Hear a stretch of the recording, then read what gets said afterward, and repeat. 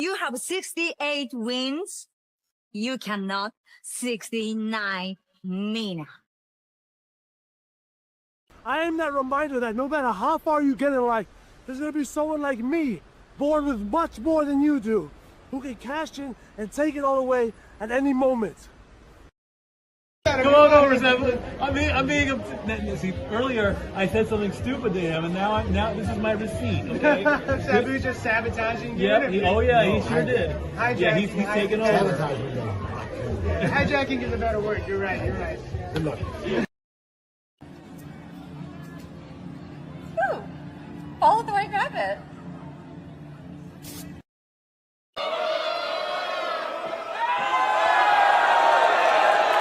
The mask has been removed, but I tell you what, he's still the same pro wrestler, whether he's wearing a mask or not. Say his name and he appears. I believe in Noah.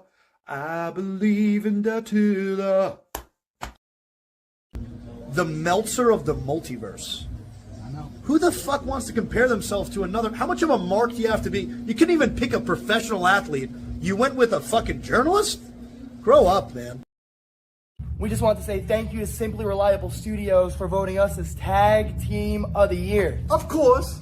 Because you know what they say, right? If you can't swim, You're bound to drown. Tonight, she is sponsored by Simply Reliable Studios from Orlando, Florida. She is everybody's favorite BFF, Izzy Marino.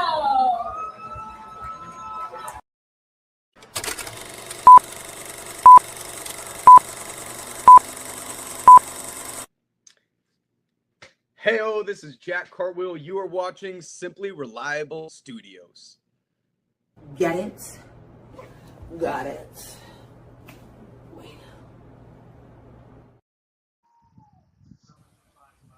What is going on, everybody? Welcome to another watch along of this one's UFC 250, the White House. We witnessed something in history yesterday with the New York Knicks winning after 53 years of no championships. Now, something unprecedented. For the president's birthday, for 250 years of America, something you might have thought could never happen. The UFC has actually set up an octagon on the south lawn of the White House, and we have this crazy UFC Freedom 250 White House card, something you never thought you would see in your lifetime. But then again, you never thought the Knicks would win, so what am I to say? But anyways, welcome to Simply Reliable Studios. My name is Mr. Reliable Walter. I got producer man, the renegade JJ Williams here with you. You can hear him, you can't see him, but he's producer man. How you doing, JJ? Doing well, and yourself? I'm doing good. Ready for something that I thought I would never see again. I don't even know how they pulled this off, to be honest. Same. Just a reminder, people, this is for sports, the love of MMA. I am the sports guy, nothing political. You're going to get banned if you start political bantering in the comments. That's not what we're here for. We're here for the love of the sport. And we're already running into trouble one, Mother Nature. They're talking about weather here because of some issue that's going on. And this is an outdoor event. They're literally showing a live radar of weather on UFC. Talk about something else you never thought you'd see. There was a rain delay. So now I'm watching baseball pretty much.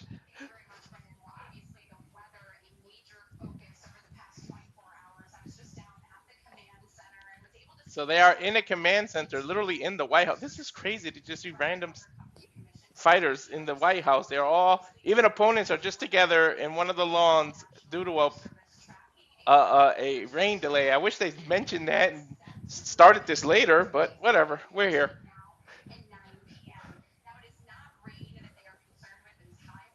It's the high winds that they're concerned with. I guess makes sense. Could knock the octagon down, right?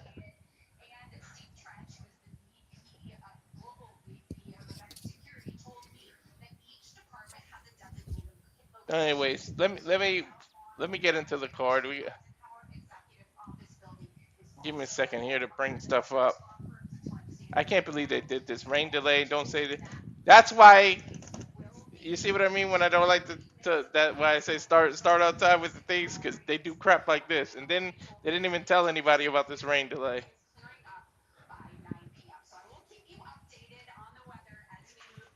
Sorry for the quietness. I'm trying to hear this what this reporter is saying. She's trying to keep every. You got Dominic Cruz talking. Michael Chandler or not Michael Chandler. What the hell's his name? The English fighter with the one eye. Why can't I think of his damn name? The former lightweight champion too. I'm not sure. It'll pop it in my house randomly. I mean, my head, my house. I'm staring at the White House. That's why I said that.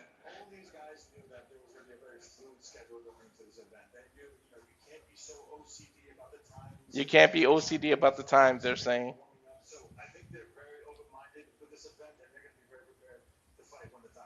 Chris Weidman's there. That's the former middleweight champion who, the first to beat Anderson Silva.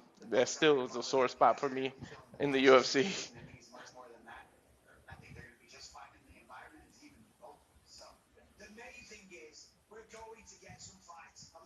So the main thing is we're gonna get fights.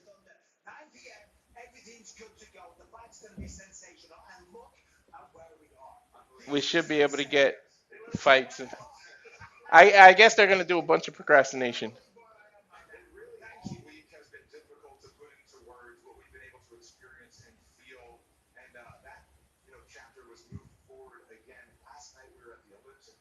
But go figure. You do something different. The stage is beautiful though.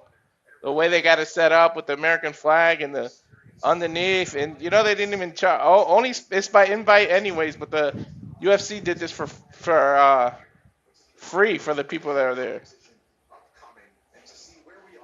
They literally have an American bald eagle trainer being like on the stage, and the trainers and the skydiver with the American flag right now. Huge too. Like, you ever been to an outdoor concert? Get these huge screens out there. Dude, the setup is awesome. I didn't think I'd see something like this after the last big UFC thing, the dome that they did. That was something different. And now this. I know I'm glad I didn't have to pay $80 for this pay-per-view. The Paramount Plus deal with UFC helped me. It used to cost you over $400 to be a UFC fan if you ordered every pay-per-view. You believe that? Mm-hmm.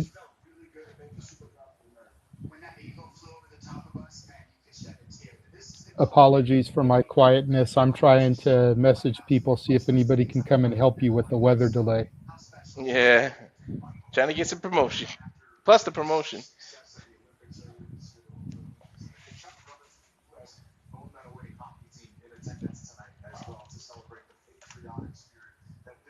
This already jumped to 94 people. I'd like to thank you and remind to subscribe. Rage of Wrestling. You got Casa de 18 Studios. It might as well, while we're there, start plugging, so I don't have to do it at the end. We could just plug and delay here if you want.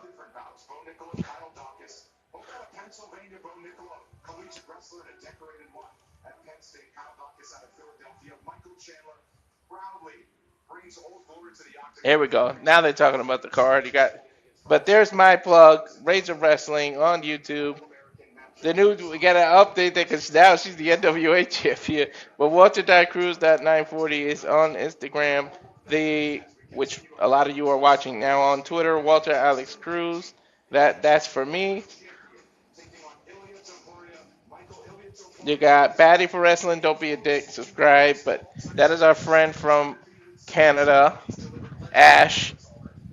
And then at Simple Man Brand at nfoster1916 on all major social medias. He makes it simple, like his name says, Simple Man. So you remember nfoster1916? You got him on all platforms.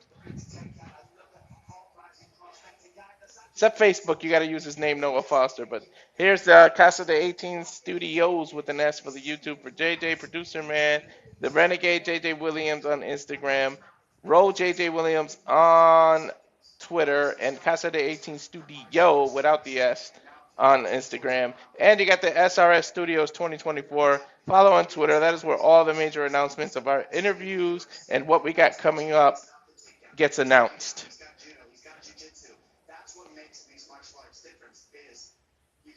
Now they're talking about the card, the main event, obviously the UFC lightweight champion Ilia Topuria versus Justin Gaethje, who's only been an interim champion. He's a plus 350 underdog.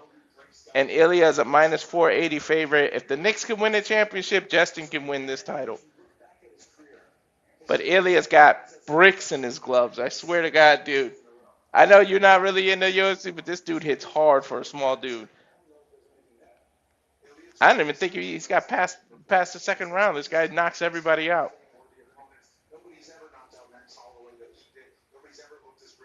Last opponent, he knocked out Max Holloway, who's nobody's ever knocked him out in the UFC. For those of you who just joined, because I see the number is growing, there is a rain delay at UFC 250, the Freedom card, due to a storm that's coming through D.C. And because this is an outside event, it's affecting the octagon and everything. So they are just kind of BSing it right now, going through the cards over and over again. But some info on Justin Gaethje. He has the most in UFC knockout histories, so 15 performance awards. So that's $50,000 each time he gets that award. So you guys can do the math. I'm not a math major. Two-time interim UFC lightweight champion, 27-5 record. Dude punches. He also has bricks in his hand.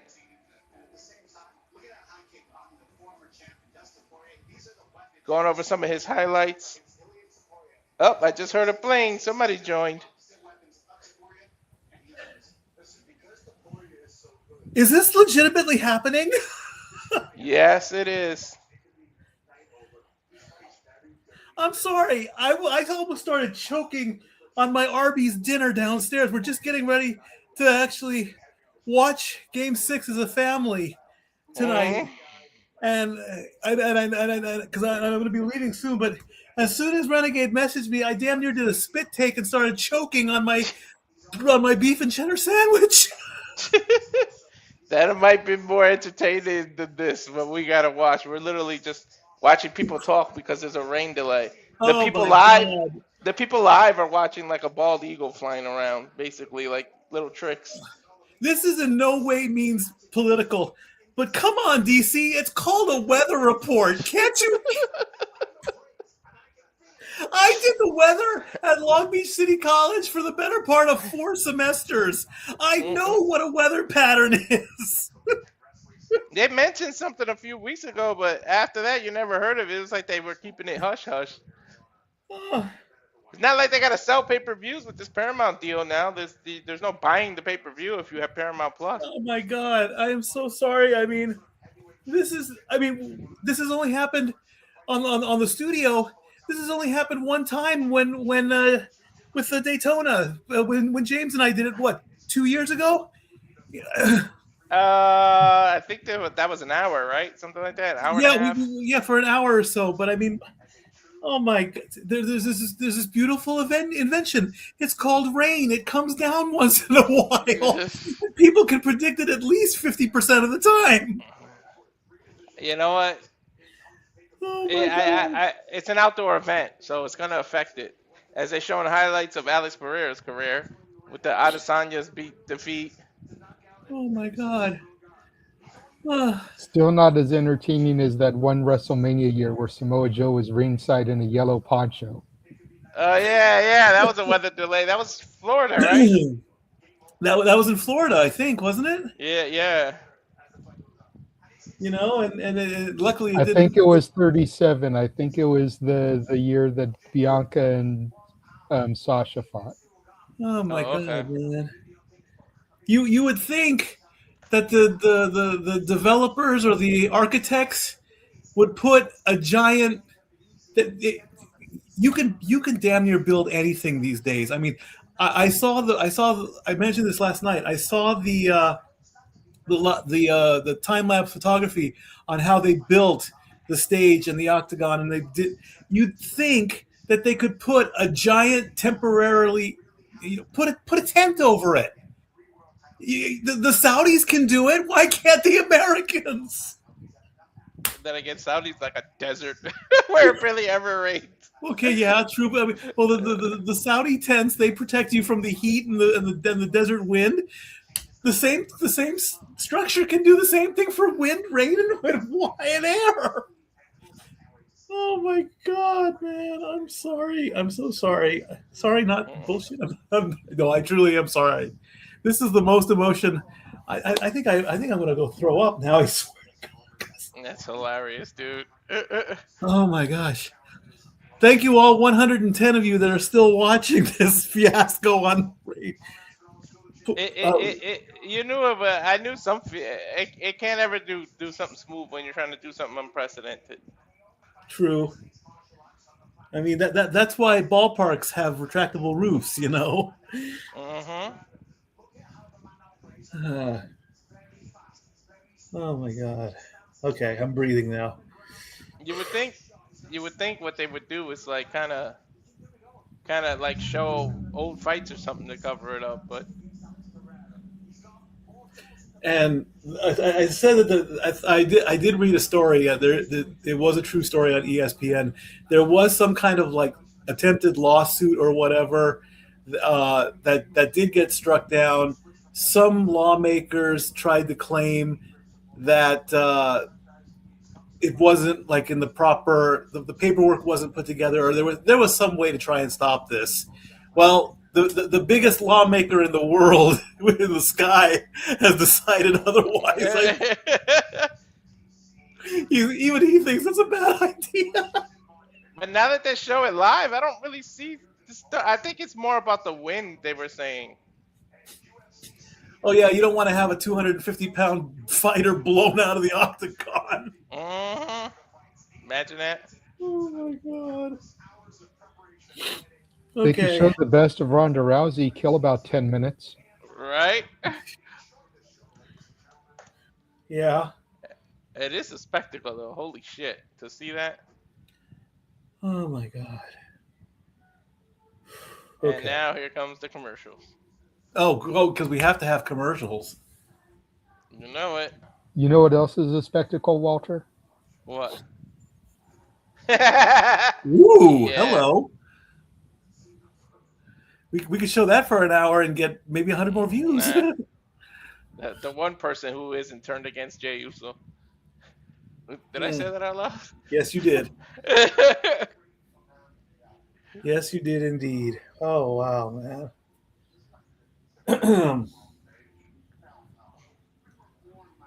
And now Dana White has a commercial that's for the Ram truck or something. It is what, 8? It's almost 8:20 here on the East Coast. I mean, I don't know what the legalities or the permits say. I mean, you can't reschedule this. I mean, you're not gonna put the time and the effort to tear it all down and just build it back up again. Exactly. Why are they showing a Mike Tyson punch out? What is this? What commercial was this? I've never seen this. I don't know. I don't have Paramount Plus right now.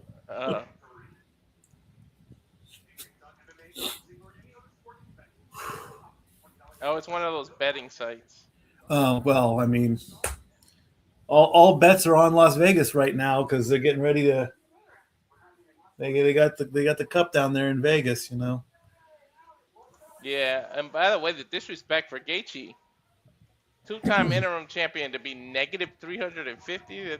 That's a little. That means he's the favorite. No, he's not the favorite. Topuria is minus 350. Sorry. Yeah, Okay. He's the favorite. Remember, if you're a minus, Yeah. you're the favorite. If you're the plus, you're the underdog. Yeah. Remember, if you want to win $100 on the guy that's a minus 350, that means you have to put up $350 to win 100. Yeah. Yeah, I've said that for years. No, I know how it works. I was just Yeah. thinking of the wrong guy when I said it. I got you. That's why the underdogs pay the most. 6. Like the Cubs in Back to the Future 2. Oh boy, I wish I could have put some money on the Cubs. 50-1 shot to win the World Series. Wait, the year they took it, that was the odds? Well, that was from the movie. Oh. I don't remember what year they actually did win the World Series. The Cubs did win they won in 2016, if I remember correctly. I think so, yeah. A year after it was predicted, because the movie was 2015. Yeah, yeah. We were still in college in that when that happened. The movie got a lot right though. Like, I mean, we didn't get like floating skateboards, but we got hoverboards, pretty much the same thing, just not as high up. Yeah, we're still waiting on the flying car. We do have video chat. We got the cars that open like. Yeah, we got the gold wing doors. Yeah. Instant pizza. I mean, microwave technology was already there, just not the hydro stuff. Yeah, you know, I'm still waiting on the flying car though. Now we kind of have the hydro with the Instapot. Yeah. Yeah. I remember when I was little, I used to think 2000, the year 2000 was the future in flying cars and everything. Look what we got. Remember the Y2K scare? Oh God, do I remember that? Yeah. And then that morning, I think it was like January 1st, 2000 or January 2nd, I remember KTLA Morning News. He's like, welcome to the KTLA Morning News. It's January 1st, 2000, and we're all here. I'm not going to lie, I did think we were going to die. I remember the whole family was all hugged up together. They thought the computers were going to like reset to all zeros and then fucking send us to the Stone Age, I think it was. Yeah.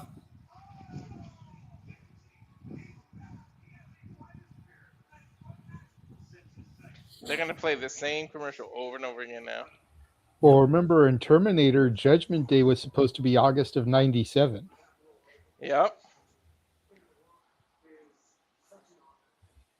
Isn't that crazy when you watch old movies and it was like 50 years in the future and it was like the year 2010 and stuff we live through now? We're like, Jesus.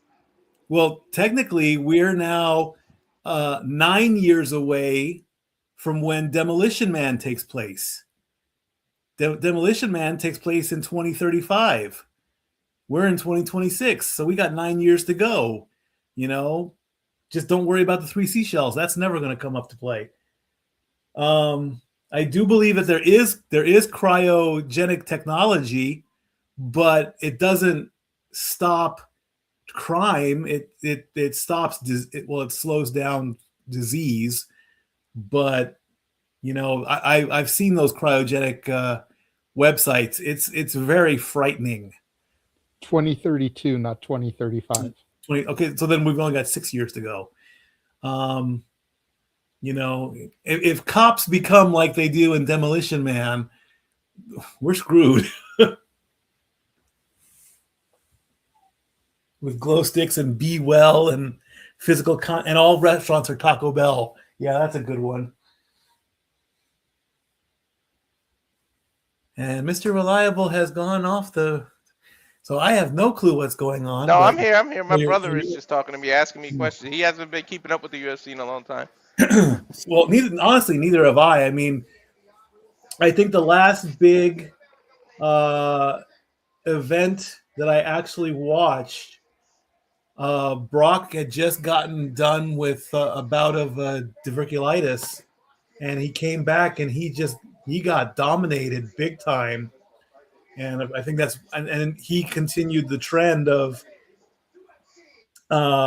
fighters just, you know, they would lose and they would announce their retirement right there in the octagon after the loss. They didn't get a chance to sit down and think about it. They didn't talk with their business team. They didn't talk with their promoters. They just said, "I'm done. That's it. I can't do it anymore." Not to interrupt, but they're starting. They got President Donald Trump on his birthday walking with Dana White playing the military music now. Donald Trump Dana White just gets to walk side by side with the president. This is crazy. Let me switch my camera. That way when I stare at the TV. So now the rain delay is over? Yeah, I'm using that camera now.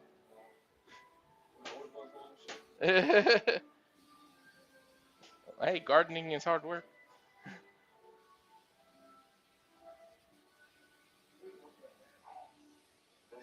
You could be heard live on YouTube. That's your family? Yeah, my brother and my son. This is crazy. The fighters are gonna come out through the actual White House. This is nuts. What a security breach. Dude, I could send you my Paramount if you want to log in and watch it. No, I'm actually I've got company downstairs and then family down there. So, Alright. so if the event's going on and we've had a few laughs, have a good show. I don't know if it's going on. They're just showing the president, maybe to procrastinate a little more. But Oh, okay. Well, if they make the announcement that the event's canceled, let me know and I'll come running right back. Okay? yeah. All right. I'll bail out. They got all the snipers on the roof. Check them out. Look, you look like you're a standing soldier behind me. You got your hands behind you.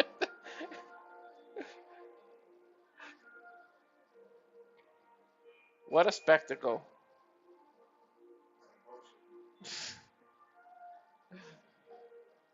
This is crazy.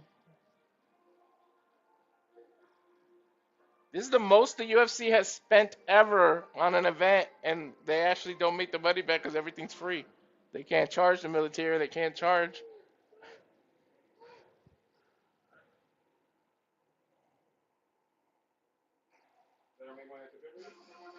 It's on Paramount Plus now.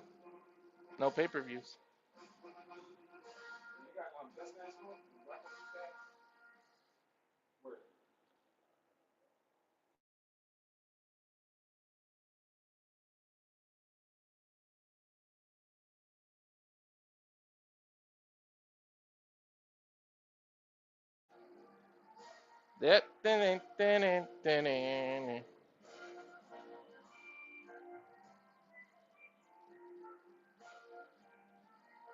Best seat in the house, huh, JJ?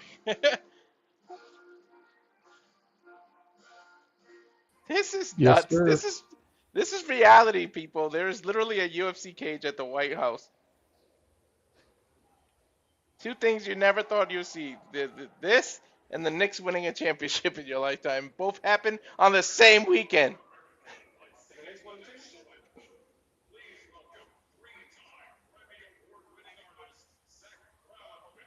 Zach Brown band is about to sing the national anthem, so out of respect, I'm gonna get quiet.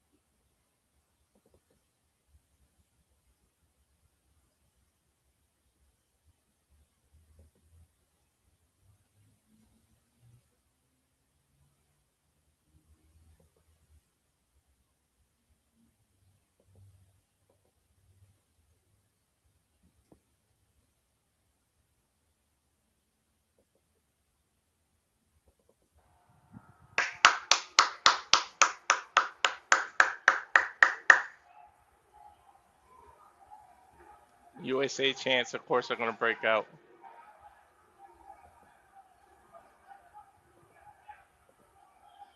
The wind that those jets made, everybody's hair is going everywhere.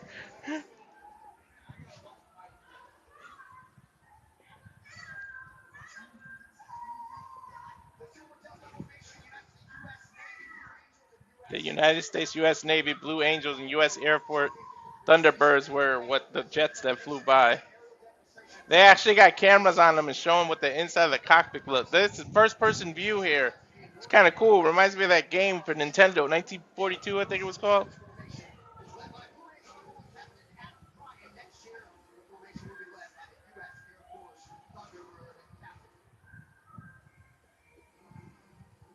The president made his way down the steps.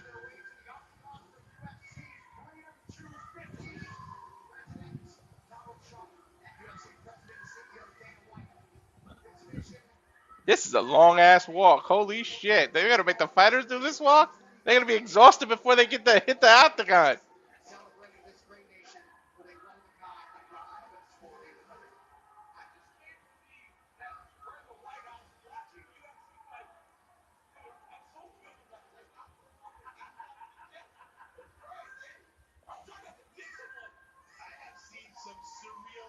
This is surreal, dude.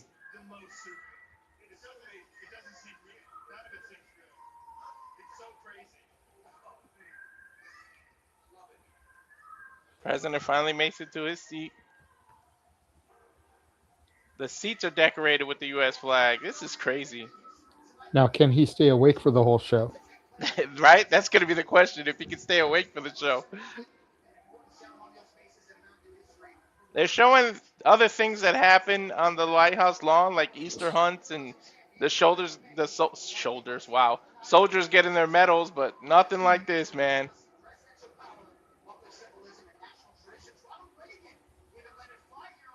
Ronald Reagan threw the football to Ricky Sanders. I think I was just born when that happened. Reagan was the president when I was born, so.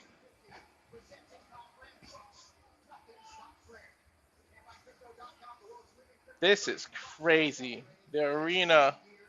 I can send you my perma just so you can follow along if you want, JJ. Nah, it's all good. I'm not that big of a UFC guy. Yeah. So I'm like, whatever, you know. If there were fighters fighting that I actually knew about, then maybe I'd care. But, like, I don't even really know any of these fighters. Well, thank God I do. I think they're going to start with Diego Lopes. It is crazy.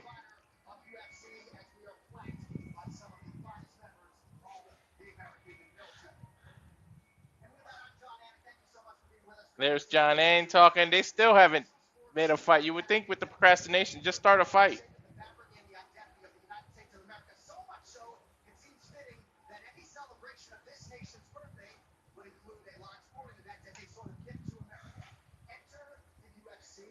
Diego Lopes ranked number 2 in the featherweight division against number 9, Steve Garcia. I'm thinking that's going to be first. Lopes is a minus 150 favorite, which I can see why. But Bo Nickal being a minus 335 versus Kyle Daukaus, I don't know. Bo Nickal is strict wrestler, and people don't like him because of how cocky he is. And then his last fight he lost. Well, no, 2 fights ago he lost, got humbled, seemed to be on a different trajectory, and people seem to like him now. I'm looking forward to Derrick Lewis and Josh Hokit because Derrick Lewis can shock the hell out of you. And Derrick Lewis is actually the underdog, plus 320. I should have betted on him.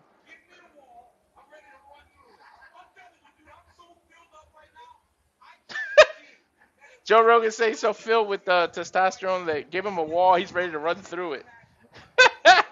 Like,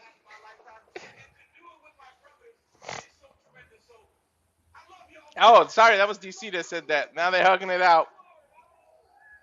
Let's go. Let's first fight, please. Main event's going to be Ilia Topuria versus Justin Gaethje. Stop showing that. Show the first fight. Let's go. We know what the main event's going to be. Jesus Christ. Vegas controls everything because all they're talking about is betting and betting and betting. They're literally showing the same highlight video they showed at the beginning during the rain delay. Showing how Ilia destroyed Max Holloway, which I didn't think he would do that.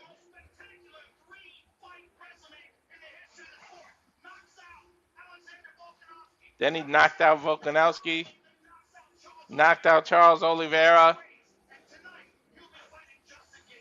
Justin Gaethje he got a chin for days though. I don't know if Ilia could do the same thing to him.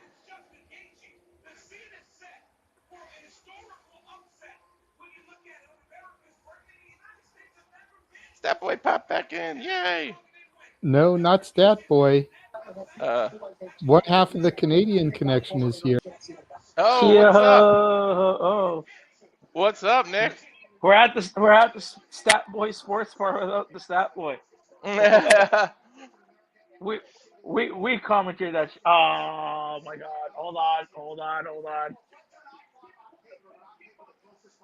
I didn't know you had Paramount.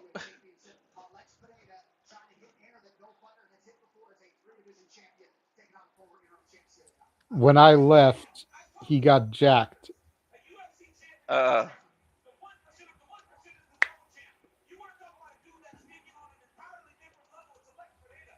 He's doing that thing. Is it? We're good? Yeah. I don't know. Can you hear us? I can hear you guys. Can you hear me? Yeah. Okay. Yeah. We actually heard you the first time. Well, see, no, but like I said, what happened is because I'm playing producer guy. When I brought him in, I left, and that immediately screwed it up for Nick. Because whenever someone comes in or leaves, it messes it up for him. The worst. I wonder what that's about. It's that Canadian service, man. No, it's StreamYard's fault. Did you see the tweet I put out?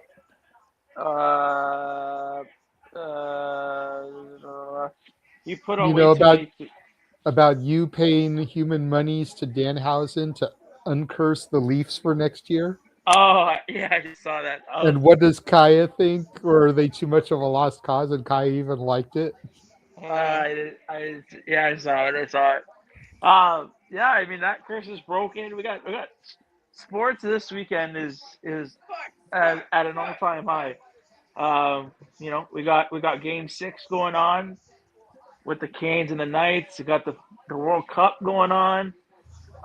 We had the Knicks win, and now we're here for a one-of-one event. I mean, there's no other sport that can do this, and that's UFC Freedom 250. Honestly, I don't see this happening for another 50 years. Right.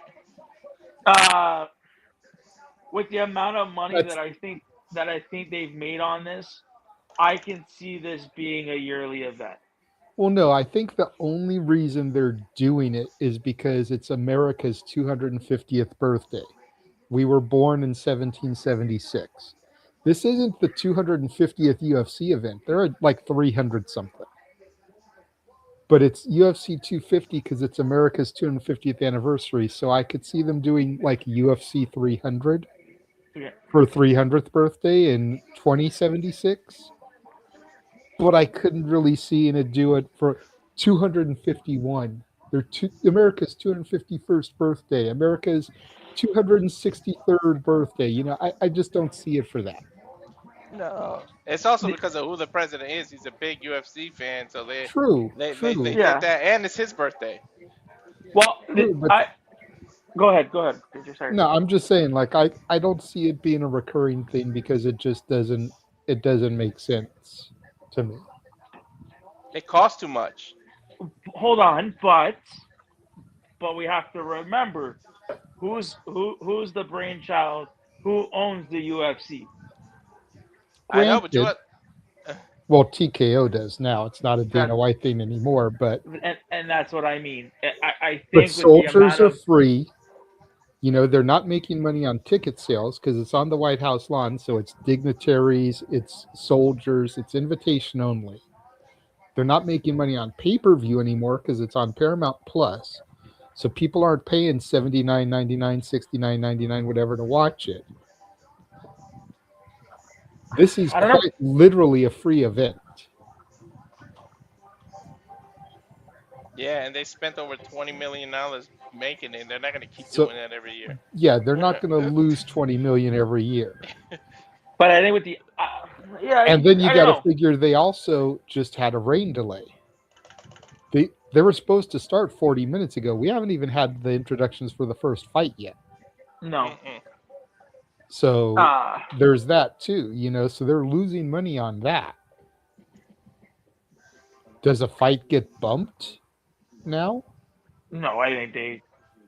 You know, do they go back there and script it and say, you know, go down in 30 seconds in the first round to try to make up the time? You know, No, I don't think that's the case. I think with the.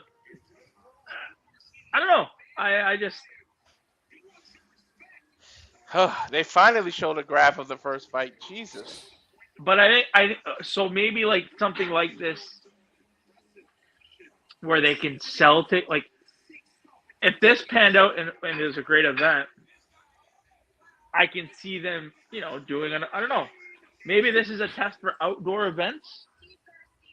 That maybe could be. Maybe they do that, or what Right, they could right. do is go to Washington a little more often because they usually just go to Vegas, then they travel to Abu Dhabi. Maybe they're just looking to add to see if enough people think Washington's popular enough to do something in an arena over there. I think regardless, it's the UFC, right? You'll have people buy like you won't have to worry about people not buying tickets to the UFC. I think having this go off without a hitch, yeah, maybe the rain delay, but I mean, if the fighters there like it, you know, let's call it spade a spade. This throws off, you know, the UFC being outside is like you going as a professional sports team going to play in Colorado. The altitude's higher, so your routine is a little bit out of sorts, right? Same goes with these fighters, right? They've never been in an outdoor arena. They've never had to fight outdoors, right? And with this rain delay, how much of that affects the fighter's routine? So I can see this, if the fighters all there, you know, enjoyed it enough, I can see them push for things out. For example, and I know this might never happen, but imagine the UFC in the Coliseum in Italy. You know what I mean? Like where the barbaric nature started. Well, but that's what I mean. Like you have now taken this sport outdoors. If everything goes off without a hitch, minus the rain delay, because I don't think you can really control that. But again, if the fighters like it, and the fighters are into it, I can see them doing more outdoor events. I know what they need to do. They need to take advantage, book a Madison Square Garden event soon, and invite the entire New York Knicks. Yeah. But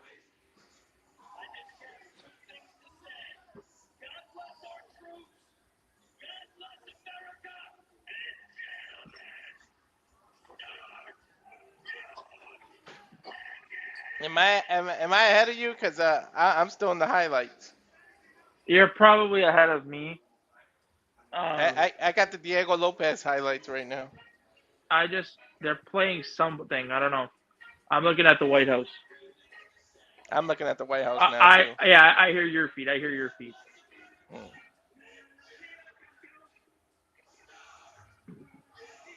So this is our first fight.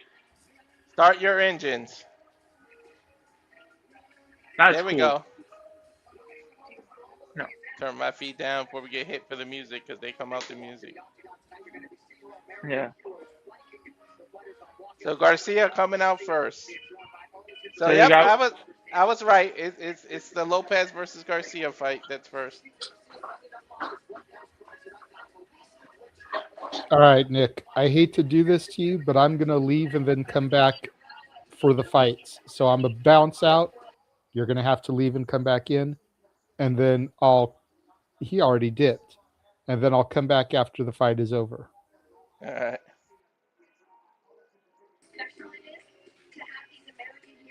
There you go, Nick.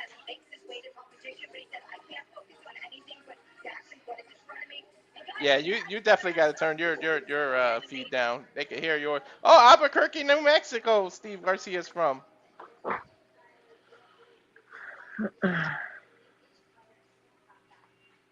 I know every American fighter. This has got to be crazy surreal for them.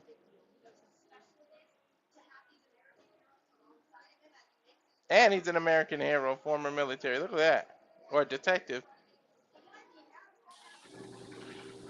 Okay, we're back. There you go. Of course, you get a Starlink advertisement. That's Elon Musk's internet, satellite internet.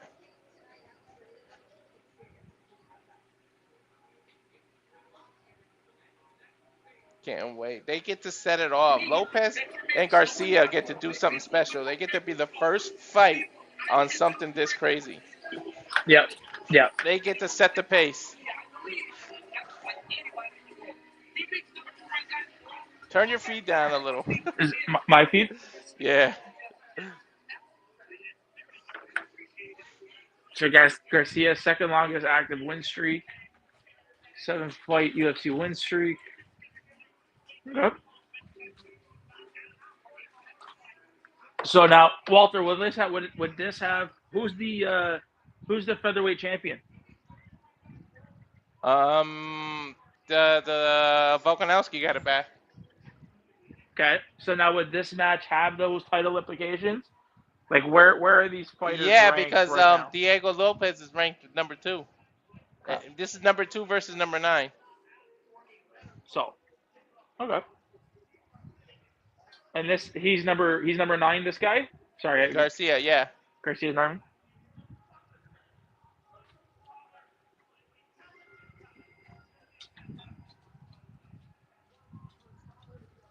I mean, listen. Aesthetically, this looks crazy. That's what I said. Aesthetically, this is nuts. The fact that they're outside with the backdrop of the Oval of the White House is crazy, right? It is. It is. And the fact that they're coming out the way they are.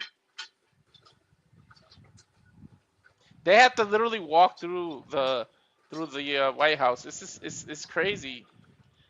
We get to see 2 unprecedented things all in one weekend. The Knicks winning and this.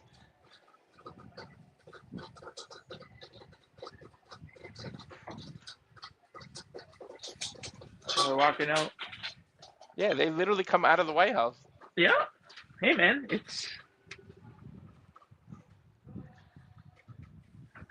Hey, man, it's them making money, right? Like they gotta. This is. Yeah.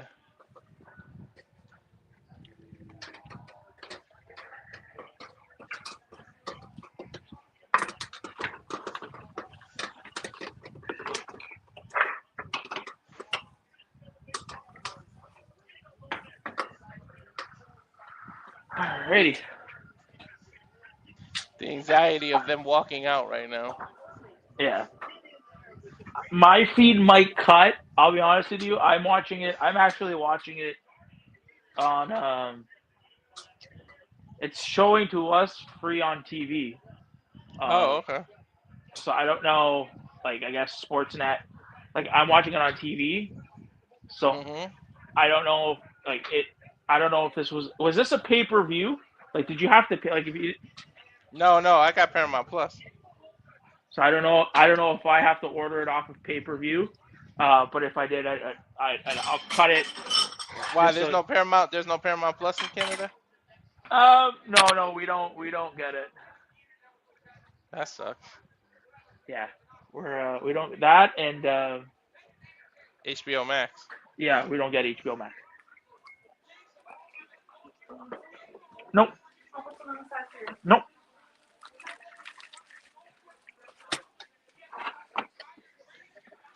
Dude, look at that. No, 5-0 knockout ratio for Diego Lopes. 15 first-round finishes. Finished 23 of his last 27 wins. 11 knockouts, 12 submissions. Brazilian Jiu-Jitsu specialist. I'd be afraid of this dude.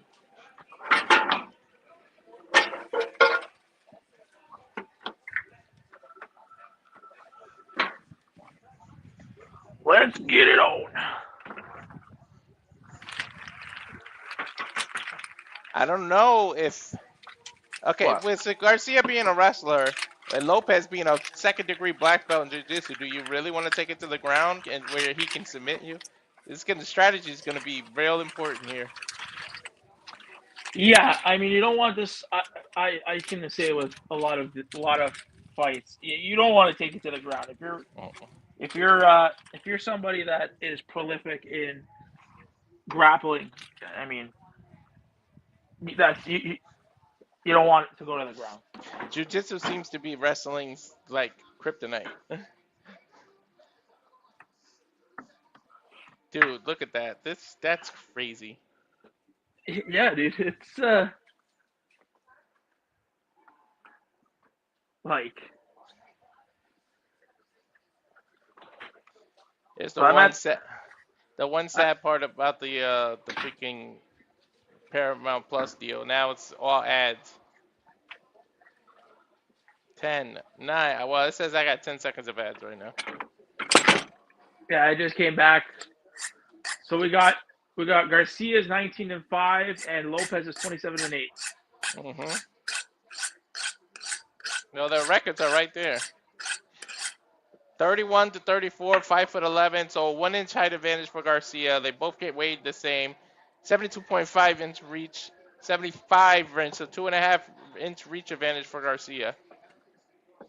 Yeah, but they're relatively the same. They relatively have the same build. I mean, they're both in the same division, right? Yep. 145 is the limit when you're fighting for a title, but they give you 5 pounds when it's a non-title fight. So we talked about, we said that probably dignitaries and they didn't pay for tickets. I get that. No one did. They didn't charge for this event. What, even the guys outside that are sitting out there? Yeah. Okay. They even they got like some kind of watch party across the street though. Yeah, you probably had to pay for that.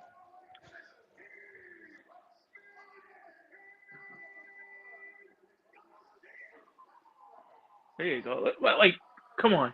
That's pretty cool. That dude is my height. He is 145. That is crazy. The way they have to like dehydrate themselves to get and the weight cuts. They've come a long way since the barbaric beginnings of UFC when I watched on pay-per-view all the time with no weight divisions. Hey, man. And then you had the days of, fighters like Kimbo and Rampage and Chuck Liddell, to the days of George, St. Pierre and what's his face? Irish Those guy. had weight cuts. They show how bad those weight cuts were. That's why they made advances in that. Yeah, but I'm saying McGregor. I'm saying the evolution of the sport to what it is, to what it was, to kind of as it's. Look at that, 250K performance of the night bonus. That's how much they're gonna give tonight. Instead of the 50,000, you win 250. That gives more incentive for the fighters to try to go out there and put the best performance they can. Here we go, round 1, history. USA. It's funny that I think all but two fights on the card have don't have Americans in it. Yeah. Lopez, and there's a Canadian on here. Yeah, well, Lopez is Brazilian, but Garcia is American. As they starting out boxing, filling each other out. Look, even the gloves are different. Red and blue. Not to represent the corners, but to represent the U.S. And by the way, there's 370 people watching already. The UFC just draws numbers, man. Oh. Nice right hook by Garcia. Garcia's boxing Lopez down right down the middle with a jab. Front kick to the stomach. Right. Lopez answered back and rocked Garcia. Nice leg kicks. Lopez fakes a takedown and then follows by a right hook. They're really feeling each other. They're feeling each other out right now. There's not really a big bomb that's been thrown.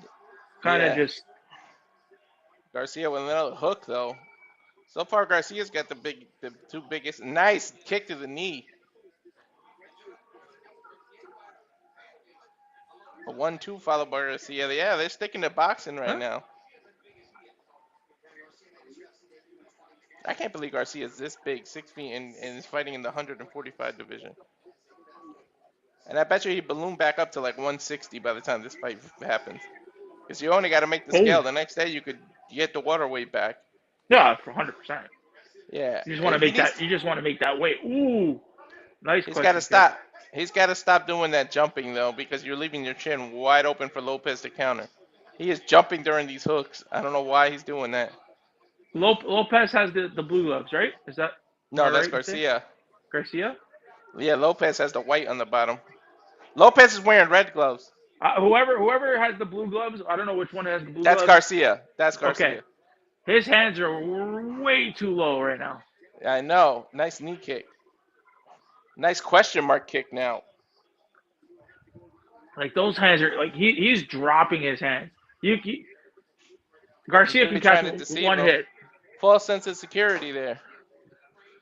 Or sorry, Lopes can hit him. Lopes one shot, he's done. Lopes.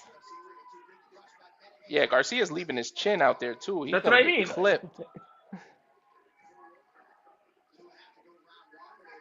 Do you know the pressure the Americans are on right now to put their best performance on? It might be self-preserved pressure, but you don't want to be an American that loses on this card. I mean, ooh, nice combo. But again, Lopes able to cover or counter with that hit right to the rib. Ooh. He jabs Garcia, and then he follows with the nice left hook.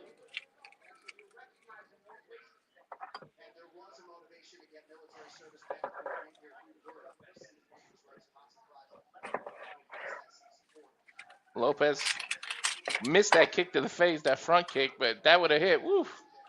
Oh! Garcia went down for a second, but he popped right back up.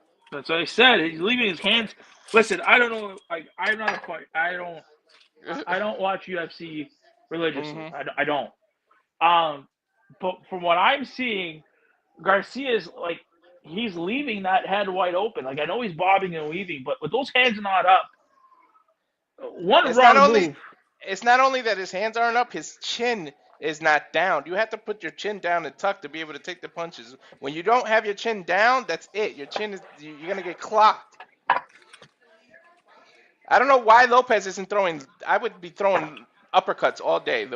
Garcia is literally giving you the uppercuts.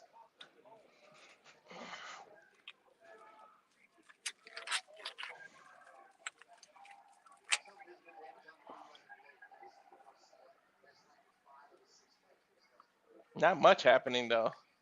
No, they definitely this first round. They definitely are feeling each other out. I hate to be a judge on this.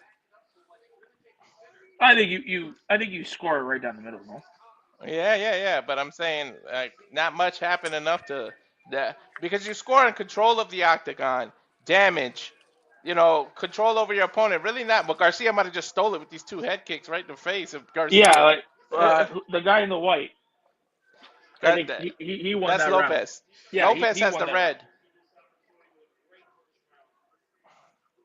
Nice. Oh, tried to do a spinning heel kick but missed. And there's the end of the first round at the White House. Lopes' eye, you can see it kind of puffing though. 56 minutes of advertising. Good old TKO. TKO. I mean, I'm glad for I don't have to pay $70 for pay-per-views anymore, but jeez.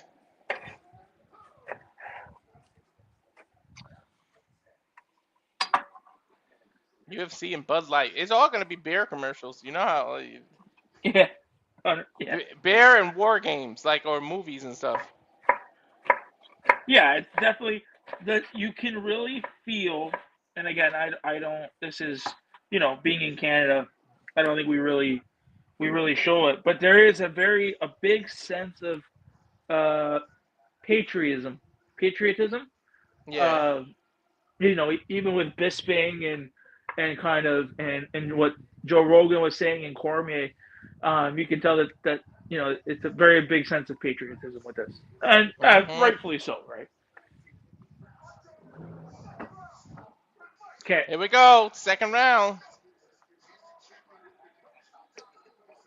Garcia coming out with these jabs right away. Let me know when you're at 4:30. Let me know when you're at 4:30 of the second round. Oh no, 4:50, 4:49. I'll tell you when it's 4:30. Let me know when it's 4:30. I will. Just because I'm at 4:30 of the second round, so I'm a little bit ahead of you. I'm 4:40 right now. 37, 36.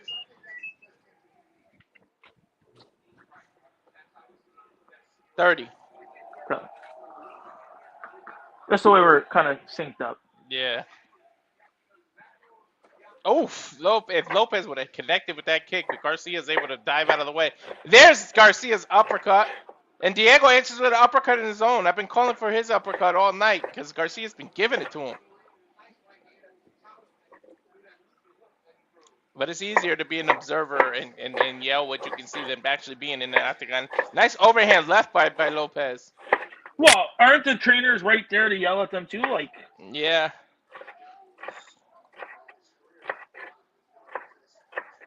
But imagine the noise. Oh my God! Nice left jab by Garcia. Good kick to the knee twice by Garcia. Good jab. See, ooh. Lopez stopped answering. Garcia's just starting to take over now. Getting respect. Okay, now here we go. Now Garcia's starting to answer. Nice double jab by Garcia. Stunned Lopez a little. Kind of buckled there. And as you can tell, nothing's gone to the ground yet. Nope. That would be Lopez's strong suit. So they're really trying to keep it standing up. They want to win that $250,000 bonus. There's the replay right down the middle. 1-2. I don't know. Lopez not looking. Yeah. Lopez, he took those two jabs right to the face. Yeah. Now he's answering back. Now we're getting a fight. Ooh. Again, right down the middle. Garcia's just ripping it with these jabs. Oh. Lopez. Oh! Hook! Knocks Garcia down. Ooh, I told you. Lopez with another left hook. Set. Knock Lopez down. He's on top. Ground and pound. It's over.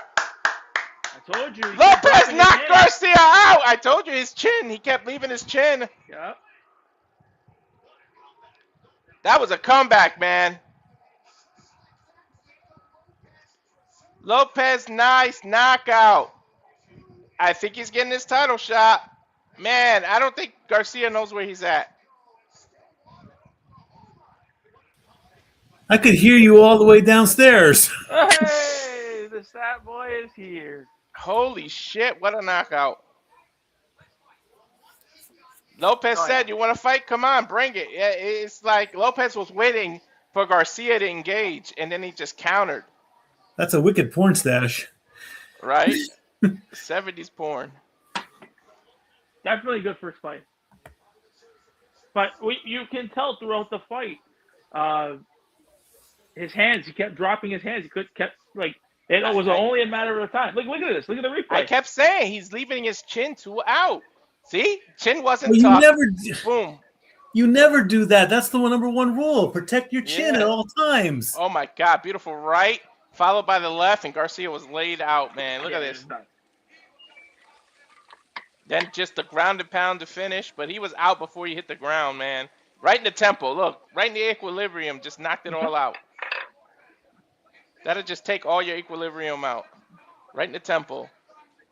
If I wanted to be a UFC fighter, would you let me?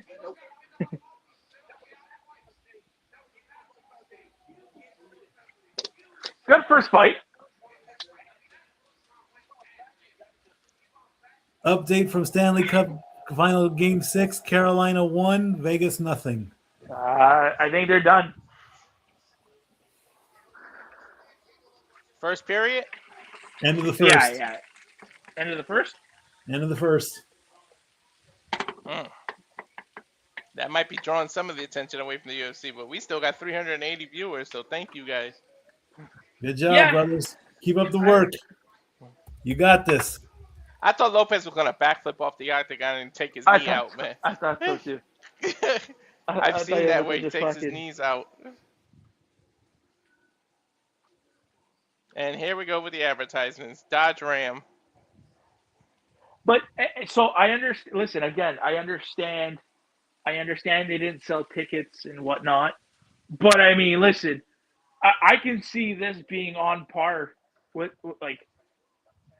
advertising dollars. You know. Yeah. No, I know what you mean. So like, who knows how much money they've made in advertising dollars, right?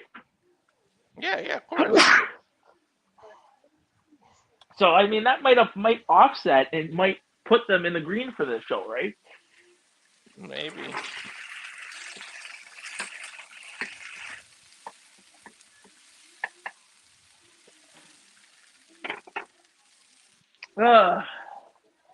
So first fight down.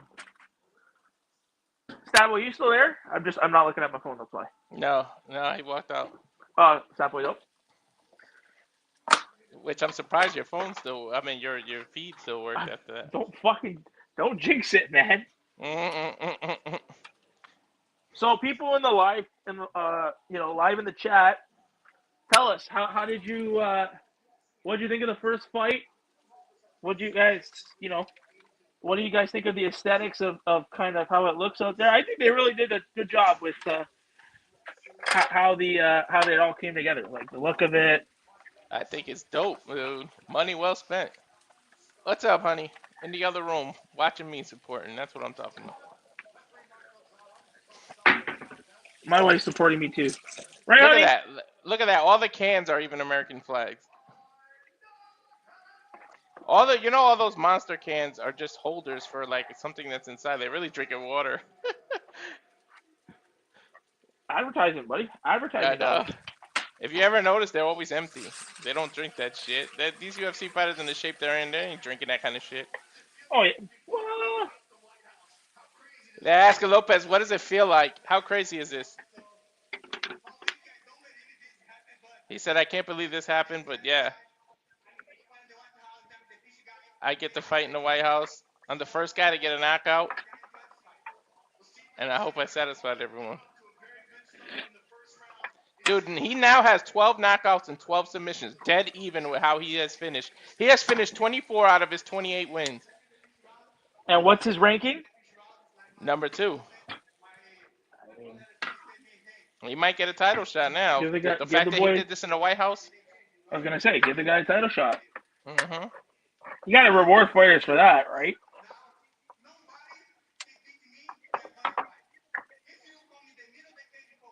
He said, nobody can beat me in a fist fight. You come to the middle of the cage, I'm knocking you out. He's right, though. I told you this guy was too open. He just kept I saw it. The way he had his chin, he was leaving it. Yeah, no, it's just noticeable. Mm-hmm. From the moment the bell rang.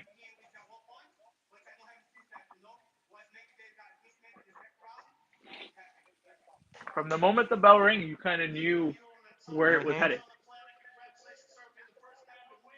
First man to win at the White House. Congratulations, Joe Rogan told him. Damn.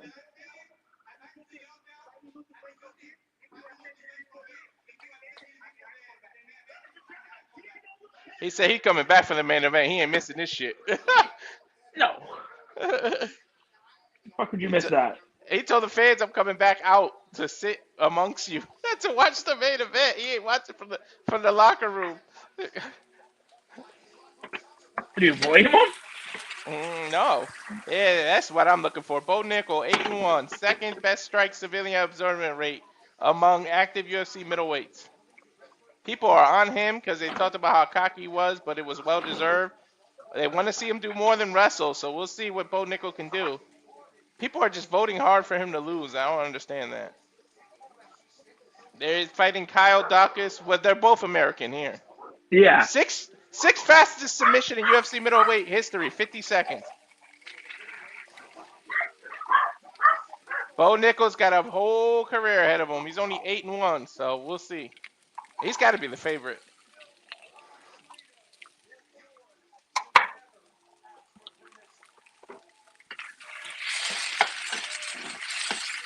What is this? Own Your Money.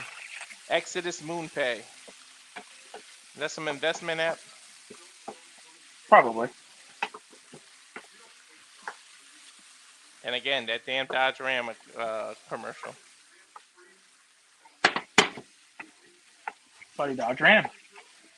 How much do you think Dodge fucking paid to get on that commercial? Right? This is a new commercial, though. Happy 250th America. Oh, this is a crypto. I knew it was something.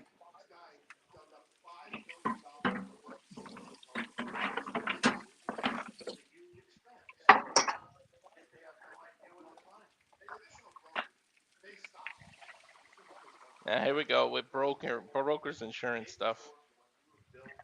Roman Reigns is there? Holy shit. Of course. TKO employee. I was gonna say, did you think they weren't gonna be there? Mm-hmm. Hey man, say what you want about the president. He's a WWE Hall of Famer, so. Yeah, and he's part owner of the of TKO, so I mean, why wouldn't he not be there?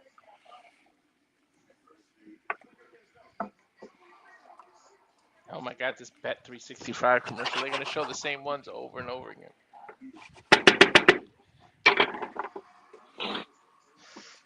Bet $10, you get $365 in a bonus bet, win or lose. What is this certified Rotten Tomato movie? Dutton Ranch? What? Dutton Ranch, never heard of it.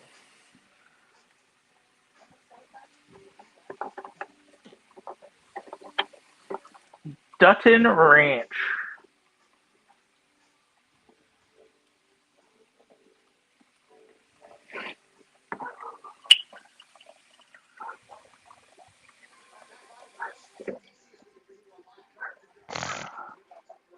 Yeah, the aesthetics of this, dude. Yeah, they did a really good job. And to put it right in the center of where the steps meet. Well, they're putting it right outside of the South Lawn. Right outside the South Lawn, right? So. Yep.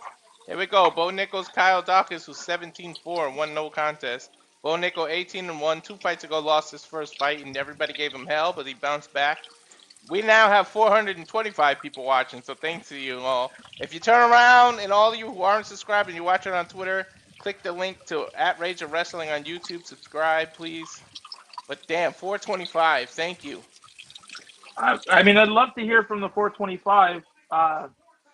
You know, tell us a little bit about what fight you're looking forward to. Yeah, what fight you're looking forward to, right? This is you know, this is something that again is unprecedented, and we'd kind of love to hear from you.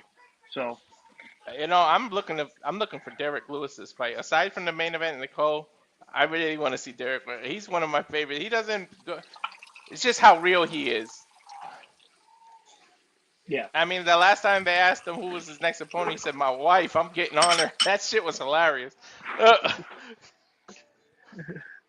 Who's your next fight? My wife. He said, "My wife's gonna get this ground and pound." That shit was hilarious.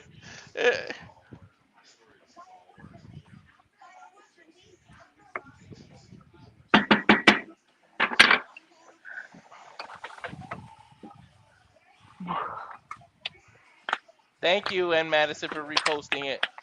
Subscribe while you're at it. Thanks for the repost.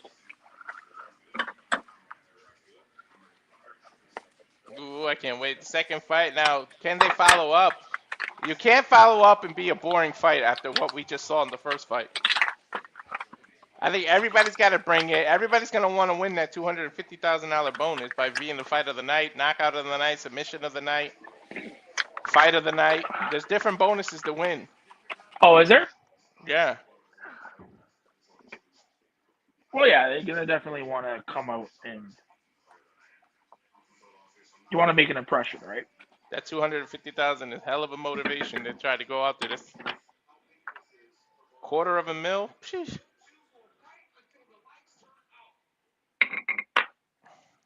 I don't know what the hell everybody's problem with Bo Nickal is. Why? What is he? I guess it's cockiness, and people just think he's to be as a young in his career and to be as confident as he is. People have an issue, but if you got something to be confident about, be confident. Yeah, 100%. Right? If you've got the skill, nobody should be saying anything, right? My only criticism is rely less on the wrestling. You got to learn all aspects of MMA. There's a reason they call it mixed martial arts.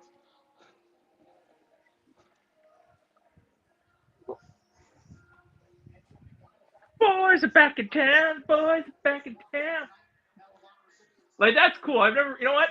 Now I don't need to go for a trip to D.C. I'm just watching. I'm looking at the White House right now, honey. Taking us a trip to Washington.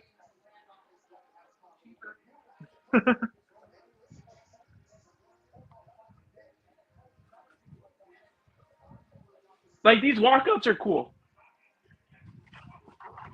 Yeah, they are. They get the walkout from the White House. It's crazy. No shit. You know what? I forgot to put the banner up when I was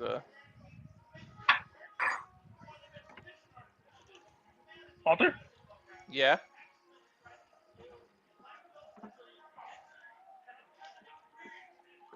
You can't hear me? You might have to come in and out.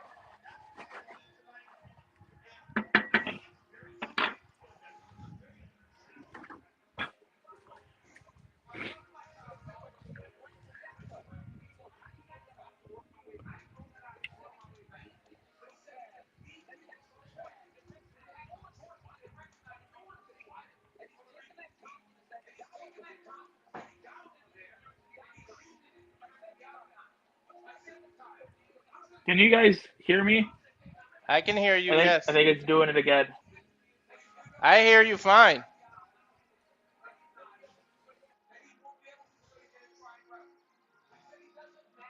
Bro, we just jumped to 690 people in an instant. One tweet later. People, we appreciate it. 690 people now. Please subscribe to the YouTube channel as well. Yes. We don't bring everything. We do all the wrestling. We do the UFC. We do sports, but not everything is always on Twitter. So please subscribe to the @RageOfWrestling YouTube as well, and to everybody on YouTube now. Dude, that just jumped. It was 400 and it jumped to 700 in like an instant. Yeah, well, I'm glad that people are enjoying us and finding our content. Subscribe to Rage of Wrestling. Subscribe to Casa de 18 Studios. And just subscribe to us in general at Simply Reliable Studios. We do mostly wrestling, but we're gonna try to do more sports. Especially if you're a fan of like seeing people get tortured. Me and my wife get to 300. I only need like 68 people by SummerSlam, and we got to do the Hot Ones challenge. We're gonna be eating chicken wings and making a trivia game out of it. So if you like stuff like that, subscribe. Honey, would you do the Hot Ones challenge? Would you do the Hot Ones challenge? Dude, this is crazy to walk out. You talk about butterflies in your stomach. Do you know what these people got to be feeling to walk through the White House and do all this? Oh, it's a feeling in and of itself, right? Like, it's definitely one that this, especially for this being the first time, not something that you can kind of reduplicate, right? Bo Nickal was a 3-time NCAA champion in freestyle wrestling. Dude's got Brock Lesnar resume at 185. Oh, whoa, whoa. I like his walkout song. That's I know the song. Me too. I just can't think of it right now, but I know I recognize it. It was in a movie too. It was hockey. I've heard it from hockey before. Yeah, each timeout. That's what they play like during the timeouts and during the like, you know how like even in basketball how some songs randomly play throughout the game. That it's one of these. No, this is somebody's goal song. This was somebody's gold song back in the day. Oh, and dude, they're performing this live. That's crazy. Their walkout songs are being performed live. Good on them, right? Yeah, Bo Nickal has made it to the fighters pit, is what I call it. I don't know the official name of that area right before where they check to make sure you got your mouthpiece in the cup, your gloves are on. It's gorilla position. I don't think they call it that, right? I call it the fighters pit. I'm going to make that stick. 2019 Daukaus Trophy winner, 3-time NCAA Division I All-American wrestler, 7 UFC takedown, 7-0 takedown. So he's never been taken down in his UFC career, but he's taken down everybody he's fought. So I mean, the key to the victory for any fighter going against him is again keep it standing up. Because if you go to the ground, you're fucked. Easier said than done, though. This dude is a 3-time NCAA division champion. That's crazy. But that's Brock Lesnar weapon. That's the criticism of Bo Nickal, because they feel like he relies on wrestling too much, and the sport is now mixed martial arts. You got to get better on your feet. You got to get the kicks in. You got to do jujitsu. You got to do karate. You got to do so much. Judo. But the dude's only 30 years old. He's got a whole career ahead of him. He's 8-1. 30 years old, 6'1", 186 pounds, 76-inch reach is identical. Three years the senior is Kyle. He's an inch taller, and they came in at the same weight. They're pretty much identical. Let's see who ragdolls who as we go to Bruce Buffer for the introductions. Huh? 3 rounds this one. What? Sure. No.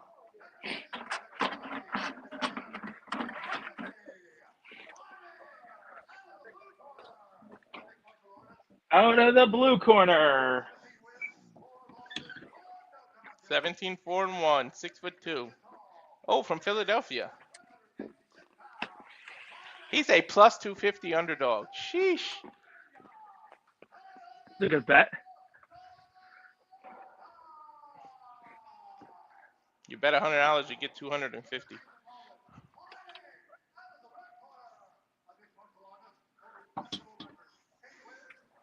Bo Nickal minus 335. That means you have to bet 335 just to win 100. State College, Pennsylvania.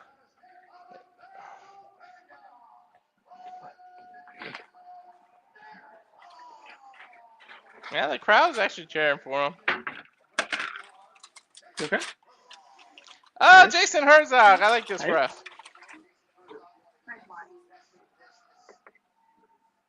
Here we go. Round 1. Second fight of this crazy card that we thought would never happen. No, put her in, please. Look at the cauliflower ears on Bo Nickal. Anybody who has cauliflower ears, you don't fuck with.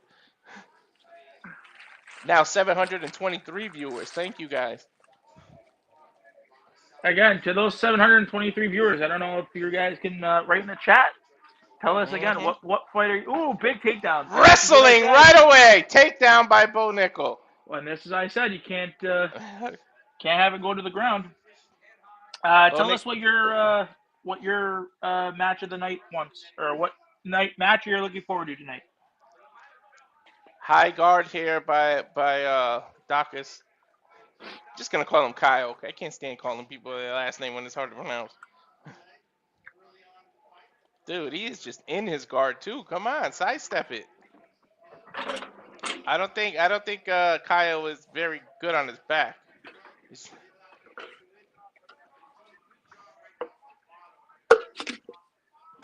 Bo Nickal just on top. Octagon control is a big part of what the judges score.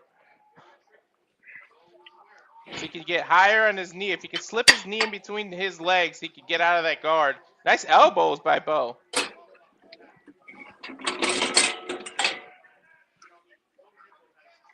Going high. Yeah, he might be setting up for a Darce choke here. Setting up those elbows so then he can bypass the guard, jump on the side, hook Kyle's shoulder, and he's got a Darce choke. Yeah, but he's fighting it. He's fighting it. Yeah, because he knows what's coming. He knows what he's setting up. What's up, Papagino? Daukaus is really trying to fight out of it, which is like he's good cover. Few punches. Yeah, but he's in that very loose guard. Dude needs to go on side control. Bo should just slip right out and go on side control. This guard is super loose. 2 minutes and 55 seconds left to go in round 1 of 3. Middleweight division bout. Bo Nickal, Kyle Daukaus.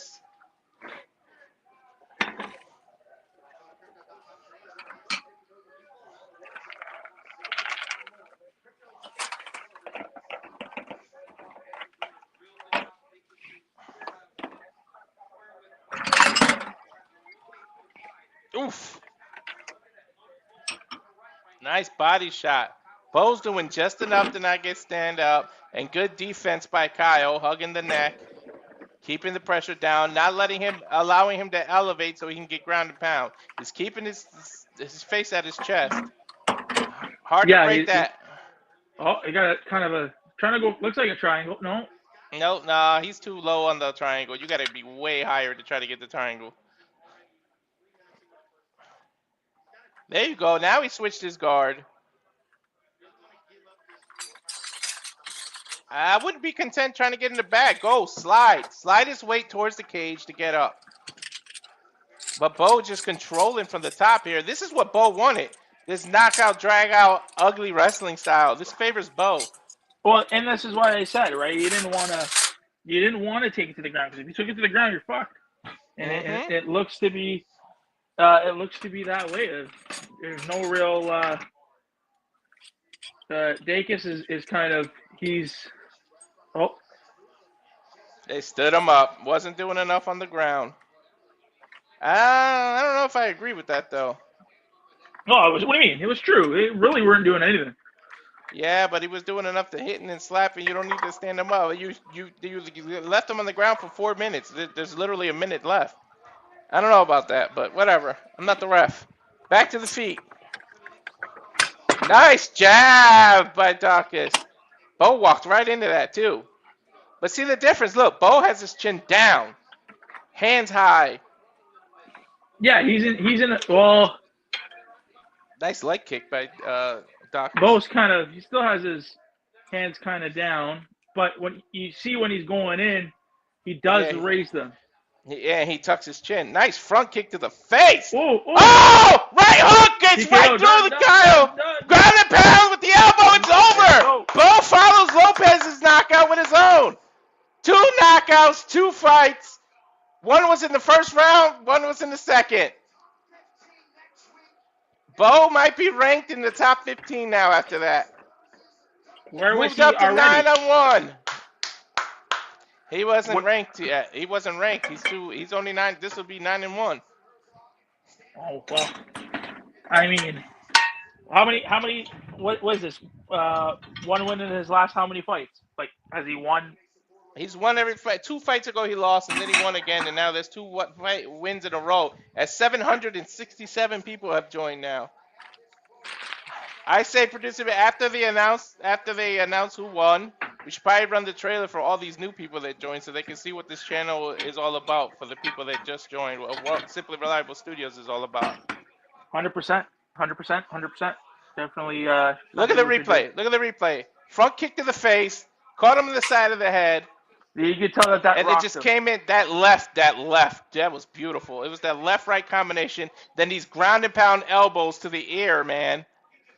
You can tell that front kick must have rocked him. Mm-hmm. Might have caught him somewhere.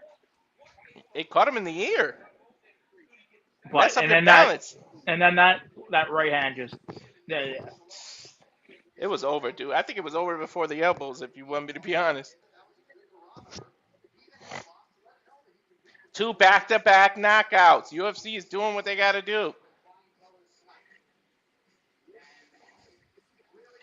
Godsmack. It's red, white, and blue they playing now. Way to start it out. 2 knockouts back to back. This is beautiful. We're going to go to Bruce Buffer for the official word, but they went to commercial. 75 seconds of advertising. The same Bud Light commercial. And in the words of our lead commentator, Noah Foster, fuck television. 790 now. Yeah.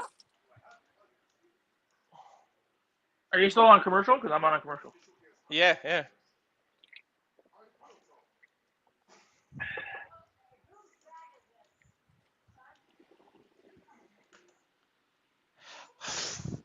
This betting commercial with the hands up. 35 seconds. At least it gives you a little timer that they're not going to advertise too much.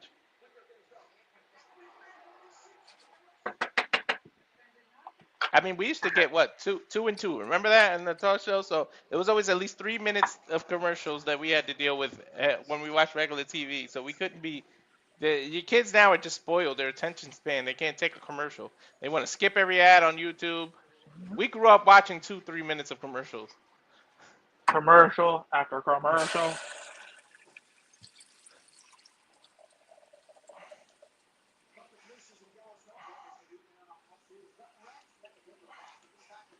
$817 now. The numbers just keep climbing, just like the finals yesterday. Great weekend here. DSR Studios. I think after Walter, I think after the results for this, we run a little trailer. Is that what we're doing? Yeah. I think so. 3 minutes, 34 seconds of the very first round. The knockout, the winner by TKO, Bo Nickal. They're going to give his interview. See what he has to say. Joe Rogan, it must be hot out there because they all took their jackets off. You notice that? Congratulations. Bo, I know how patriotic you are. Got to tell me how important it was for you to be on this card. Oh, 4 minutes and 34 seconds. Sorry. Feels amazing. Got to thank President Trump. Thank you, Dana. This is unbelievable. It takes a special person to be able to have an event like this. Grateful to be a part of this. Grateful to be here. I thought of 100 different ways to finish that guy, and I got this one. Look at the big screen. Enjoy your work. Okay. Picture perfect. Okay. There's a foot kick. Yeah, see? Right in the air. See, that destroys your equilibrium and your balance. Yeah, that's what I mean. That front kick, he might have got him somewhere. It's right in the air. Let's see. Ooh. Watch. Right in the air. Boom. Yeah, but you see how he's touching his face and after? Yeah. I think that kick, I mean, that would look to me like a kick right to the temple. So that definitely stung him. I think that definitely, and then he couldn't recover from that kick. I'm so blessed with the amazing team, amazing family. 3 sisters, wife, 2 boys. I'm grateful as I can be.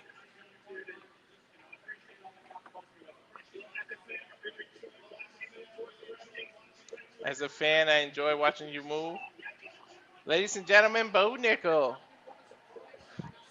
Dude, you do not want to be the fight that's boring now after 2 knockouts back to back. Woo!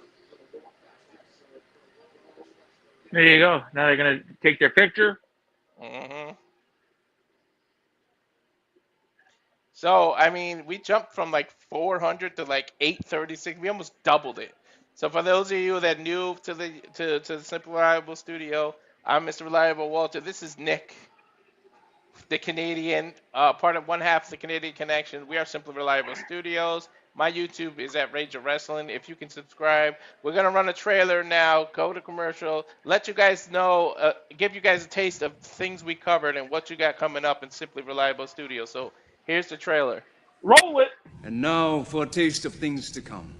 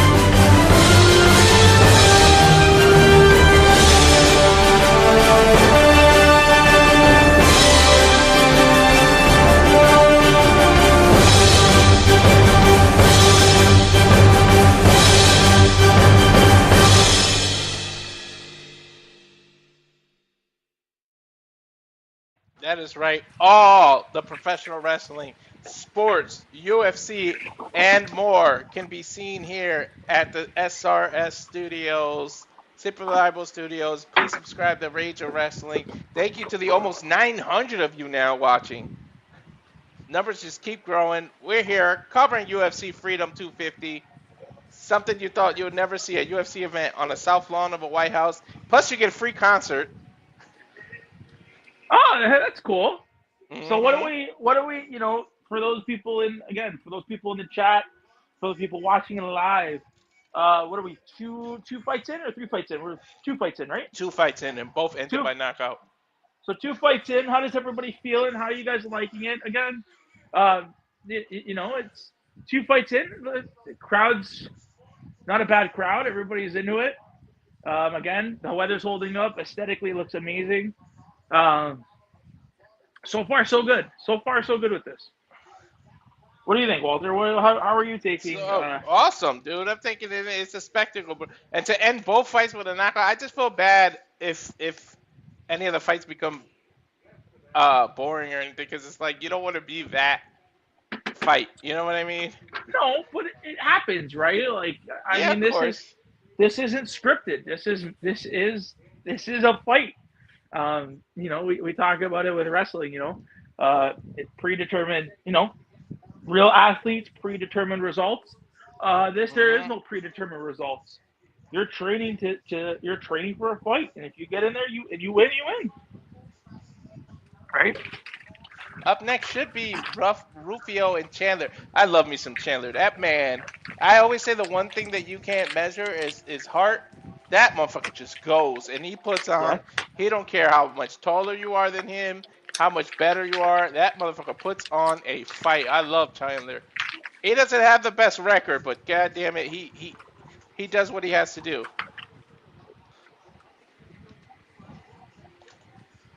How long has I feel like Chandler has been in the UFC for quite a bit. No, he's one of the more recent ones that he was in Bellator for so long, and people wanted him to be in the UFC, and they did. And then when Bellator went under, they finally signed him. Here we go with the dog. Always got to interrupt one of the streams, huh?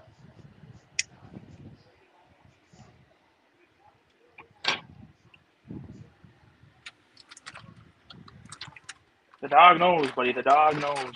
I swear he knows. Look, he walked in just to be seen on camera to walk right back out. Like, what was the point of that? Later, man. Like, I don't need this shit. Wow. What is this? Will it rain tomorrow? Will there be peace? What is this? I know that's that Kanye West song. And I always something wrong. Probably Oh, it's a Polymarket commercial. They got me with that one. I was gonna say, they need a fucking fight on the moon.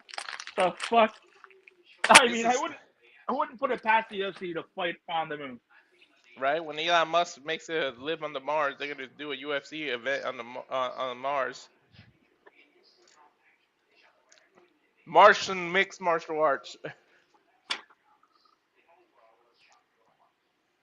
They are definitely advertising that damn Starlink. That's Elon Musk's satellite internet. It's really popular out here. Yeah. So what do we got out going here in on Cali, so far? where I live in the rural areas, a lot of people have satellite internet because it's hard to get internet out of here.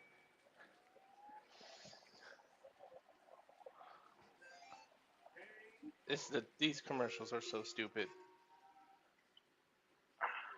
Our commercial's way better. That's why we ran it. Subscribe, guys. I'm excited about our partnership with Aaron Rift of No DQ. I'm gonna start streaming on his channels as well. Get more content out there. There's new partnerships. We got big things coming this year. We just announced an interview coming up. For those, now that I see there's 851 new people, we have an interview coming up with Joe Gacy that we just announced. Well, sorry, that's not his name anymore. It's Sawyer. We got Joe Sawyer up, and then tomorrow we have another interview with Big Body Well, he used to be Big Body Javi. Now he's Core Kid Javi. That's tomorrow. We got an interview with him. We also got an interview with Javon Jordan and Majestic, the Royal, what is it? Royal Prestige. That's Royal their name. Prestige. Yeah. So we Yeah, got boys out big there. interviews coming up. These are all our past interviews there that you can see. You can catch us on Spotify there. La Leona, Dr. Redacted, Jack Cartwheel, and more. Yep. Catch us on Spotify where you can catch other podcasts. Big things coming. So I believe that does it for me. Think I am. You about to stuff your fat face? No, I'm kidding. I heard you cooking. I am cooking. Too bad we can't smell what the Nick is cooking. No, you cannot do that. One day in the future, maybe. Maybe in the future. No, I think I'm done. I'm gonna try to see. I don't even think this event's gonna be that long. That's why they started it early. It was 6. Well, we got 2 down, 4 to go then, because it's 6 total. You know what I just noticed? What? This is the first UFC event without preliminary matches. Like, they usually do something before, and then you get into the pay-per-view. This was just straight. There was no preliminary matches. It was just straight White House card. You're right, but I think. Give me a sec. Uh-oh. I need to.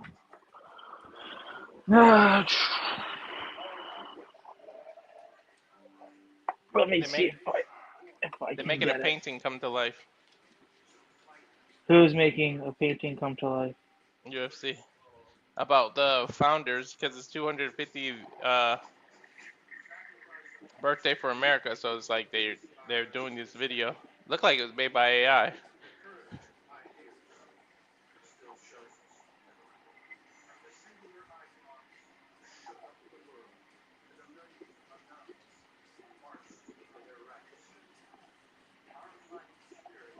Talking about the history of America now. Dude, it's so hot.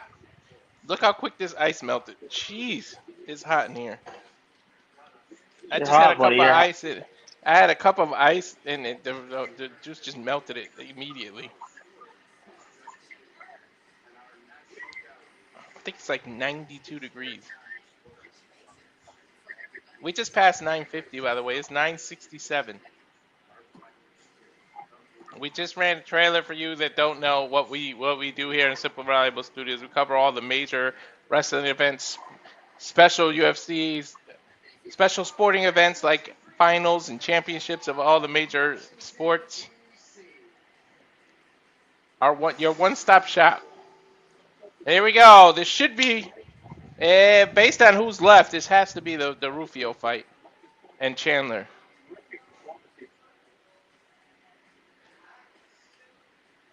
And they playing My Miss American Pie. Drove my Chevy to, I think that's his walkout song.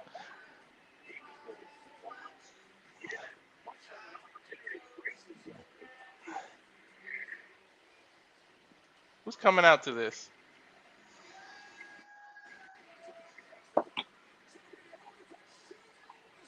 Oh, Tyson Fury. What is he doing out here?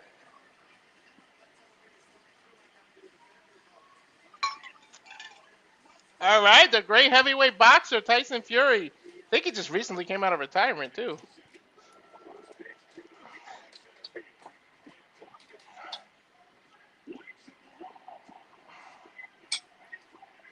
Holy shit. Tyson Fury, multi-time world heavyweight boxing champion.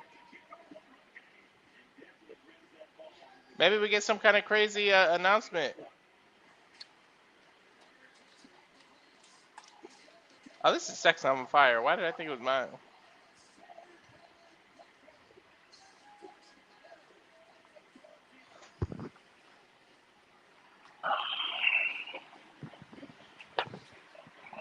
What is he doing out here? Got his own special ring. They must be announcing some kind of Dana White's boxing that he was trying to get into. Maybe there's an announcement here.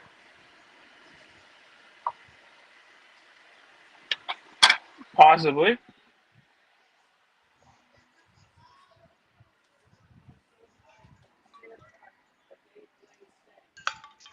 Is he just making his way to his seat, or he's making his way to D.C. to Joe?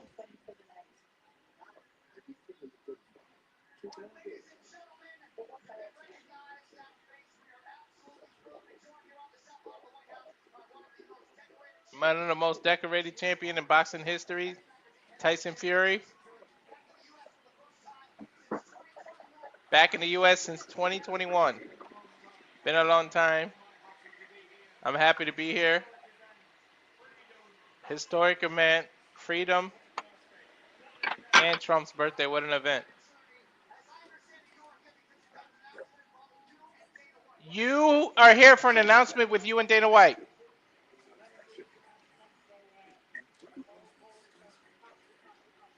Massive announcement.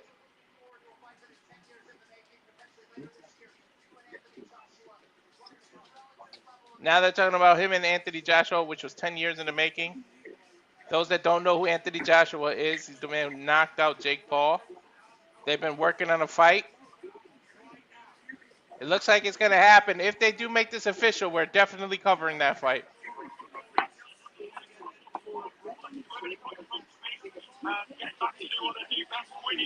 Dana White might have some involvement in it. We're looking forward to it, whatever you're going to do for the rest of the year. If Dana White puts on that damn fight that nobody can make for the last 10 years of two of the greatest heavyweights,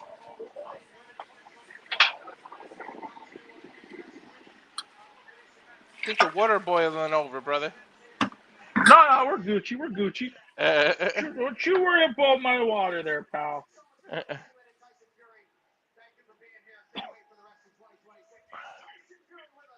Tyson Fury. Oh, shit. Dana White might have put the Anthony Joshua Tyson Fury fight together.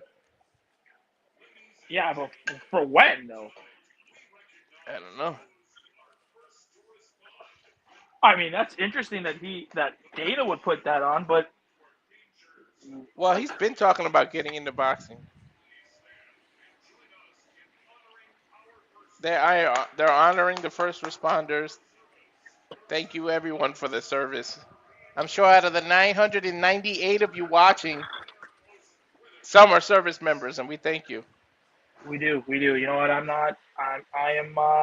from Canada, but I can tell you, I know, that you guys do a lot, and thank you. Well, you guys are our allies. Yeah.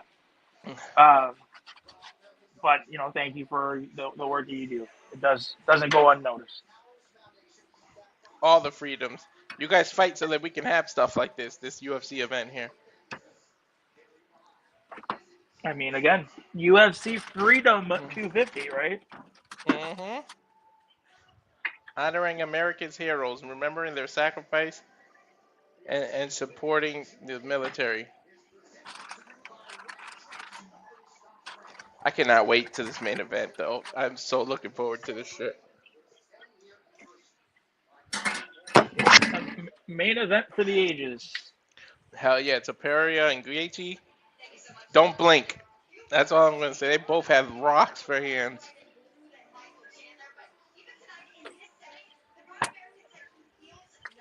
Megan Alivi is talking now. Talking about the Chandler Ruffy fight. I'm assuming that's what's next. Yep. Mauricio Ruffy is 13-2. Chandler 23-10. Of course, Chandler the American. Ruffy is from Brazil, the number 9th rank against the number 13th rank. They're going into a hype package now from the song is Monster. There's Michael Chandler, proud American. The fact that it's America's birthday and the fact that it's on the White House lawn, he can't explain what it means to him. Dude, I love me some Chandler. I don't give a shit that people hate on him and say Why do people hate on him? Because he doesn't fight. He fights with his heart, not his brain. So he gets knocked out a lot. He does different. But it's because he's so excited. He just goes. He doesn't give a shit. Look at these highlights. They're just a lot of people saying he was more hyped than what he was, you know. But the dude can wrestle. He can punch. He can knock you out. He can.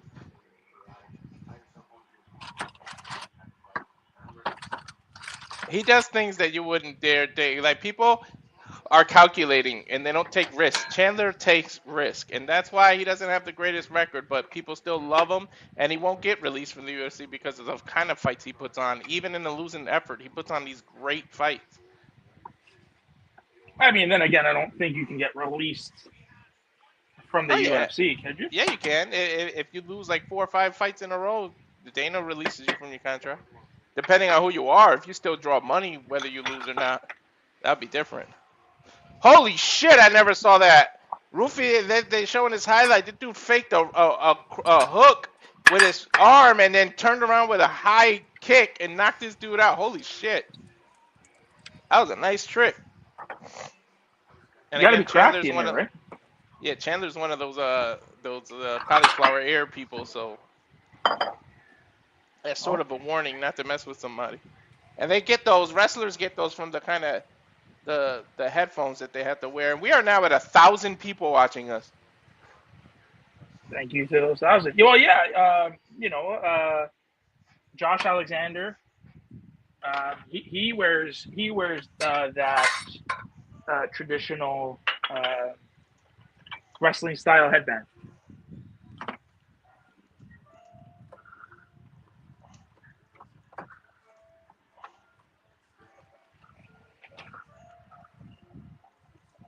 What the heck? Is this his Wacko?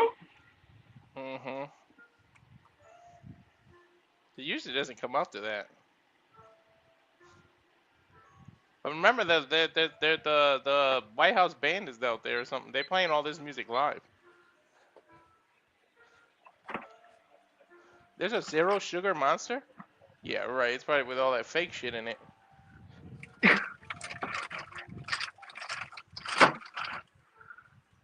Dude, that's that military band. I can't even tell what song this is gonna be. I can't either. There's Chandler.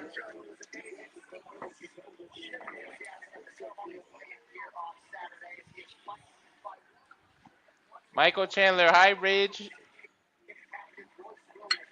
Missouri, NCAA Division I All-American Wrestler in 2001. Or 9, sorry.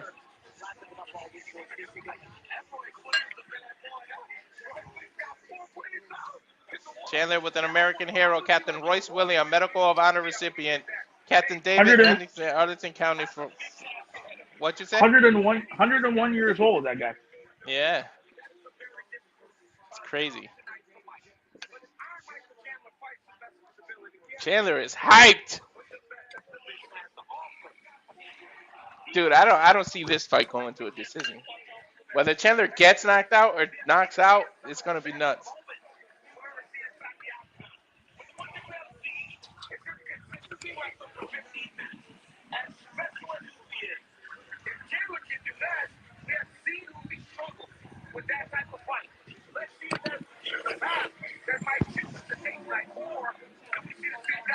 Well, let's see how Michael Chandler does. Yeah, he was seconds away from being a UFC light champion when he fought Charles Oliveira, but Oliveira caught him in the submission.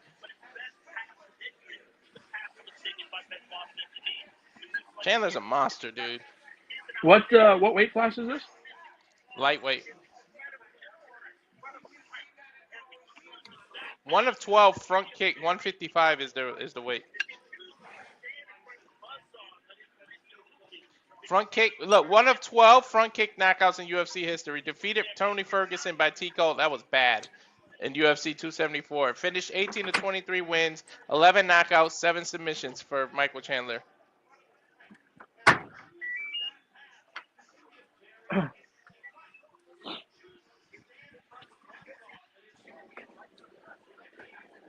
Damn, they call Ruffy a buzzsaw. I can't imagine.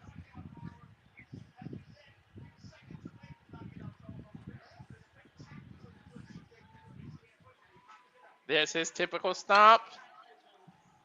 That dude Chandler, he might get too excited and try to look out for the knockout for the U.S. that he might make a mistake and get caught, but we'll see.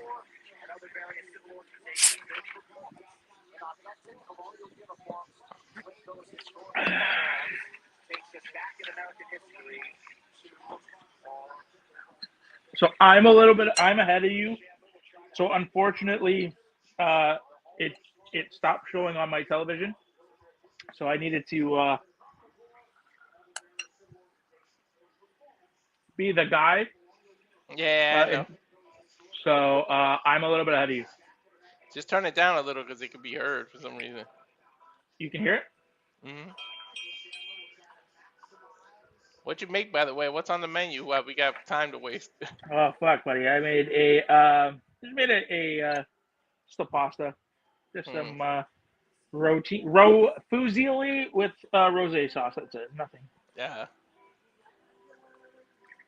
Pasta's my favorite. That's what the fuck this big ass gut came from. Too much pasta, man. You'd think I was Italian with the way I eat that shit. Oh, buddy, my wife is swearing off pasta for the foreseeable future because I eat a lot of pasta. Yeah, I've got to, man. There's some healthier options like chickpea pasta and stuff, but I can't even do that because my son's allergic to chickpeas. Now listen, you don't substitute pasta. Not in my house. Okay. My wife knows. I take pasta very, very seriously in this household. General Patrick Brady, Medal of Honor recipient. And he can walk. He's still walking. Battalion Chief Trevor Burrell, Arlington County Fire Department. Wonder how old he is. I wonder if it feels awkward because this guy's Brazilian and he has to walk with the Medal of Honor recipients in the American military. No, I don't think. I mean, they're honored to be there, right? Yeah. They care about that paycheck. What is this song?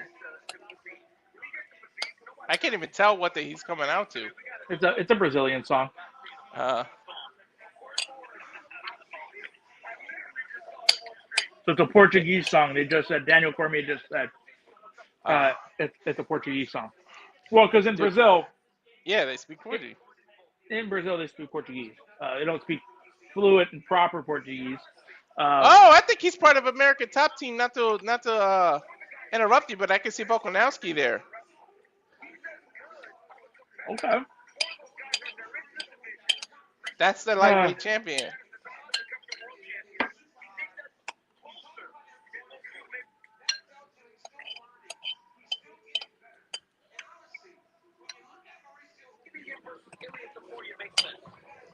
Yeah, they checking if he got his mouthpiece. Fighter's pick, got the water.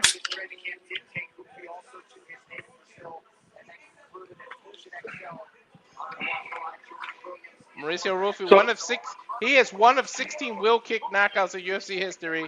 Defeated Kevin Green by first round TKO at UFC 313, which was in March of last year. 4-0 UFC knockout ratio. So he's never been knocked out. So Chandler might make history. Cup, mouthpiece in check, and he's working his way into the octagon. Well, we get Bruce Buffer on the. I haven't gotten to Bruce Buffer yet. Carolina's up 2-0. Second intermission. I was literally just about to say that. That's okay. I wanted to get a check in before I officially leave my house. Congratulations, family. You're over 1,000 viewers. Keep up the good work. Love you guys. The cup comes home to Carolina in about 25, 35 more minutes of gameplay. Love you guys. Step boy out. Oh, Carolina wins the cup if they win today? Yeah. Oh, I didn't know they were up 3-2. Yeah, yeah. They it was game one, game two. The first four games were real back and forth, but game I don't know five. why I thought it was 2-2. No, game five. Carolina really put stepped on the throats. Excuse me. Of Here's Proof Buffer. I'm ahead of you, dude. Dude, look Really at the put the age throat on. difference. Yeah, who's older? Well, Chandler's older, no? Chandler, he's 40, yeah. But what were you saying? They put their throats on him? I mean, their They neck on stepped their on their throats? throats. Yeah, like they took it to them in game five. What was the Now that score? right now, I can't. I'll tell you. You want me? Hold on. When you need stat boy.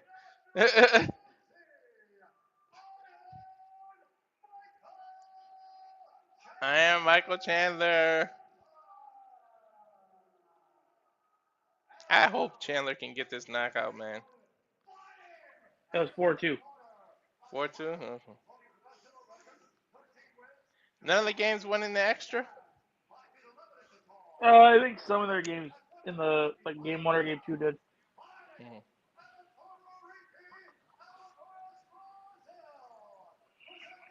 Dude, on looks alone, Ruffy looks dangerous. Definitely see the height advantage too.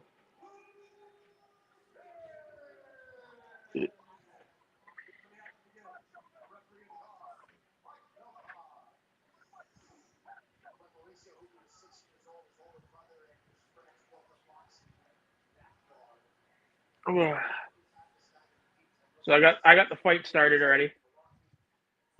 Fighters, are you ready? You ready? Let's go!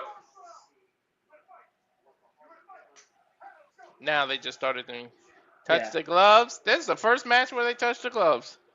UFC chant starting. They're really they're definitely feeling each other out. Yeah. Ooh, nice kick. Nice low kick by Chandler. Damn, look at the height difference. Whew. I'm at 4 minutes and 35 seconds. Well, I'm at 4 minutes and 10 seconds. I'm ahead of you. I'm ahead of you. I don't know if I can. Look at you. You don't. You'll mess up the feed. Whatever you're watching, Yeah. It's okay. It's okay. You're good. We're good. Look, that's the good thing about Chandler. How low he fights to the ground. He can take you down so easy. Yeah, you can tell that he's really a good base. Yeah, low center of gravity.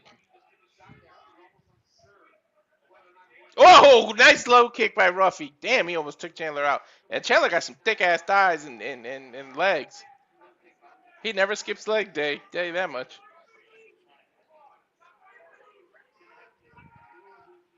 Nice punch right down the middle by Ruffy. Chandler backed up.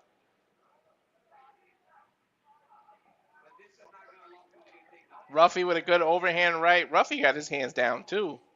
Yeah. Chandler with a nice change of directions, try to fake a takedown. The height difference might work for Chandler because the fact that Ruffy has to punch down to punch him, so he might be able to see these punches coming. Well, and Chandler's got to punch up, right? What's your time in the fight? 3:16. Oof. Austin 3:16. Well, 3:11 now. Okay. Yeah. But no, you can tell that Chandler's. You had that worry that Chandler was gonna come in here and be really energetic. You can tell that he's keeping pace. He's not overcommitting. There's not really any nerves, right? He's moving. He's not staying stagnant. He's on the balls of his feet. What the fuck's the other guy's name? Ruffy. He's walking around with his hands down. Mm-hmm. Ooh. But that's because he's trying to bait.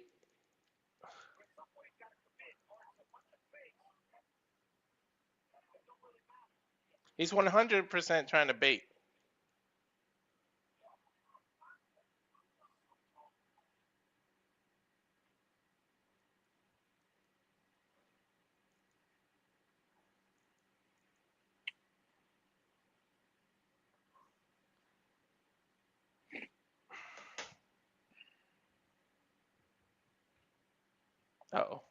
What the hell happened to my feed here? Feed troubles. Technical difficulties.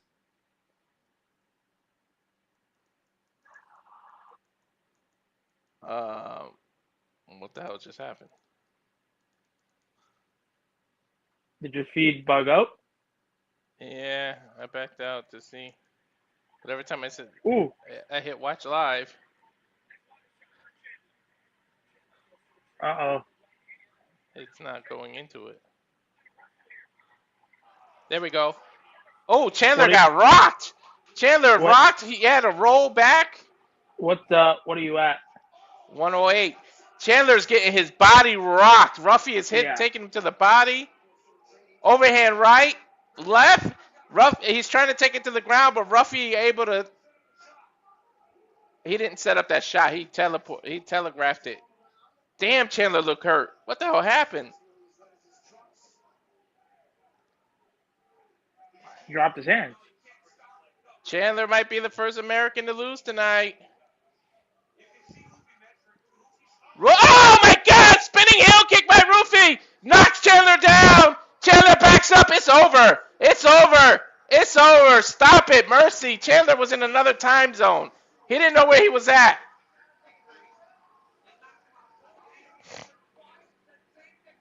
He knocked him out twice. Spinning heel kick, then that uppercut. Chandler didn't know where he was at.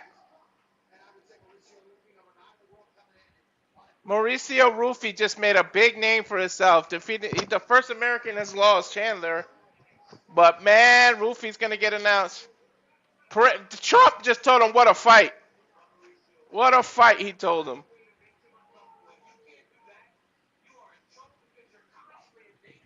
What a fight. Holy shit. That big spinning heel kick. Now he has two. There has been 19 spinning heel kicks in the UFC history, and this dude has two of them.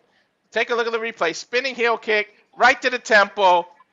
It just takes away. Look, see, he couldn't stand. His body didn't know what to do. Then he caught him coming in with an uppercut. He defended a takedown and generated power, and then here, that body shot. Left to the body shot. Holy shit, that took all the air. And there's the other spinning heel kick. And then Chandler did not block on the way down, and Rufio just ended it. Yeah, it wasn't even close. Holy shit, this guy got so many ways to beat you. He tore them out. That was crazy. He kicked the shit out of him, dude.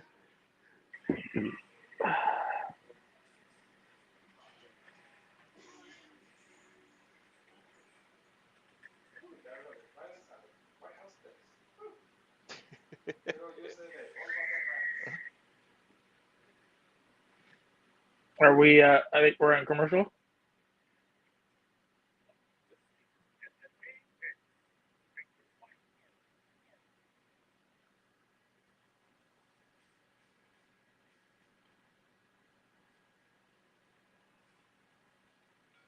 So I don't know. Walter's muted right now. I think we're grabbing Walter, are you on a commercial? I'm on a commercial, but you know they're about to announce the winner. But I saw the chat. I'm gonna throw it up after they make this official. Okay. After they make the fight official. Dude, 1,200 people we got. That's the way we roll, boys. This is the way we roll. Subscribe to YouTube. Literally one subscriber each, and I would have over 1,200 subscribers. Come on, people. If everyone watching on X subscribes to Razor Wrestling, it'd take me way over. If Walter gets 25 subscribers from you guys, he will take a shot of hot sauce right now. Dude, you're trying to kill me. For the vibes, though. It's for the vibes. You can do it, Walter. If you get 25, go ahead. If you get 25 subscribers, fuck yeah, you would do it. Of course, like Noah puts his foot in his mouth. I have to put a bottle in my mouth. Noah put a foot in his mouth? Noah always puts his foot in his mouth. Always says something and then ends up having to do it. Mauricio shaking everybody's hand. They're gonna need a translator because of course he speaks Portuguese. You delivered on your promise. How happy are you with the results? Listen, Dude, to those people. he has 14 wins and 13 of them are knockouts.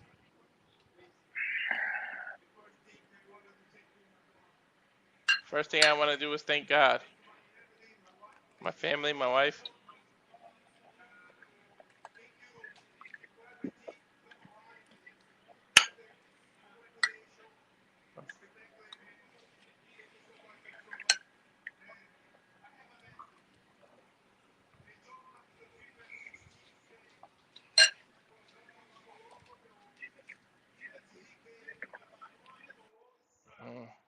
And now he's quoting Bibles.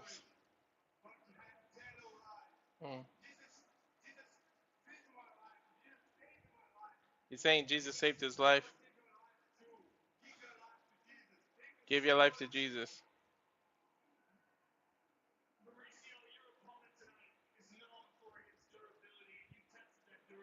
So your opponent is known for his durability, but you short tested it. You have did some beautiful punches to finish it off. How happy are you with the result? Look at that spinning heel kick again. Woo-wee!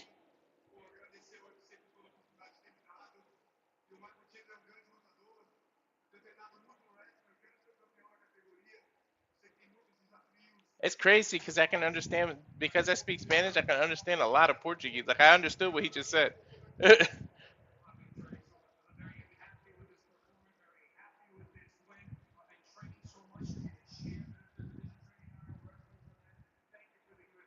Thank you, UFC. Thank you, everybody. Thank you, Volkanovski, for training, and thank you to my team.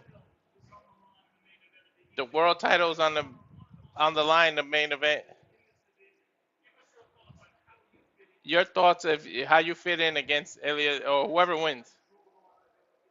Dude, him and Ilia would be crazy. What?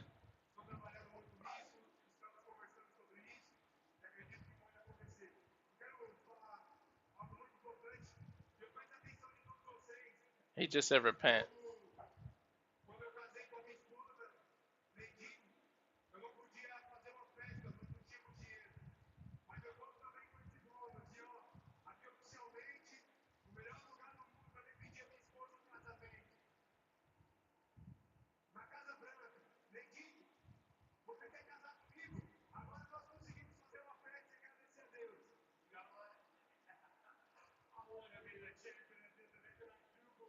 That's a lot for a translator to say. Woo!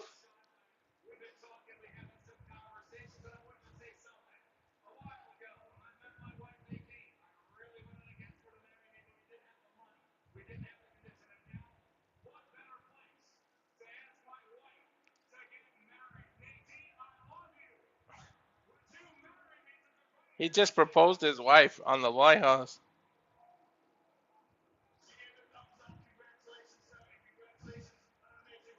Holy shit. He said he wanted to marry his wife but didn't have money, and what better place to do it now? Something you thought you'd never see. A proposal in UFC.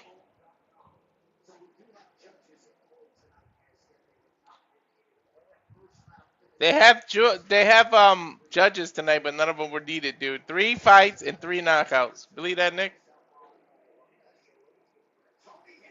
Oh God, No, Tony Hinchcliffe.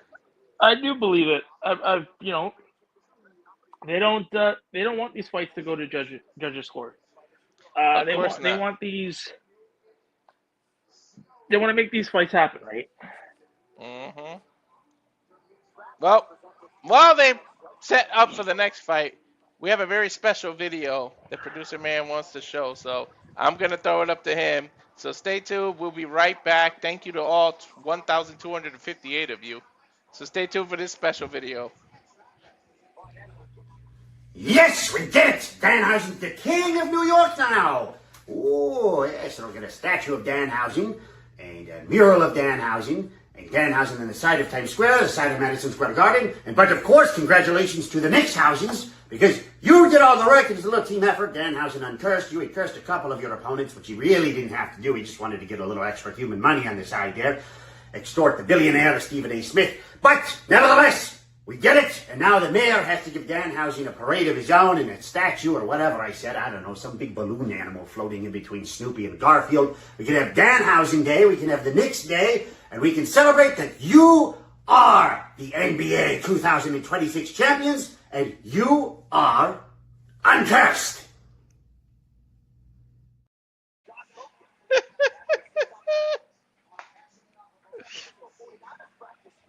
The fuck?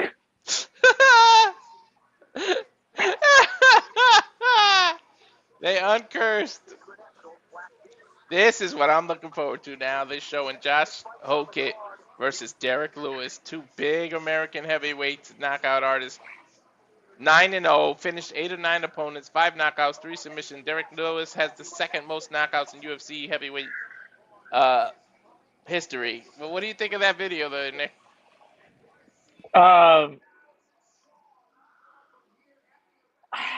I mean, good on the Knicks, right? The Knicks, they broke it. They broke the curse, and they had a chance. Just tweet at Danhausen to uncurse all Toronto. I think it's more than fucking Danhausen cursing to Toronto sports. We need more than just that. Yeah, hopefully, Toronto teams need to definitely step it up in a big way. So, and that goes for all of them. That goes for the Leafs. I mean, the Leafs are a fucking joke, but it goes for the Raptors. You know, the Raptors made good strides last year. So for the Raptors, it's only way but up. For the Jays, it's unfortunate because they were riddled. In baseball, if you don't get off to a good start, you're done in the water. They were this close, though, man. No. Right now, from where they were last year to now, there was very high expectations for the Blue Jays, and right now they haven't lived up to it. This is not the same team that I saw in the World Series last year. They're fighting for a wild card spot. So there's the Jays, the Raps, like I said, in a good spot. The Leafs are very interesting, to say the least. With them having the first overall pick in the NHL draft, whether you want to believe that the NHL is rigged to shit, they got the first overall pick. So I mean, we're gonna be having Gavin McKenna come to the Leafs. So hopefully they pans out. Who else? Football team, or our CFL team, sorry. But we have to give a shout out. So not the Leafs, but our AHL team, the Toronto Marlies, they're actually in the Calder Cup finals. So I mean, they might be able to win a championship. So there's that.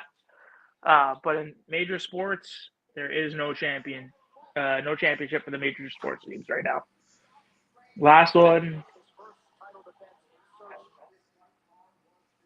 The last big championship that we won was 2019, the Raptors.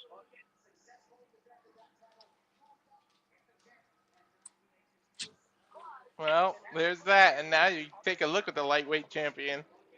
And there's the challenger, the interim champion, Justin Gaethje, who's finished 21 of his 27 wins, and 20 of them were knockout, 27-5. This is going to be a hell of a fight. And if the trend continues, the judges had a night off. So what do we got? like in the scope of UFC. Well, I mean, this is not UFC. What's the next UFC pay per view? They haven't announced it yet. No. Mm-mm. They No, usually no, do no. that on Tuesdays. After a major event like this, they'll announce it on Tuesday. Maybe Wednesday Oh, yeah. now.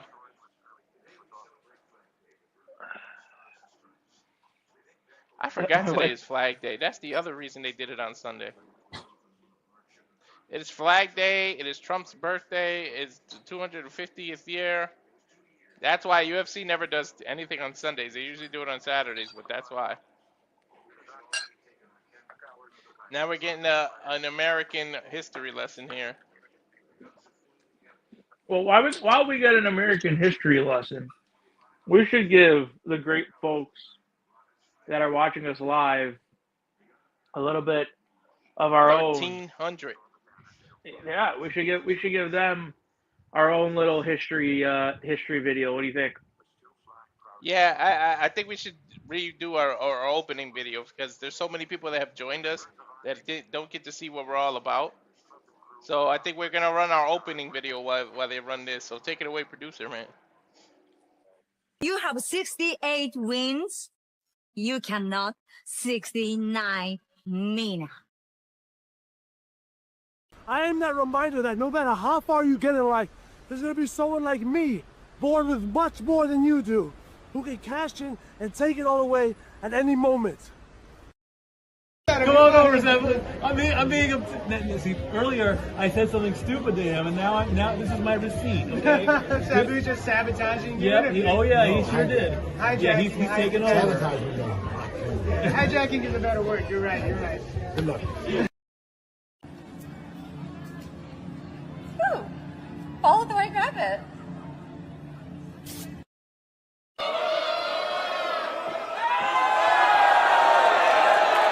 The mask has been removed, but I tell you what, he's still the same pro wrestler, whether he's wearing a mask or not.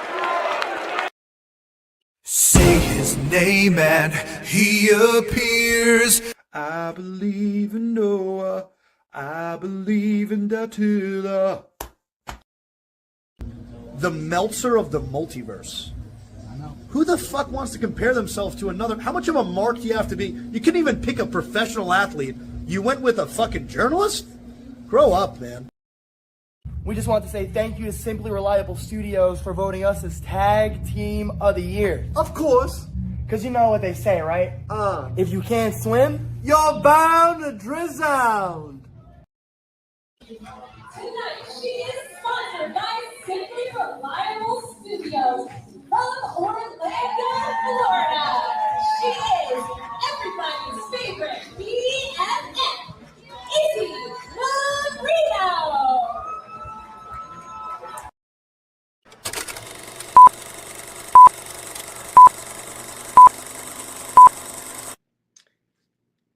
Heyo, this is Jack Cartwheel. You are watching Simply Reliable Studios. Get it? Got it.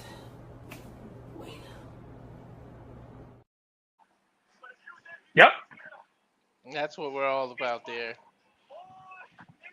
Halfway point, man. Through this historic event, 3 fights up, 3 fights down, all knockout. Yep. And I can't wait for Hokit to fight Derrick Lewis. I cannot wait till these two touch. This might be a don't blink. I would be surprised if this fight lasts longer than 2 minutes.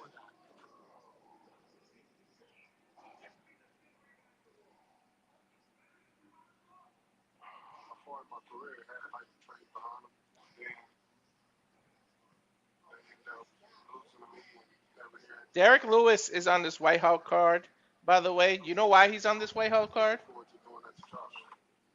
Because the president asked for him by name. He bugged Dana White and said, "Why isn't Derrick White on my card?" He loves Derrick White. Or Derrick, why did I say Derrick White? Derrick Lewis. Oh, really? Yeah. That's a good show. And now you got Derrick Lewis.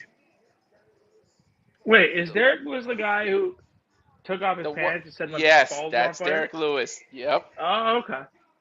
It says his balls are hot. And the same guy that said what he was going to do to ground and pound his wife. Okay. This is going to be a crazy fight.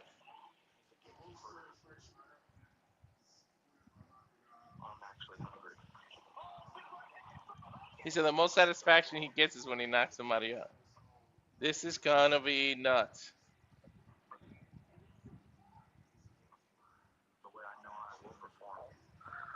He called Derrick Lewis. Josh called him a gatekeeper. We'll see. I can't wait. I cannot. I honestly can't wait.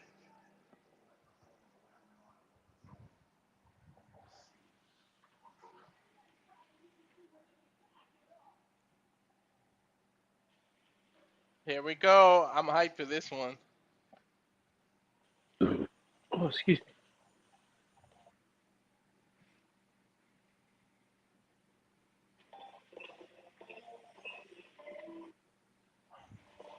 Cannot wait. Now, what are they gonna do for the walkout?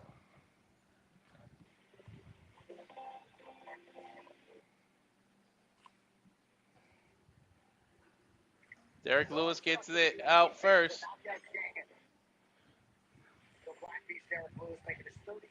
Black Beast. I like that. They each come out with a different kind of Medal of Honor recipients. Yeah, it's nice. I like that. He's walking out with Command Master Chief Ed Byers, Detective First Grade of the New York Academy, or New York Police Force.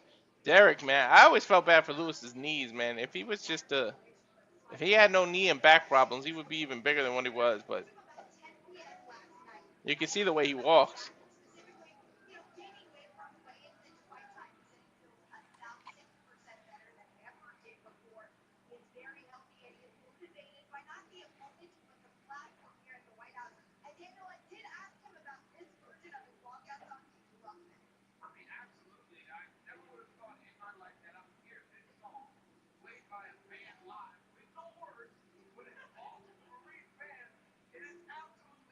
Derrick Lewis does look better than he's ever looked, though. The shape he got in.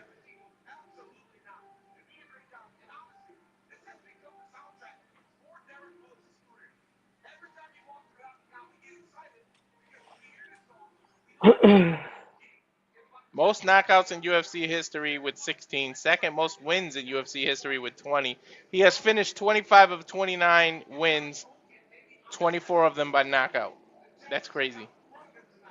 Black Beast Derrick Lewis.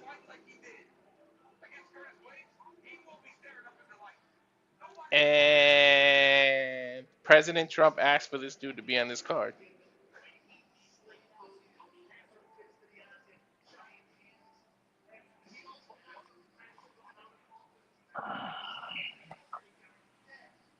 Derrick Lewis brain. He's been on a bit of a losing streak though his last few fights. But to do this on the White House card, let's see. Somebody going to sleep. I can almost guarantee this ain't going to the judges. The president's own U.S. Marine Band playing all the walkout music.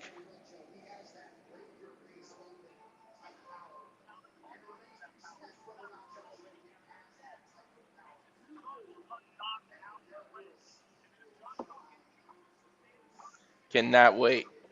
Dude, 1365. Our numbers just keep climbing, dude. Yes. Just hold on, I'm just switching up the feed. Here's Josh Hokit. He is coming out with Hulk Hogan's theme song, Real American. They are playing Real American live on the U.S. Marine Band. Can you believe that? You hear this? That is crazy. Yeah, I never heard this theme song like this on a band.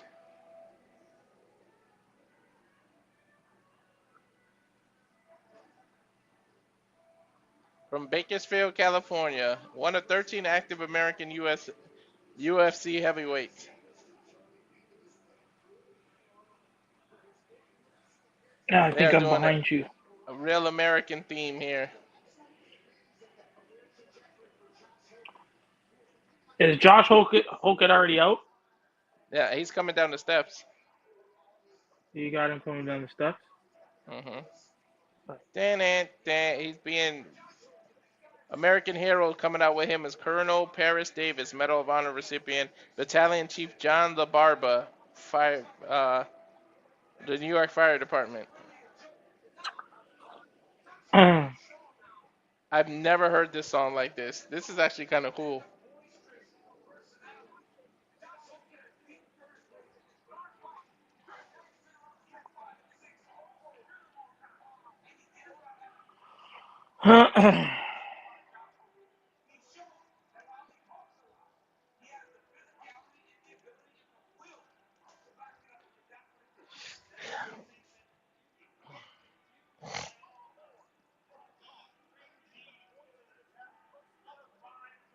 I've never heard of real American done like this. This is kind of different, I guess. Made his way to the fighter pit.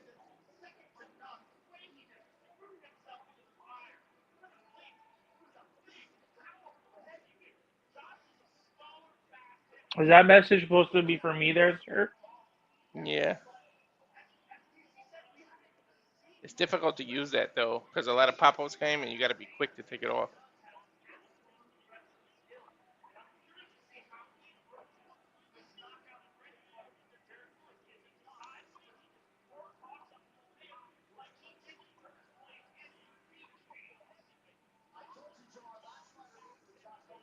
I am a real... Well, I can never hear this song the same again.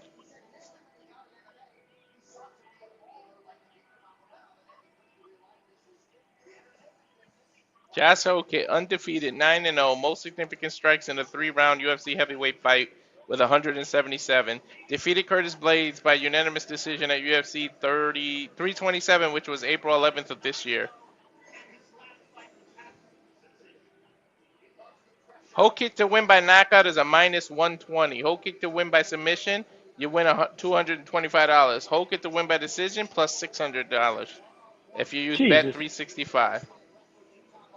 Nobody thinks this is going to the judges, and none of the fights have this event. No.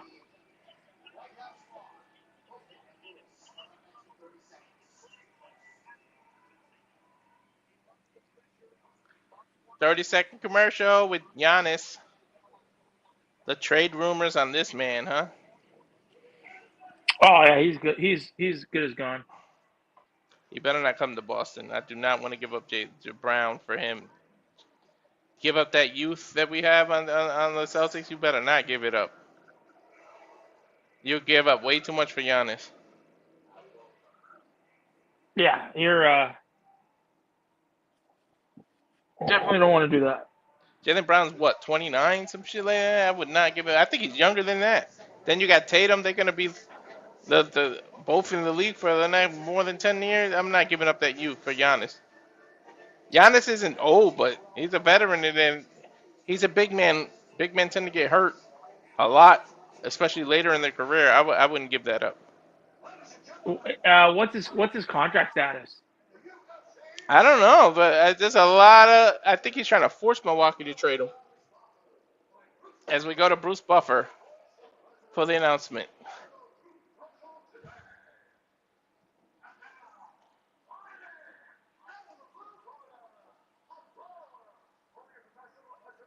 A brawler, 29-13, 1-0 contest, 6'3", 265 pounds, out of Houston, Texas.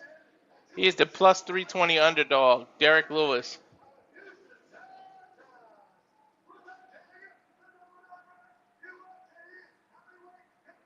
What's going on, Matt?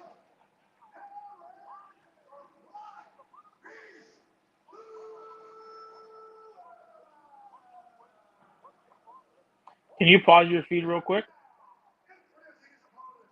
I'll wait till the clock comes so that I can. Okay. Yeah. Just because I can hear your feed and that's why. Albuquerque, New Mexico. I'll turn it down. No. Don't turn it down so I can.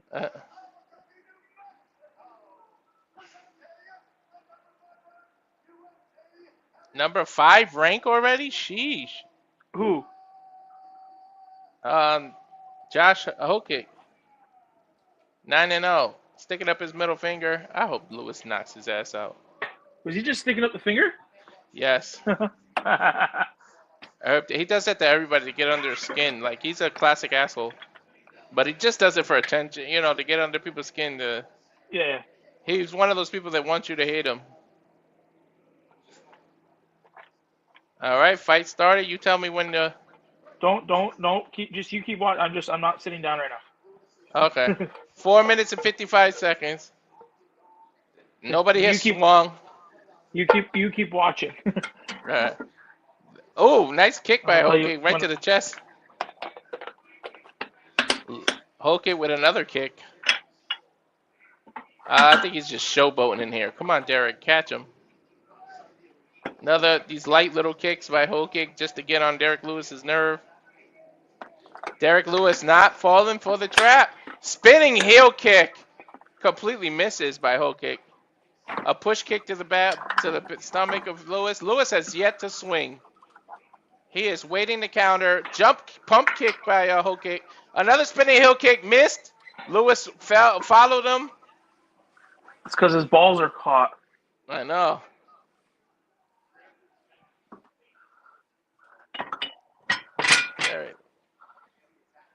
Hokit playing around in here, trying to bait Lewis into making a mistake. Lewis hasn't even swung once. Push kick by Hokit. Derrick Lewis fakes an overhand right.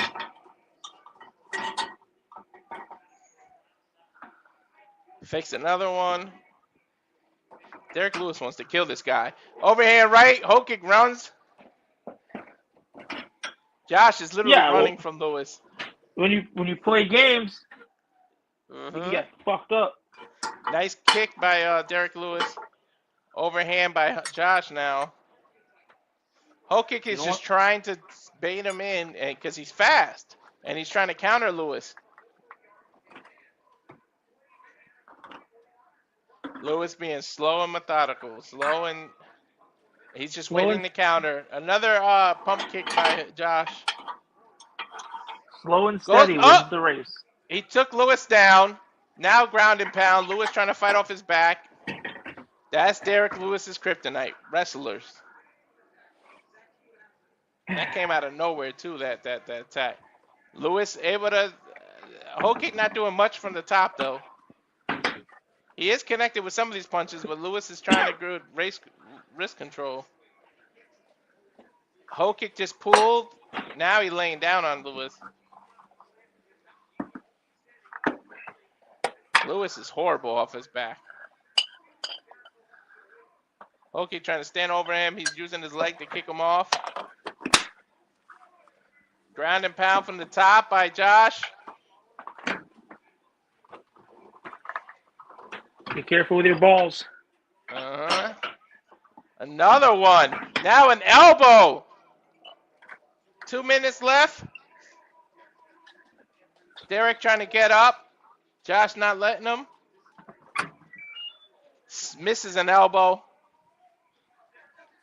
Derrick's got the chance to get up. He's up against the cage. Use the cage to get up. And is he going to get up? He got up, but Josh took him back down. But Lewis doing what you should do when you're on your back, and he's gaining wrist control. Oh, but he gave up his back. That you shouldn't have did, and he's bleeding off the side of his head. Usually when you're on your back, there's only one thing you can really do. Hey, honey? Yeah. I said when you're lying on your back, there's only really one thing you can be doing. A knee by Hokit. Derrick Lewis is exposing himself by turning his back to try to get up. He's trying to get up, but Hokit just on top of him. It's the game plan, right? It's the game plan when he got there. Nice elbow by Hokit. Hokit's all over. He got all the octagon control. This might be a 10-8 round. Lewis back to his feet though. And Hokit takes him right back down, rolls him back over.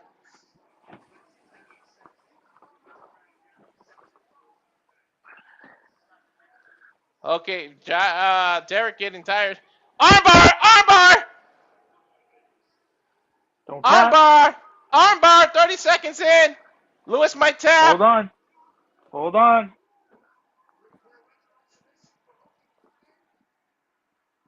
I don't know how Derrick isn't tapping.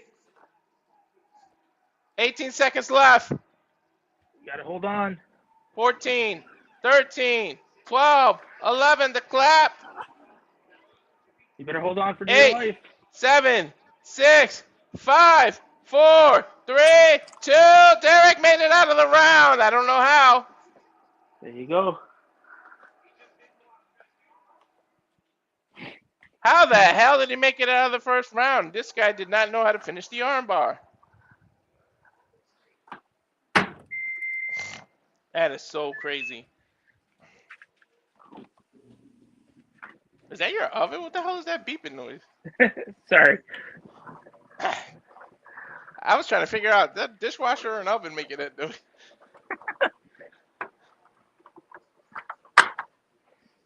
You're gonna hear more beeping sounds from me. 1370 people watching. People. Just please subscribe to Outrage of Wrestling. Get these numbers up. If each one of you subscribe, that's 1,370 just added to the YouTube. Look at this. Oh my man, look at that deep gash in Derrick Lewis.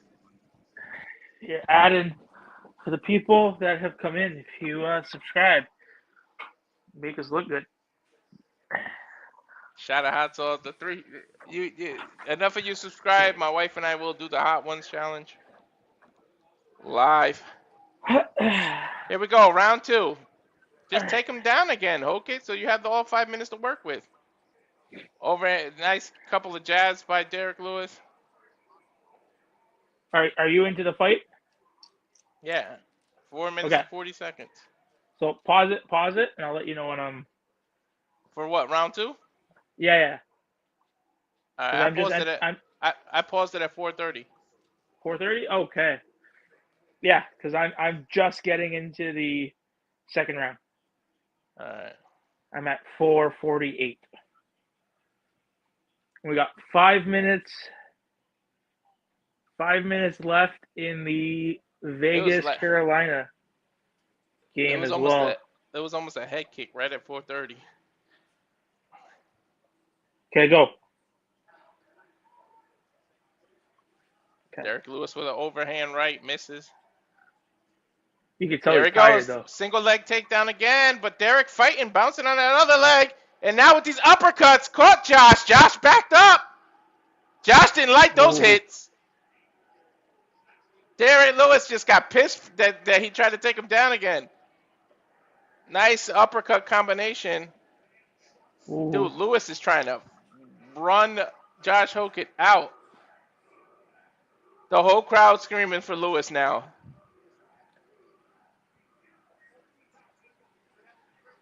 They're tired. Lewis is definitely tired. Yeah, we spent the whole first round on the ground.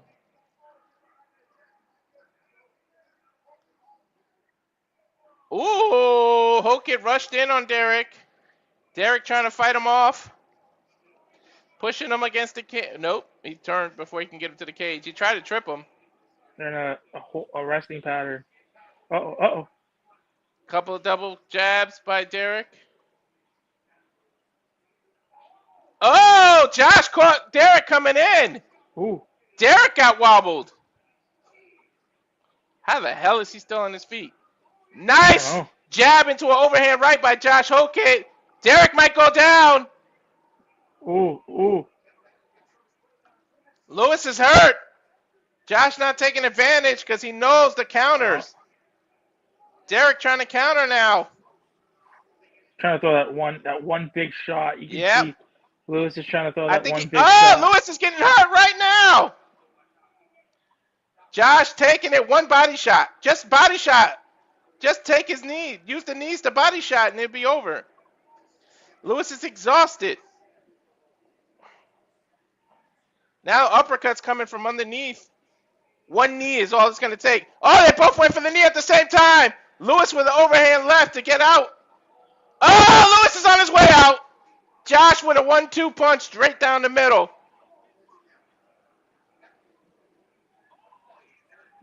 Dude, Hokit is messing Lewis up. Lewis has nothing behind these punches that he's trying to answer with. No, Lewis is done. Yeah, Lewis is so hurt. Oh, there it is. But Hokit is a little nervous because he knows that Lewis has that one. Oh, he needs that one. Nice elbow. Lewis is about to go down, ladies and gentlemen. Yeah, you could tell that Lewis is tired. Mm-hmm. I don't think they make it out of this round. 1 minute 25 seconds left. Oh, beautiful elbow by Hokit and followed by an uppercut.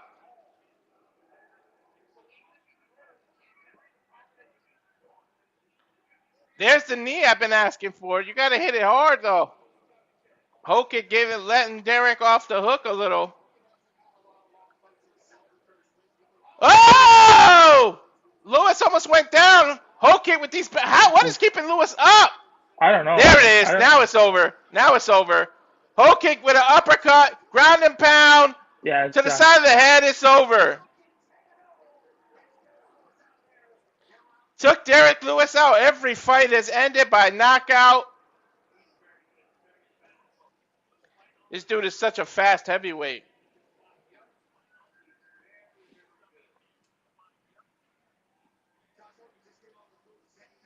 Lewis is a tank, dude. I don't know why it took him so long to go down. I don't know. And he looks conscious. He looked like he just kind of gave up.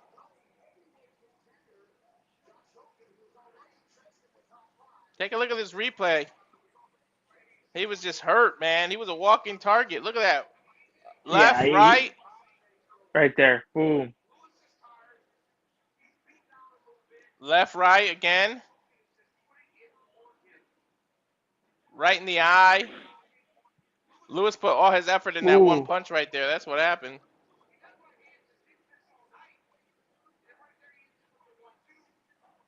Nice 1-2. Derrick stepped back. That's the one when he bent down like that, you knew it was over for him. Yeah, it was. He had nothing else left. It was just sheer exhaustion. Derrick don't even want to get up.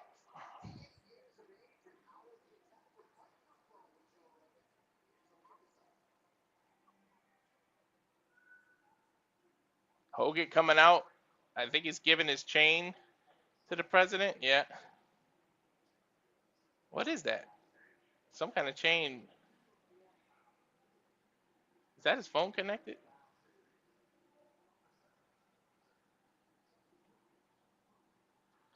He's giving it. Oh, President Trump put it on. We apologize for the loss of sound. Who said that? No, you can't. It says it at the bottom of the screen. Oh, not for me. I got sound. Now I do.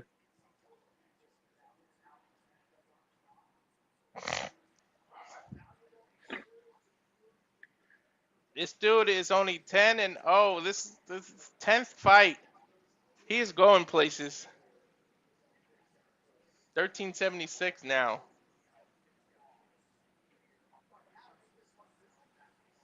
We're gonna make it official. Back inside with Bruce Buffer. Stop to the contest. 4 minutes, 9 seconds of the second round.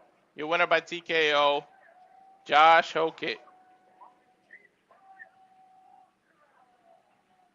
Derrick needs to retire, man. It's his stamina and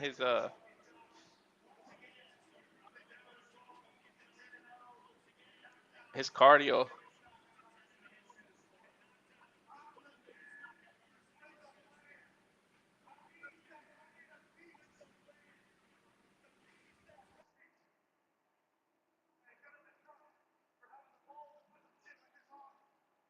Said that. Shout out to Trump for having the balls to put something like this on.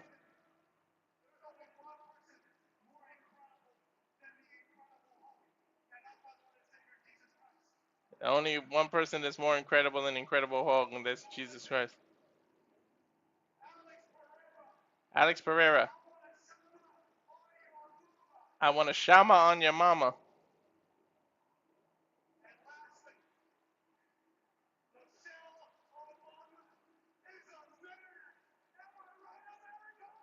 And he just called Michelle Obama a man. Why? Like, that's, come on. Yeah, that was unnecessary, dude.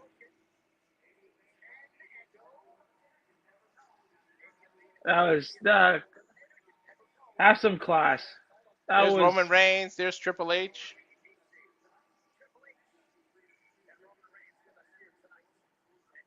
Former Swedish national team captain. I ain't even gonna try to say that name. Oh, Zlatan Ibrahimovic was there. Yeah. Thank you. Ibrahimovic. I wasn't trying. UFC Game 6.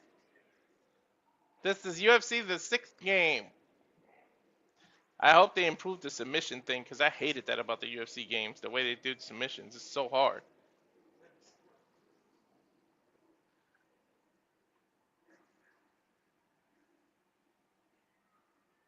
You got awesome, a commercial? Though. I got split screen and they're showing UFC 6. Oh, okay. No, I keep seeing the overhead, the camera, the drone camera. That's what they're showing now. It's gonna be hard to pick a $250,000 fight of the night bonus because every fight has delivered.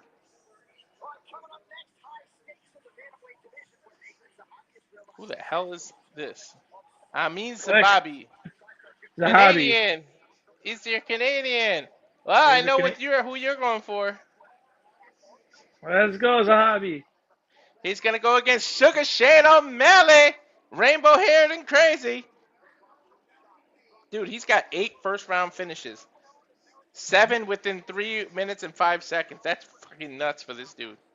So I do want to point out, and I want to let everybody know, it is 2-0 Carolina, and you have 1 minute and 20 seconds left until it's over. And then we get the champions. Yep. Tim Welch, Sean O'Malley's head coach is talking. Dude, we got 1,500 people watching us. That is nuts. Thank you. Oh. Thank you, everyone. Please don't just watch on Twitter, though. We have our YouTube channels. Subscribe to @Rage of Wrestling, guys. Please. Sean O'Malley's coach is talking now. Definitely subscribe. You know, the more people that get involved with this, you know, sky's the limit, right? We definitely were in the talks of maybe doing a World Cup game.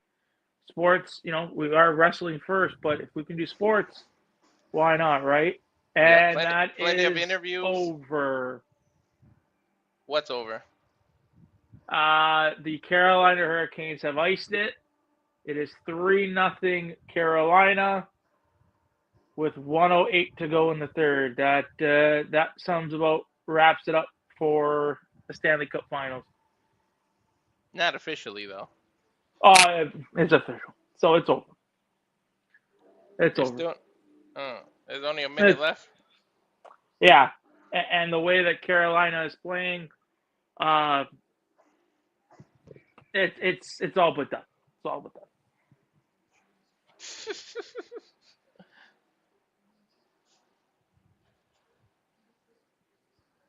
Now we surpassed 1,500. This is crazy. But for those that just joined, we don't just do UFC. We do wrestling. We got interviews with professional wrestlers on the indies. We got big ones coming up. Yeah. We did the NBA Finals yesterday when the Knicks did something that they never done. There's some of our interviews. Core Kid Javi, formerly known as Big Body Javi. That's coming up tomorrow, that interview. You got Javon Jordan and Majestic, the Royal Prestige. Yep. That is what day is that one, JJ? And then you got Joe. I keep saying Gacy. Joe Sawyer. The former Joe Gacy of the Wyatt Six. Those are coming up, and then you can go in our archive and look at Spotify. Those are all our previous interviews. that we have up there. Dr. Redacted, La Leona, La Princesa, so many more, and others. Brittany Brooks. And that is over. The Carolina Hurricanes are your 2026 Stanley Cup champions with a 3-0 victory over the Vegas Golden Knights. Well, enjoy that because Carolina, you won't get an NBA. You can't even make it to the NBA playoffs, let alone the championship, and you won't get an NFL because the Panthers suck. Who's the team for Carolina in the who's the team for Carolina in the NBA? Charlotte. Charlotte. Yes. Now, Carolina Panthers, do they represent North and South Carolina together, or? You're talking about the NFL team? Or the hockey team? And Royal Prestige is June 25th, so you guys know. But yeah, the hockey team, Carolina represents both South and North together. The entire Carolinas together. Okay. Well, their home stadium is in Raleigh. But yeah, it's all Carolina. Yeah, that's how NFL does it too, the Carolina Panthers. But the NBA is the Charlotte Hornets. Are they back to being the Hornets? Yeah, Charlotte Hornets. That's crazy. Oh. I used to wear their throwback jacket, the starter jackets back in the day in the 90s, man. I had the Charlotte Hornet one. Everybody had that shit. Back in my day. That's awesome. All right, what's next?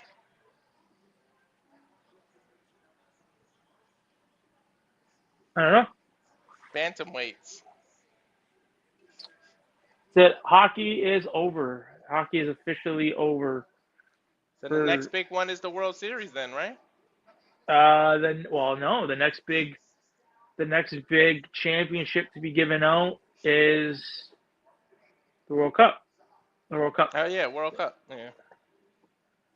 World Cup is the next biggest championship to give out.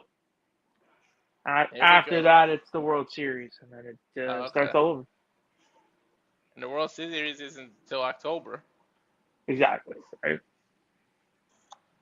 Sugar Shane O'Malley against your boy. Well, how you say that Canadian's name?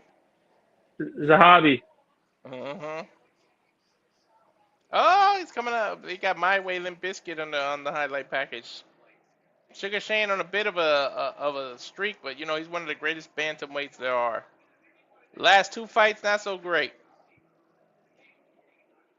But we'll see whether they say back to the old drawing board, right? There's the title when he won against Aljamain Sterling with that beautiful knockout. The Sugar Show.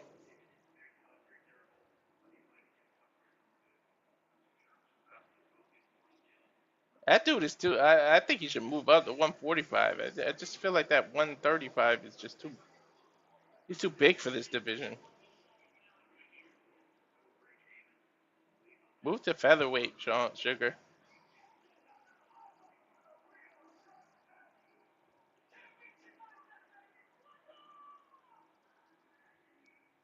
I don't know too much about Aleman Zahabi, to be honest. Me neither. But he's Zahabi, so he's Canadian. You have to default, right?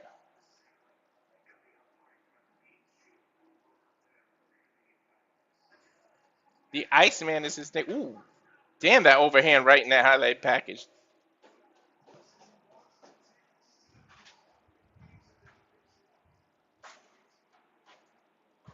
That overhand right in that package was crazy.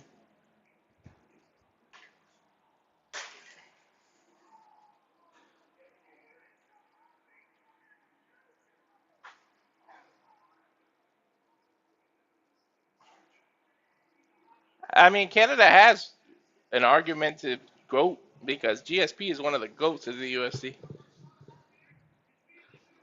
So you got that. He's not from Toronto, but he's still a Canadian. So you got GSP, who's widely considered a lot of people's GOAT. Yeah, 100%.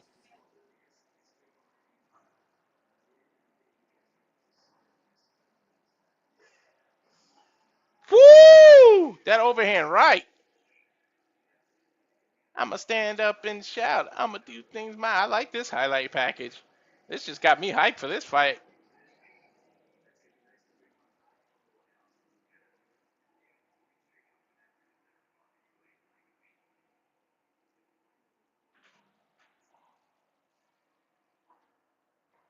Let's go. The Sugar Show against the Iceman.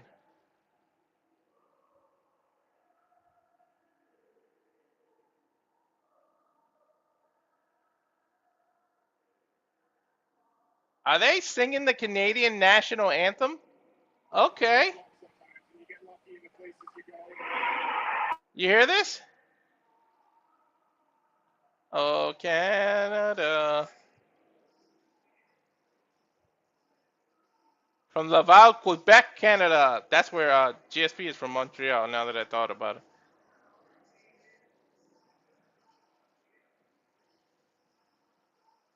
Laval, Quebec. So you know where that province is? Nick? Yeah, Laval is a city in Quebec. Mm-hmm. So he's out of Laval. Okay. Look up. Oh, we surpassed 1,600 people now. If y'all could just subscribe. One each. One quick. Look at you're looking at me on Twitter. I put the link. The link to the YouTube is right there. Just click and hit subscribe and then back out and keep watching it on Twitter. So as long as you hit that subscribe. UFC 329 is July 11th. That's the next big one. They haven't announced who's fighting though. No.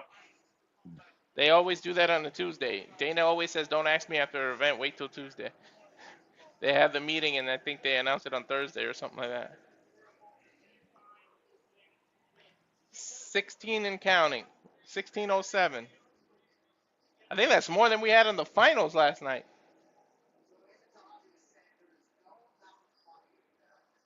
Zahabi. Longest active win streak in UFC Bantamweight division. He has won 6 in a row. He's the 7th fight win UFC overall streak. Highest significant strike defense in UFC Bantamweight history. 70.3%. That means he makes his opponents miss 70% of the time. 6 wins are by KO, 2 by submission. Number 6 rank. Oh, this guy might be something to take serious. If you didn't know who he was, you probably will at the end of this. DC's keys to victory. Use all your weapons. Be patient and do not chase. Yeah, you never want to chase Sugar Shane because he will put... This man knows how to put traps on you.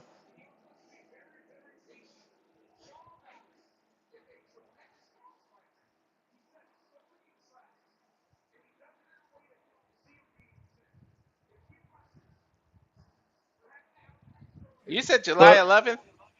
July 11th or 13th. Oh, because 11th is also the PW Sympathy show. Yes. It's funny. You got both major championships on the East Coast. Right? Carolina and New York? Yep. Both big championships are in the on the East Coast. Sugar Show, the pink Ferrari.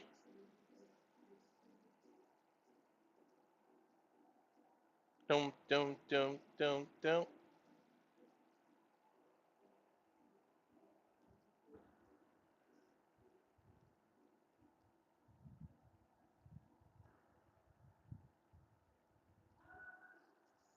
You are a superstar.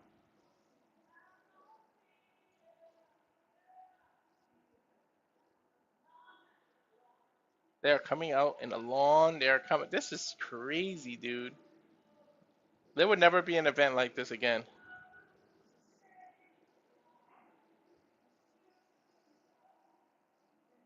Sean O'Malley, born in Helena, Montana. One of 3 OWSC alumni. Master Sergeant Earl Plumley, Medal of Honor recipient, and the battalion chief of the New York City Fire Department accompanying him.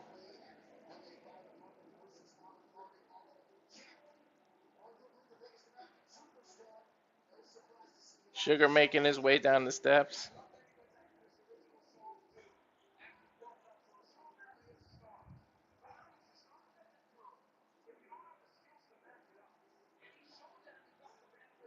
He's such a big guy for the 135-pound division. I think it's 5'11" or 6 feet. But to be 135 is ridiculous. Because you know he balloons back up to like 150.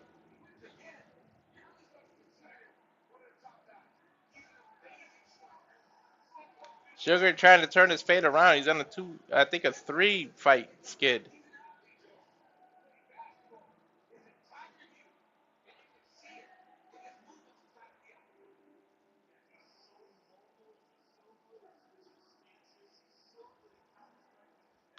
Great counter striking, which is why DC says for Zahabi not to chase, because Sugar can counter so well.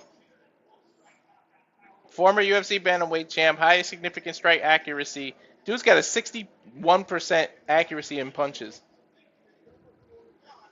Awarded the UFC contract on Dana White's Contender Series. That's what that stood for, the alumni.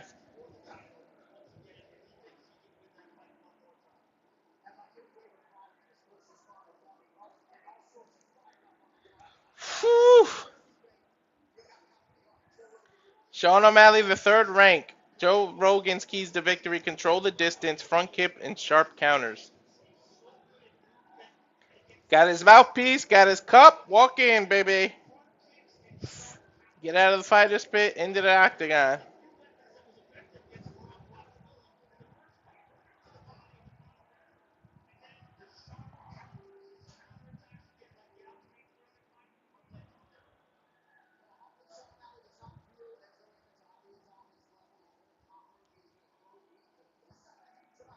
You are what you say you are, a superstar.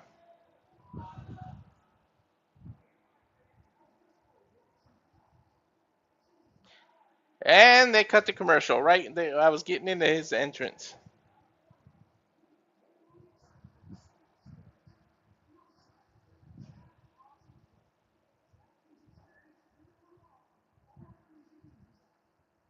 DraftKings is allowed in California now? Because they wouldn't let me do it. Yes, they are. Oh, shit. Back to the octagon. That's still an awesome setup, dude. Here we go. 31 years old. Told you he was 5'11". Look, I know Sugar Shane's stat. 31, 5'11", 135 and a half, 72-inch reach. Look at that, to 68 and a half. 135 for Zahabi. He's 5'8", 38 years old. 14-2, plus 350 underdog. As we go to Bruce Buffer for the introductions.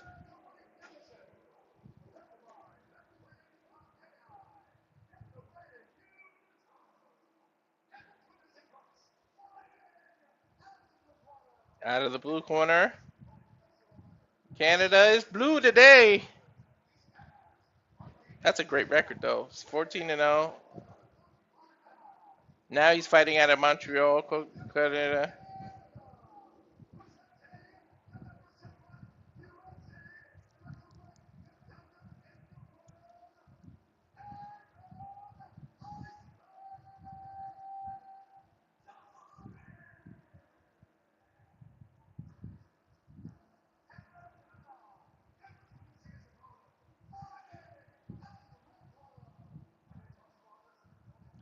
Sugar fighting out of the red corner, 19-3, one no contest, 5'11", 135 and a half. Now he's out of Peoria, Arizona. Minus 480 favorite. Gosh, darn, that's a lot. That means they giving Zahabi like no chance.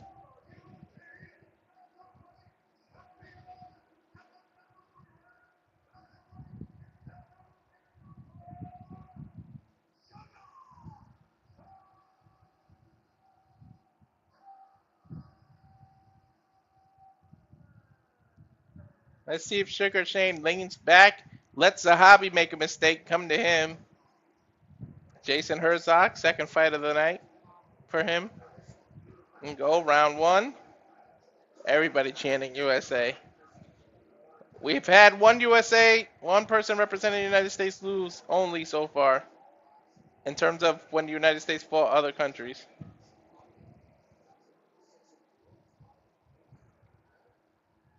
Sugar Shane walking Zahabi back.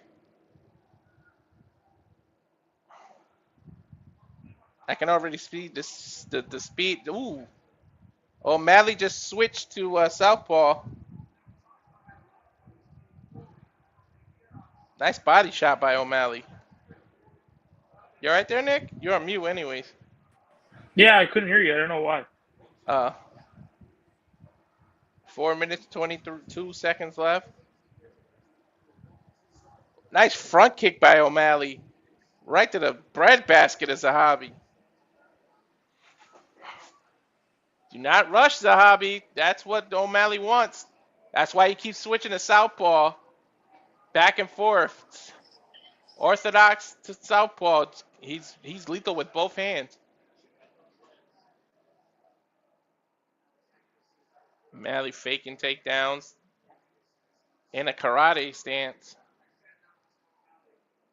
That's what he do. He puts that lead foot in front and then kicks from the back foot. You don't see it coming. It's crazy how he does his push kick. Nice body jab by O'Malley.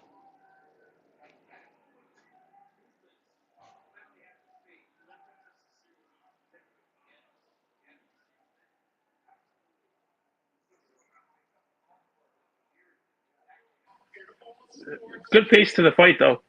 Yeah. Nobody's rushing. Zahabi's not rushing. Not giving O'Malley much. No, you don't want to walk into his trap. O'Malley is constantly switching stance, so you don't know where he's coming from. Oh, nice overhand right. Damn. Zahabi felt that one. Now the body shot. That's what you don't see enough in the UFC. You don't see people wearing out your body. You got to fight 3 rounds. Wear that body out. Oh, Zahabi's on his heel now too, because every little thing that O'Malley fakes, Zahabi's falling for. Switch back to unorthodox. Nice body shot again. Zahabi chasing with a nice kick to the body. Show him back. Counter with the right hand. Nice jab with the left. Zahabi rushed in and then an inside leg kick to the thigh of O'Malley. Look how much O'Malley switches, man. It's so confusing. You can never get his pattern down. Look at that. He switched in the middle of throwing punches. How many people can do that? Another body shot.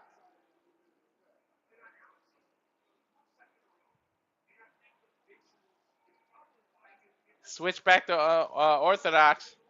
And then he jabs with the left hand after switching to the orthodox. Nice left by Zahabi, though. Counter. Kind of pushed O'Malley back. Push kick, body. Oh, okay. Zahabi starting to come in and rush with these kicks.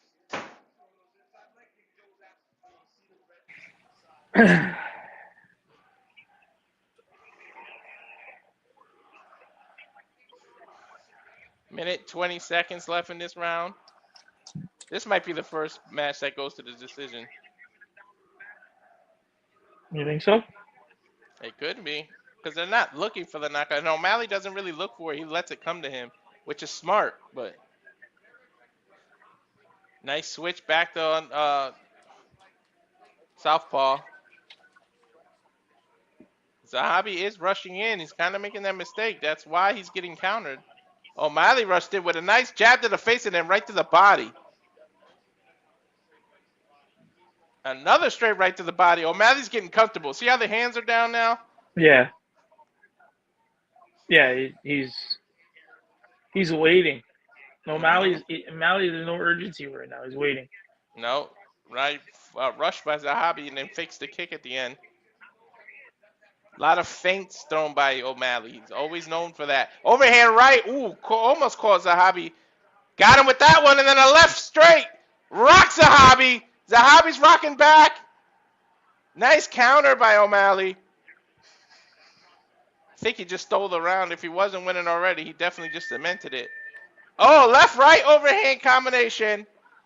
End of the round here. We're in round 2. Nice flurry at the end by O'Malley. 16-16, baby. 16-16 what? Viewers. Thank you, everybody. But unfortunately, I do have to take my adieu. Work comes early in the morning. All right. How many more fights after this? 1. This is just one more left. Two. Two. Yep. The the heavyweight title and then the main event. 2 titles. 2 title fights. Yeah. Mm-hmm. I'm gonna bid y'all 1,600 of you a good night. Work comes early in the morning, and I should have been in bed an hour ago. Well, tell people where they can follow you. Yeah, follow me. Like I said, my ad. Pretty sure my ad is what, Nick Elite 12. Yeah, follow me there. Love engaging with people. Just don't be a dick. Yeah, you can catch us again. Catch us for all of our interviews coming up. We got a couple good things rocking and rolling.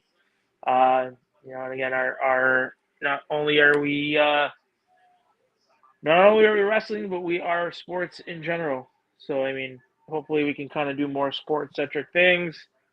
And yeah, the only thing that's it. All right, Nick. Well, thanks for joining. Yep. We'll see you guys. Later. I can't leave without saying it. Shout out to my fellow Canadians out in Winnipeg, Manitoba, Canada.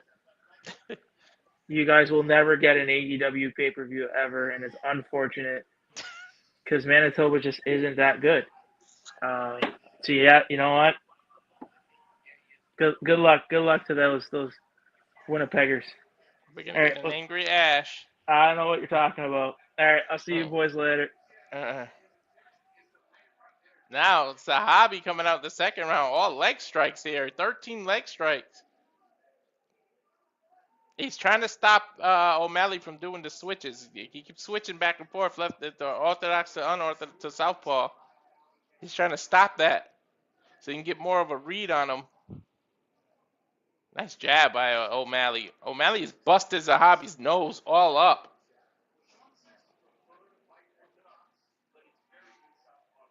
And man, his energy is bouncing up like the fight just began. Ooh, big wild miss by Zahabi and a good counter by O'Malley. Leg kick by Zahabi now. Zahabi's corners keeps yelling kick. I guess the kick was working, but now O'Malley's stalking him down. There's Zahabi's kick. But he has to chase him to get him. And now a spinning heel kick by O'Malley, but I think Zahabi partially blocked it. That sound you heard were the gloves. Nice 1-2 combo by O'Malley. Right down the pipe. Zahabi's starting to work the kicks now. Forces O'Malley to switch to orthodox. Nice jab. I think Zahabi's strategy is to try to wear that leading leg of O'Malley out. They don't look like a lot, but they damn sure add up. There he goes. Now he kicked the outside leg. I can see what Zahabi's strategy is. 2 minutes, 5 seconds left. Nice feint by O'Malley.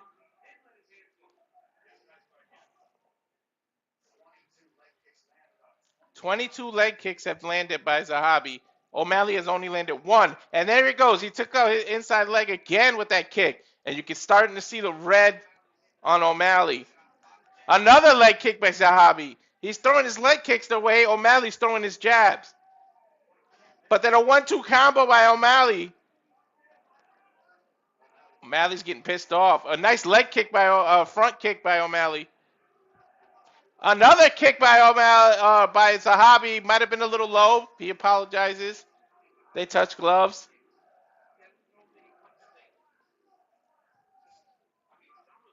Nice 1-2 combo again by O'Malley. Catching Zahabi, rushing to try to get these leg kicks. And he has to because of the height difference. Oh, straight jab to the left. Knocks Zahabi down, and then he falls again, and O'Malley does a walk-away knockout.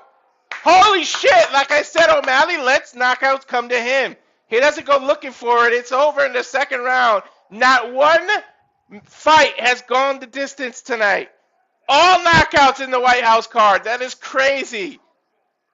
O'Malley out shaking everybody's hand at ringside or octagon side. Sugar Shane back in the W column. President stands up, shakes his hand.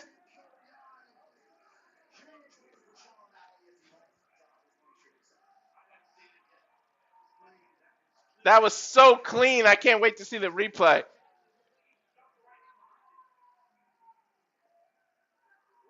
Holy hell.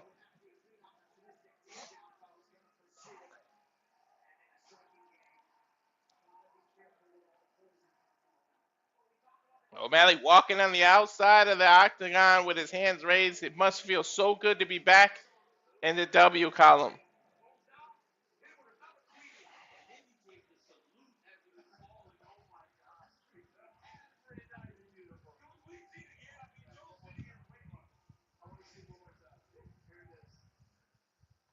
Here's the replay. Left of the body, and then as soon as he got up, another left, right overhand to the ear, and Zahabi was done for.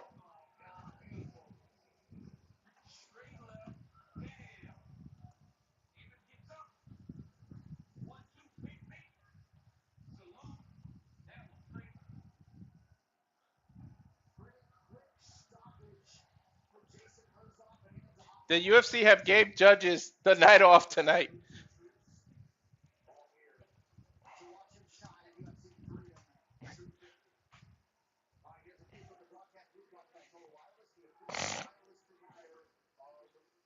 And there's the reactions to the announcers, DC and Joe Rogan and John.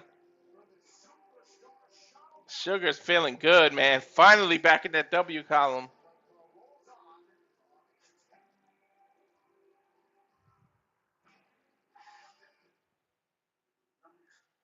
It went to commercial. 55 seconds, and then we'll come back with Bruce Buffer makes it 100% official. Sugar Shane knock out. I believe that was about 3 minutes, 30 seconds in the round number 2. We'll see. We'll get the official word when we come back. I will say this. Paramount doesn't bombard you with the commercials. They give about 50 seconds was the most. So if ESPN can learn from that.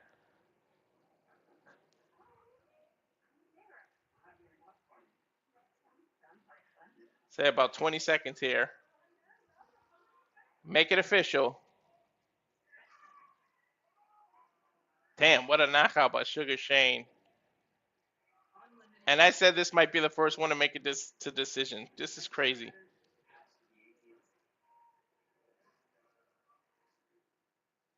Back here, back to the card. And July 11th. Oh, yeah, McGregor Holloway. That's what he was talking about. I forgot McGregor said he was coming back. UFC 329. The second time these two fight. Conor fought Max when he was a baby back, way back. And he still didn't stop him. Ilia, who's in the main event tonight, is the only man to have actually stopped Max Holloway and knocked him out. Here we go. Official decision. TKO. Sugar Shane O'Malley. I want to get the time because I feel like it was like 3 minutes and 30 seconds, but they didn't show it.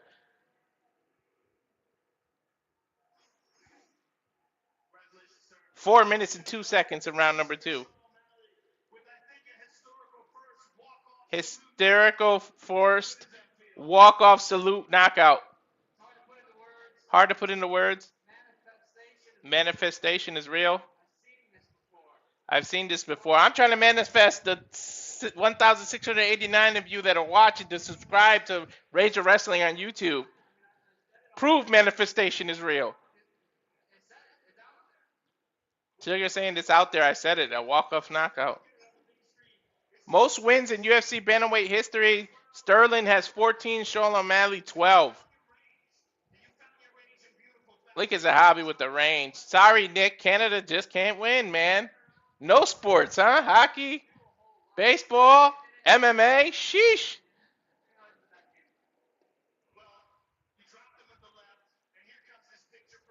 There's that double. Oh, my God. That right in the ear.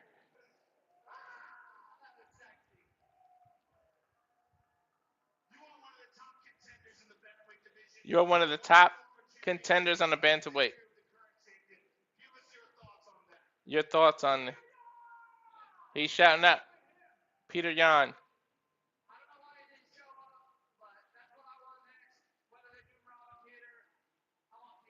I want Peter Yan next.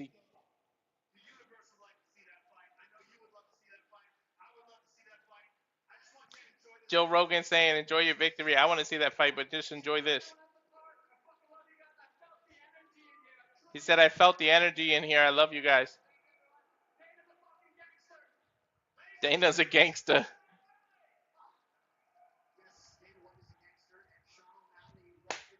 Sean O'Malley back in the freaking win column. Good to see. Now the overhead, they're showing the reaction of Washington there. Everybody watching this on the big screens. 80,000 people. That is ridiculous.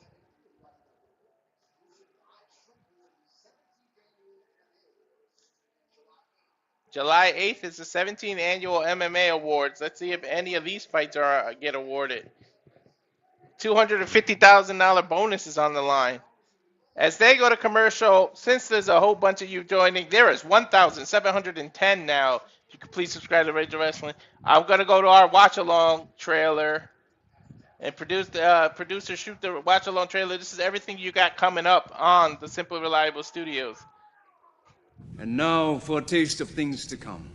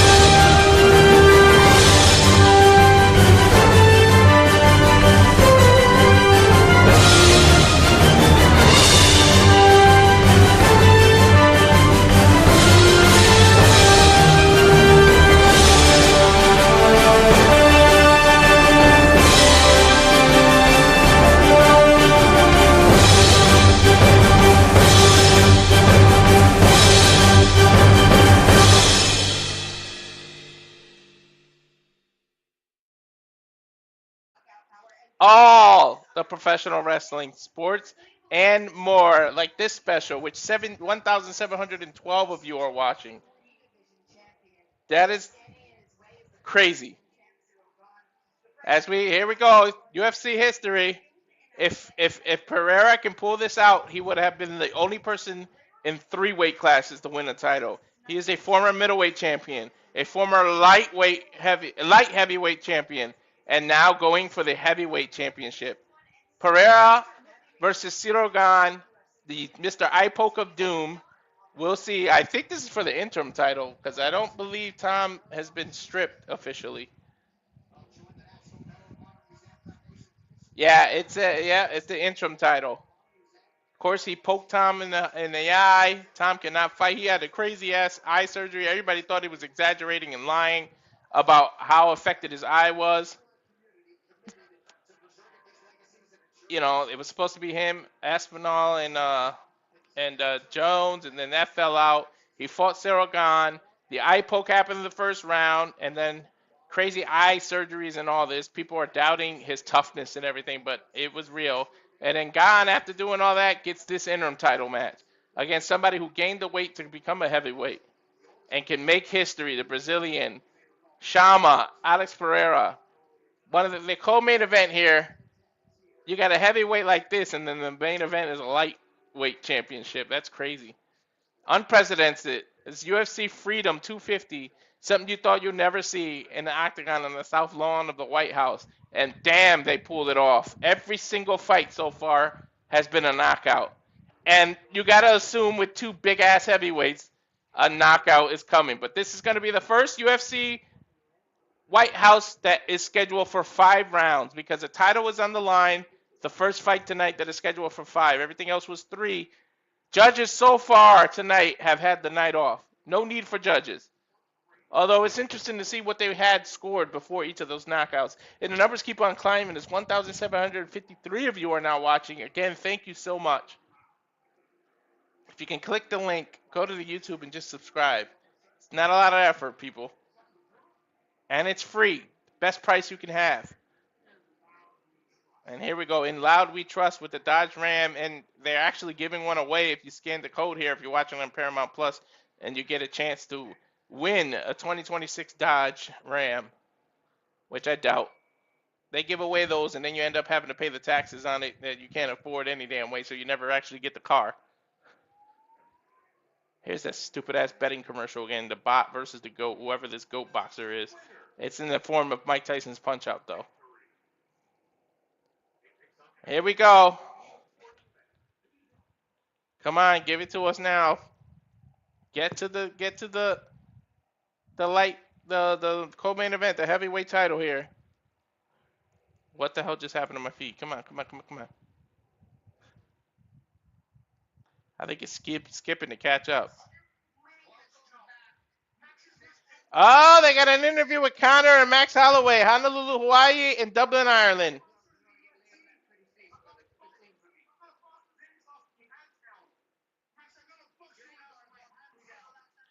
I'm going to box you with my hands down, Conor is telling Max. Max Holloway is saying, I can't wait. July 11th, McGregor versus Holloway 2. I don't know what happened, but it skipped, I guess, to go live. Because I know I had it paused a little to catch up with Nick's feed, but it jumped ahead now. I kind of am mad that it did that in the middle of this interview. I would love to have seen what Conor said completely. One of the fastest bombers, the B-1B Lancer, one of the fastest bombers ever built, capable of flying at more than 900 miles an hour, designed during the Cold War, and only 104 were ever produced, is what's flying over the sky right now. Let's go with the procrastination. Let's get this co-main event. I think because everything ended early and everything ended in knockout, they have to BS a little more. They didn't expect to be at the co-main event at this time. But it's 11:36 if you're on the East Coast, so I don't know.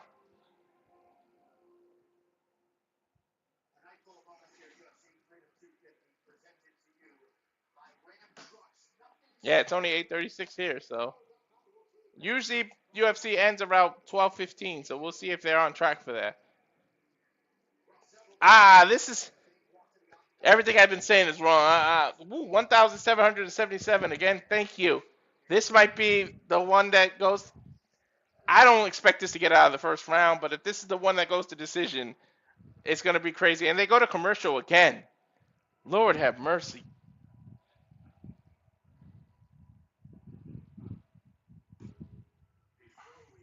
Oh, not commercial. They're doing that American Revolution story.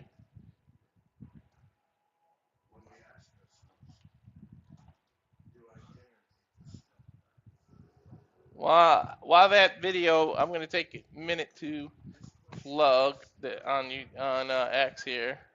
So forgive the quietness for a second.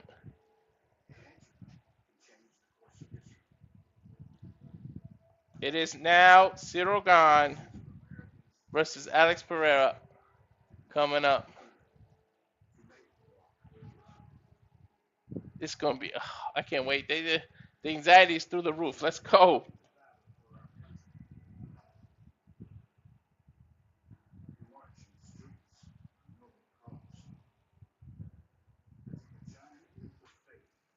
Giant leap of faith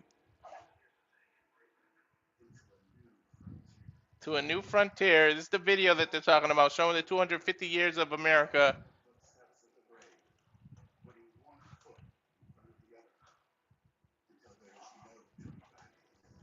One foot in front of the other until there's no turning back.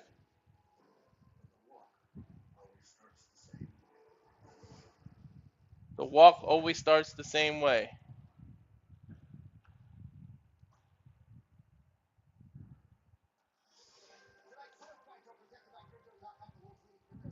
Crypto.com is sponsoring it. All I've heard was crypto.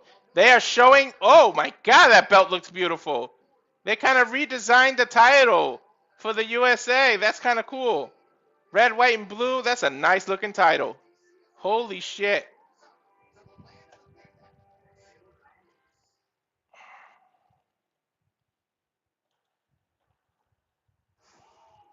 Showing highlight of Pereira right now. Said drive, determination. Man, he looks so different as a heavyweight. Holy shit. Jones did the same thing from light heavyweight to heavyweight, and he looked a little bulkier, but look at this.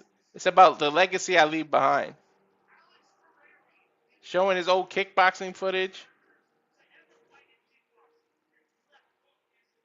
That left hook is legendary. This is what greatness is to me. The former middleweight champion, the light heavyweight champion. I think he still is the light heavyweight champion, if I'm not mistaken, too. He's trying to go for double belts and have 3. He's an international superstar. Everybody does that walk. When you see people doing this walk, that is from Alex Pereira. Brazil's own. I want to do something no one's ever done. Win that belt and say I'm a 3-division champion.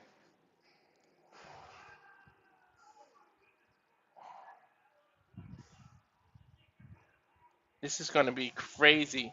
The hype video is doing its job because it's making me more hyped.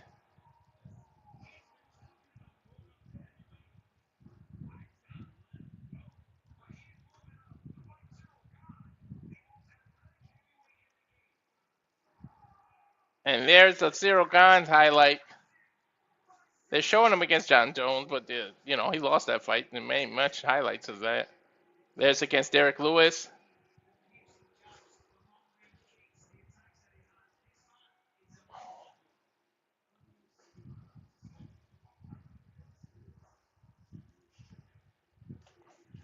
He said, heavyweight division is my division. I am a high-level technician.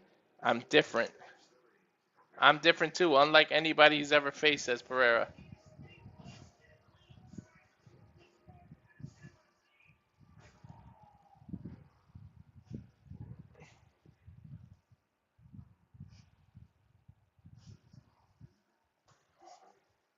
I'm going to win this fight.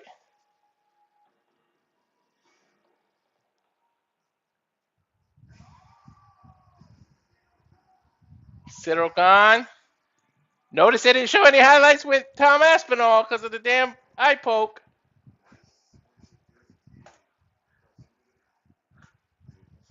French versus Portuguese. Let's go. I'm making history, Pereira says. The famous bow and arrow pose. Holy shit, they did the face-to-face outside of the White House yesterday? Ah, man, I should have watched the weigh-ins.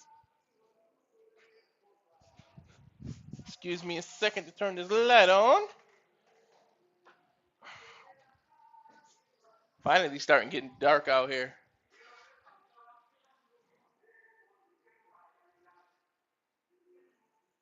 Is this the French national anthem? Like they did Canada earlier? Bongam.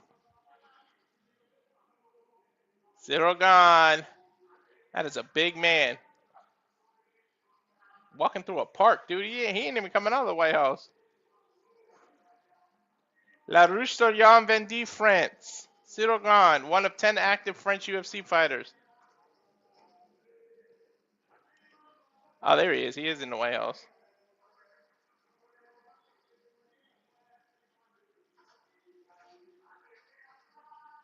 It's a dope ass song, whatever it is. Don't understand one lick of it. I used to speak French. I studied it for so many years, and then when you're out of practice, it just slips your brain. I can understand some people when they speak to me, but kind of wish I kept that up.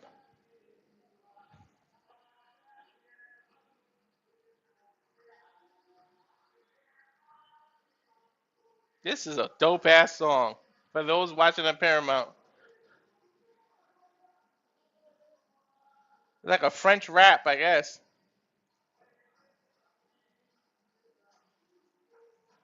And now 1,791 people, almost 1,800 people the UFC brought out. Please subscribe to the YouTube at Rage of Wrestling. The American heroes walking with Ciryl Gane, Lieutenant Colonel William Swenson, Medal of Honor recipient, Sergeant John Kazakan, Palm Beach Sheriff's Department. This is such an awesome event. They pulled this off. For all the criticism they had, they really pulled this off.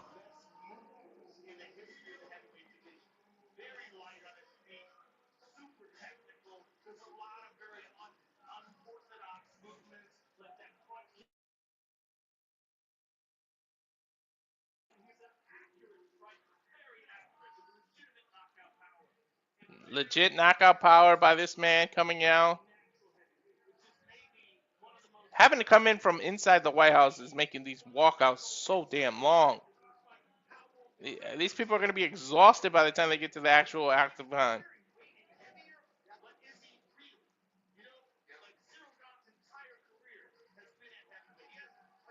We'll see if the advantage Ciryl Gane can have. He's used to fighting heavyweight. He's used to taking heavyweight blows. He's used to, pause on that, by the way, but he's used to the speed of heavyweight. He's used to the power of heavyweight. He is a natural heavyweight. Alex has come up all the way from 185 to here. He's not going to be used to getting hit by heavyweights.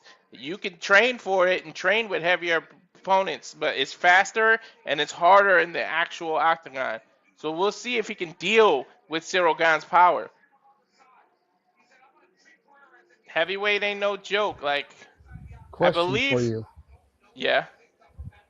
With Pereira being so used to fighting lighter, do you think he'll have a speed advantage? Oh yeah. Usually, but Ciryl Gane is also he's always been a smaller heavyweight, so and he's light on his feet and he's quick too. But it should theoretically have a speed advantage. But Ciryl Gane is not heavy like a Derrick Lewis. He's always been one of the lighter sides of the heavyweight division. Because heavyweight has a big range. Just was curious about that, Yeah. if maybe that would be an advantage for Pereira's coming up, having that speed advantage from being so light. Yeah. We'll see, but the kickboxer experience is what's going to come in. So he's a former interim UFC heavyweight champion, fourth highest significant strikes differential, which is plus 2.96 per minute. Fourth highest significant strike accuracy was 61.7.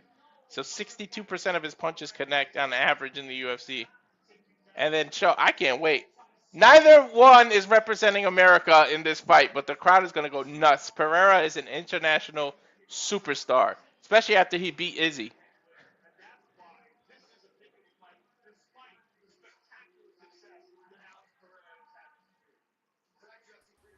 I thought Izzy was everybody's BFF. Different Izzy.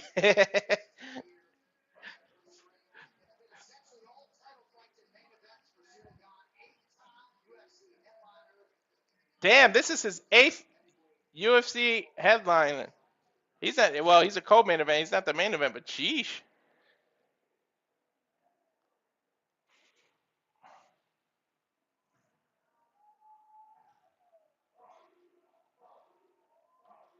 Here we go. Oh, Brazilian music, the Portuguese music. Pereira, I'm waiting for the crowd's reaction. This is crazy.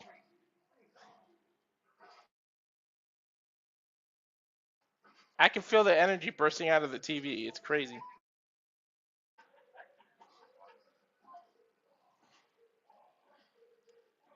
Getting the war. Oh my God, he looks crazy as a heavyweight. It looks so different. He looks like a different human. I don't think he gained that much weight, to be honest. I think this might be more of his natural walk around weight before he cuts down to the 205 he was fighting at. Always serious. That man, he has got the poker face. Let's see who he's walking down with. American hero, Captain Flo Groberg, Medal of Honor recipient, and Agent Detective Chad Booth, Palm Beach Sheriff Division. Holy shit! I'm getting scared looking at Alex through the damn TV. That man is staring a hole in the camera.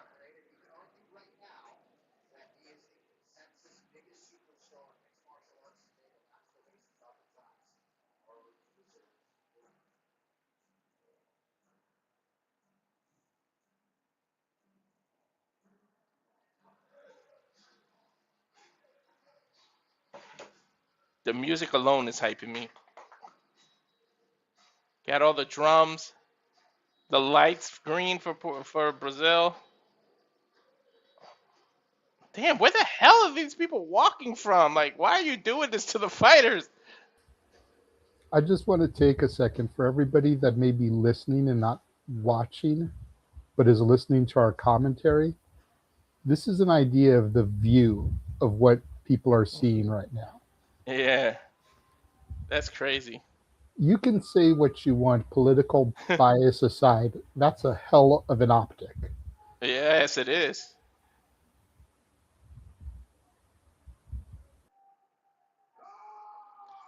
There we go, the bow and arrow pose. Fireworks coming off the top. This is bigger than WWE events, the way they did this. Holy crap. This feels like a WrestleMania-esque thing.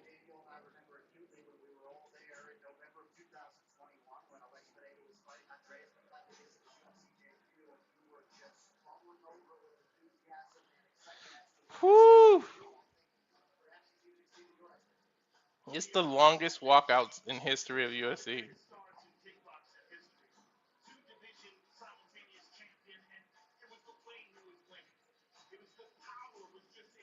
Somebody on Polymarket just put 500,000 on Alex Pereira to beat Ciryl Gane tonight. That's a massive trade. Pays out $1,026,258. That is crazy.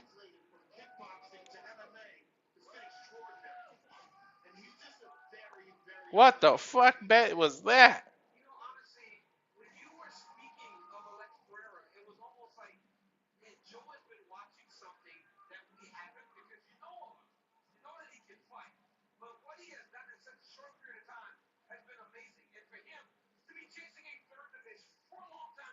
Most people chase 2 divisions. This dude Pereira is trying to do something really crazy. 3 divisions? He's got the height for it. Natural heavyweight. He's 6'4", so it goes. But jeez.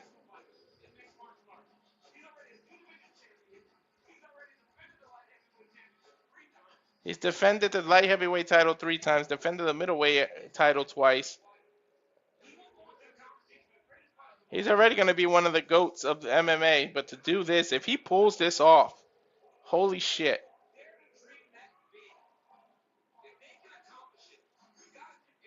Alex Pereira, one of 11 two-division champions in UFC history. Former 2-time UFC light heavyweight champion, a former UFC middleweight champion. Second most title fight knockouts, which is 6. Third highest significant strike accuracy in UFC, 62%. Pereira to win by KO is a plus 130 in the betting. Gane to win by KO is a plus 300. I want to see how he responds to getting hit by a true heavyweight. That is what I'm interested in. Especially he's usually ripped.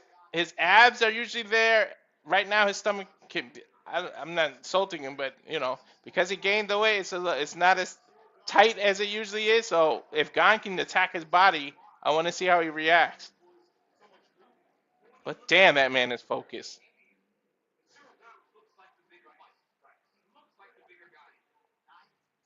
Gane loose, jumping around. Pereira just looks serious and focused. He likes to play mind games with his opponents.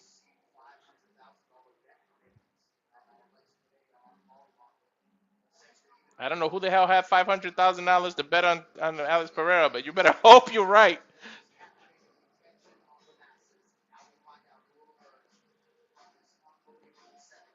This is crazy.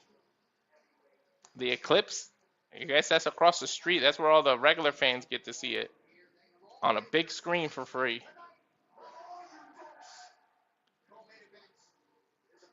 Co-main event.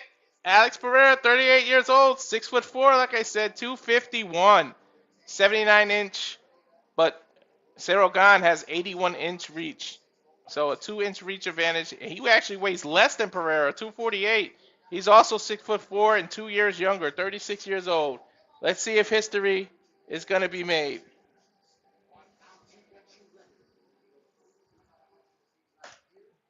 Crazy. Here's Bruce Buffer with the introductions. Your co-main event, the first 5-round fight, well, scheduled for 5 rounds in the White House today.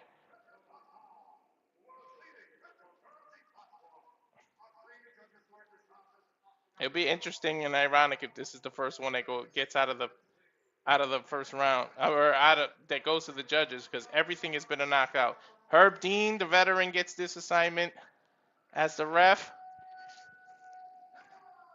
Co-main event, and no one's from America in the White House. You got a Frenchman and a Brazilian.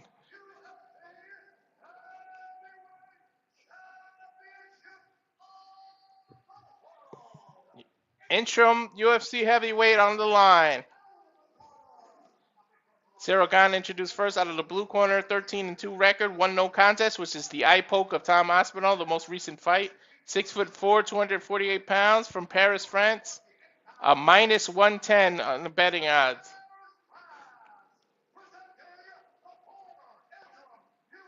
Which means he's the favorite? They actually favor him? It's a little interesting.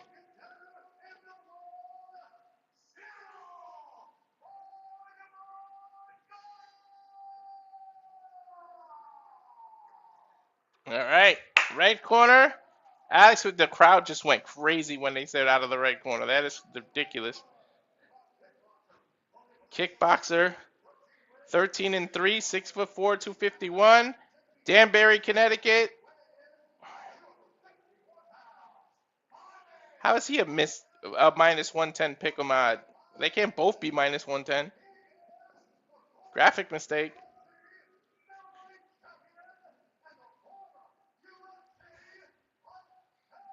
Former middleweight, former lightweight.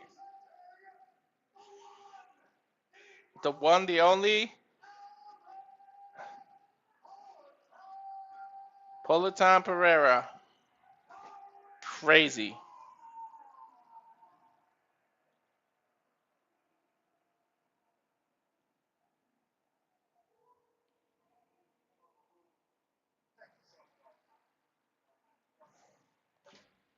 Protect yourself. Follow my instructions. They touch gloves. Get out of the corner. This is a big fight feel. Not that any of the other fights didn't feel like it, but this is crazy.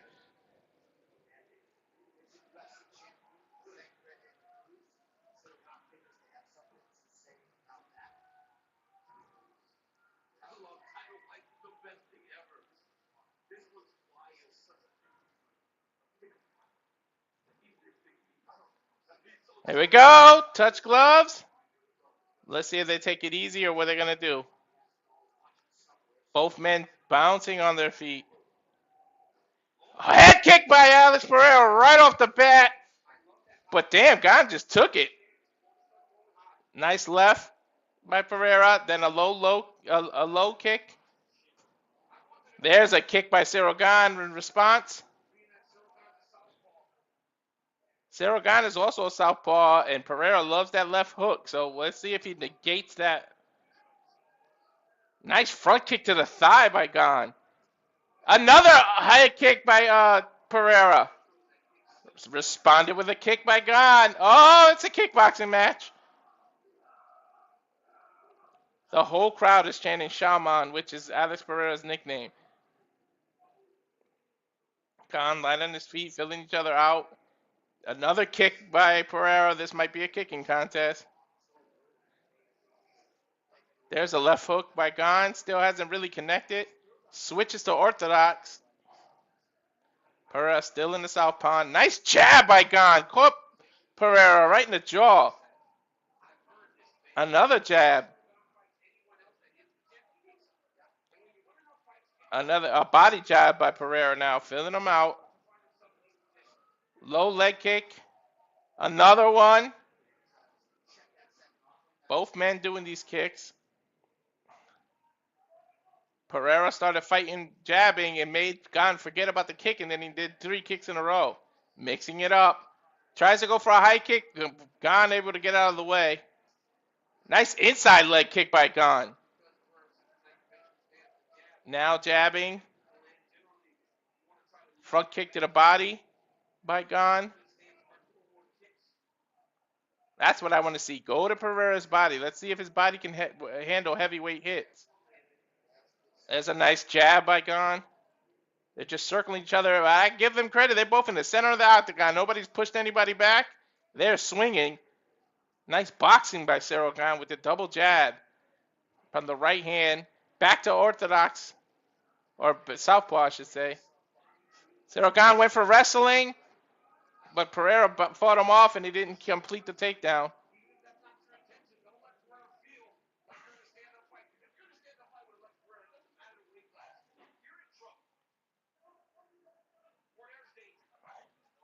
Nice front kick to the chest. Holy shit by Gane. But Pereira just ate it. Jab, left hook combination, and then followed by an inside kick to Pereira. Man, Gane is quick. For a man that size, nice 1, 2, 3 combination. 4, 5. 5 hits in a row, and Pereira took it. Nice head kick. Ooh, this jab is working right down the middle for Ciryl Gane.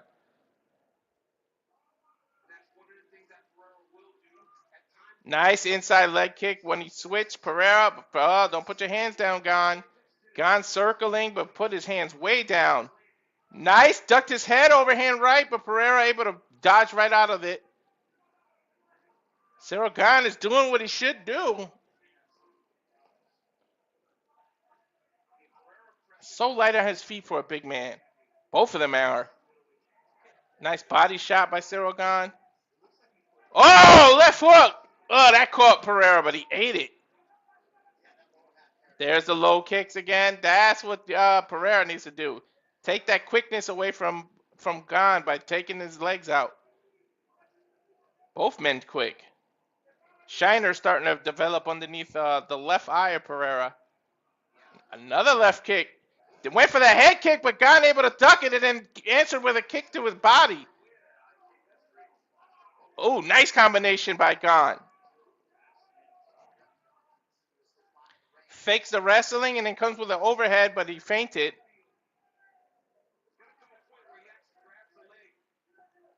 I want to see if he can wrestle Gane. Wrestle Pereira. Another head kick by Pereira. What the hell?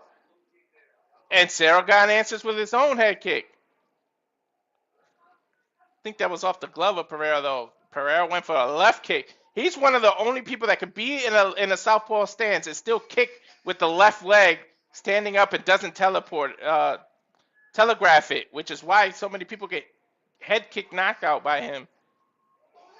Oh, nice jab at the end there. Pereira could have stole the round at the end, but Gane was looking pretty damn good.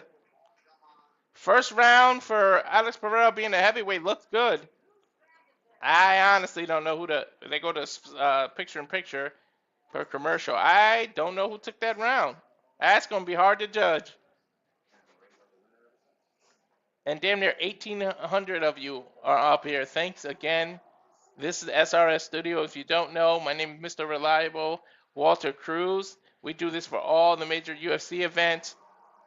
We do this for all wrestling, PLEs, especially the independents. We do interviews and so much more. Subscribe to the channels because not everything is on Twitter. So subscribe to @Rage of Wrestling. Pereira, well, they're speaking Portuguese in his corner. Ooh, that's interesting. He did not sit down on the stool. He stood up the whole time.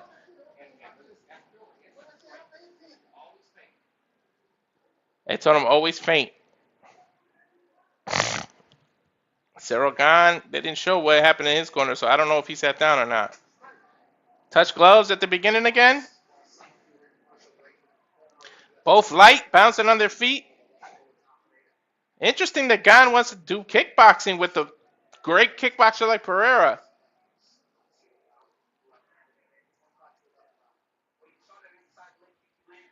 Nice inside kick by Gane. And then a head kick by Pereira, but Gane saw it coming and dodged it. Kind of blocked it. Nice overhand by Ciryl Gane. Goes for the takedown. There we go. Some brawling action, but Pereira able to push him off. And then Gane caught Pereira coming in with a right hook. It's over. Gane might get it. Pereira's trying to fight. Pereira trying to take him down. Elbows. Remember, the 12-6 elbows are legal now. Pereira, yeah, see, that's heavyweight now, Pereira. Gane with the kick. Pereira is hurt.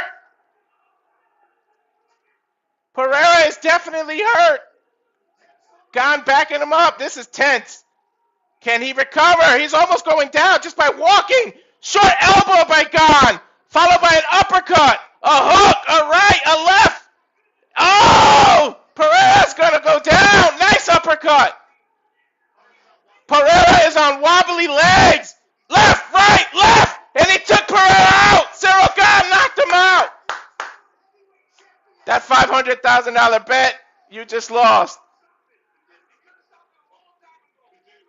Oh my God, Pereira doesn't know where he's at. He can't even walk. Ciryl Gane just wiped his blood off for him. Went to go hug him and he stumbled to the corner. Ciryl Gane is your interim heavyweight champion, so the Aspinall rematch is definitely going to happen. Holy shit. Holy shit. Ciryl Gane took him out. Pereira can't be in this weight class. I knew it. He can't handle this.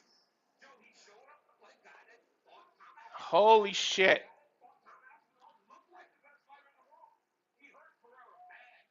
Pereira doesn't know where he is right now.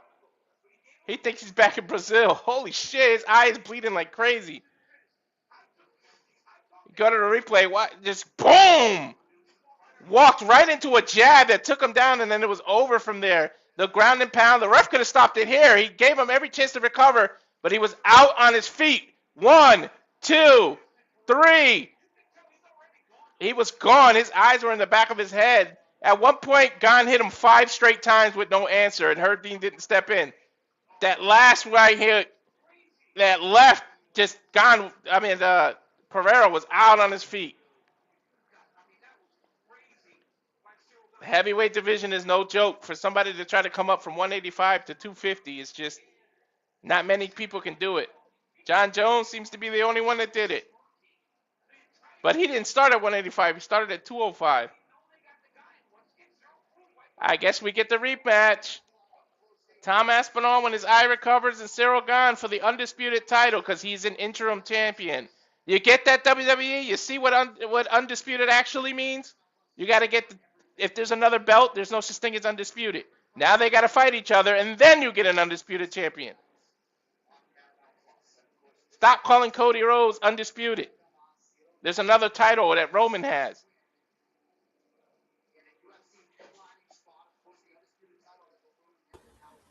Tell him, Walter.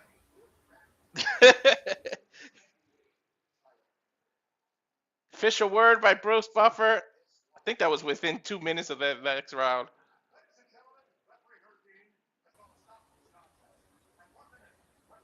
1 minute 27 seconds, the second round. Not a single fight on this card has gone to decision. Every single fight has been a knockout. Interim champ. Where's the title? There it is. Crazy looking title now. And no fight has gone out of the second round either. Nope. Every fight, second round is the most it's gone into. Every That fight's UFC either. Yeah, I was going to say any fight has either been a first or second round. Mm-hmm.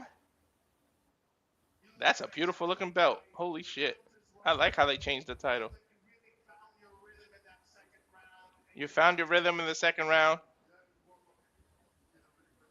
It's just so funny because he's got the French accent and he looks so humble, and the way he talks, you think, well, this nerd, but he'll beat the shit out of you. My family. We knew it was possible. Said, look at the screen. It was a beautiful jab. I didn't even see the way he knocked him down there. He ran into a jab. He walked into it.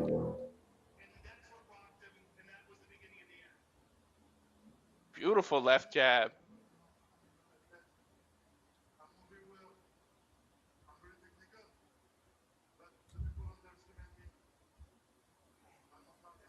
I've never seen Pereira get hurt like this. This is crazy.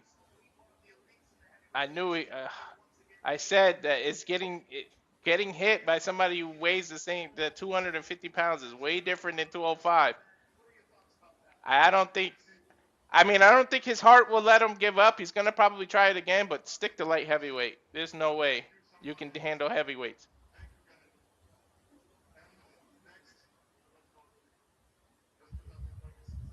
Let's do that rematch in September with Tom Aspinall. He just called out. I don't know if his eye will be ready. I don't know what surgeries he had, but whew.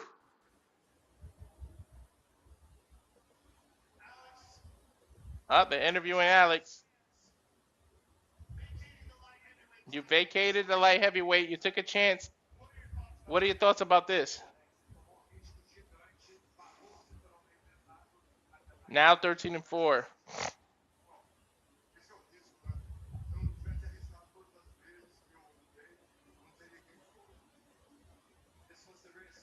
This was the risk. If I didn't take a risk every time I fought, I wouldn't be where I am.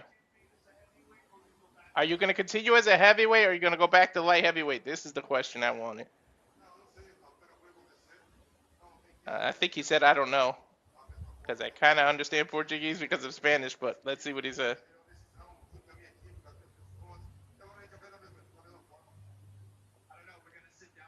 I don't know. We're going to sit down and look at it. Sat down on our team, talk about it, and we'll decide what we're going to do. Alex Pereira. This is crazy. Not a single made it out of round 2 of this whole UFC fight card. This is what Dana wanted on this big screen, and not one controversy, not one decision. The judges basically had the night off.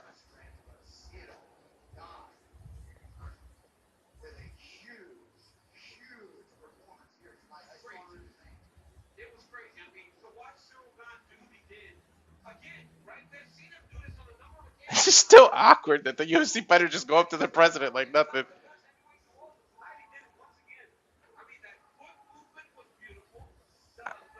DC talking about the foot movement. That's exactly what I said. His foot movement was just crazy for a heavyweight. He was light on his feet. But, man, the strength of a heavyweight, that's why we have weight classes. See, when UFC first started, there was no weight classes.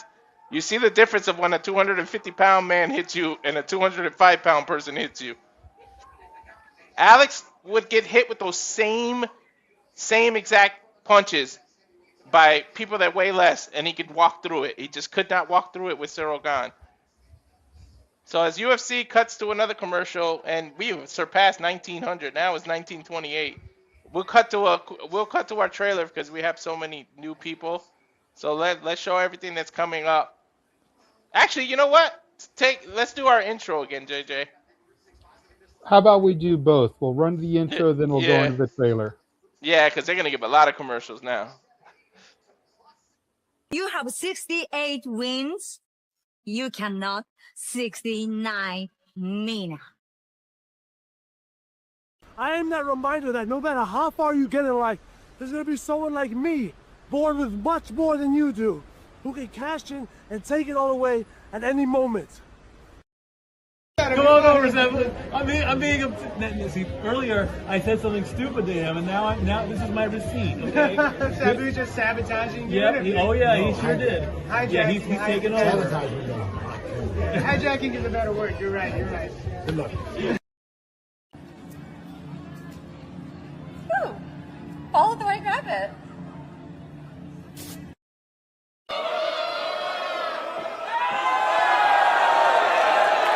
The mask has been removed, but I tell you what, he's still the same pro wrestler, whether he's wearing a mask or not. Say his name and he appears. I believe in Noah. I believe in Datula. The Meltzer of the multiverse. Who the fuck wants to compare themselves to another? How much of a mark do you have to be? You couldn't even pick a professional athlete. You went with a fucking journalist? Grow up, man. We just want to say thank you to Simply Reliable Studios for voting us as Tag Team of the Year. Of course. Because you know what they say, right? If you can't swim, you're bound to drown. Tonight, she is sponsored by Simply Reliable Studios from Orlando, Florida. She is everybody's favorite BFF, Izzy Mauricio.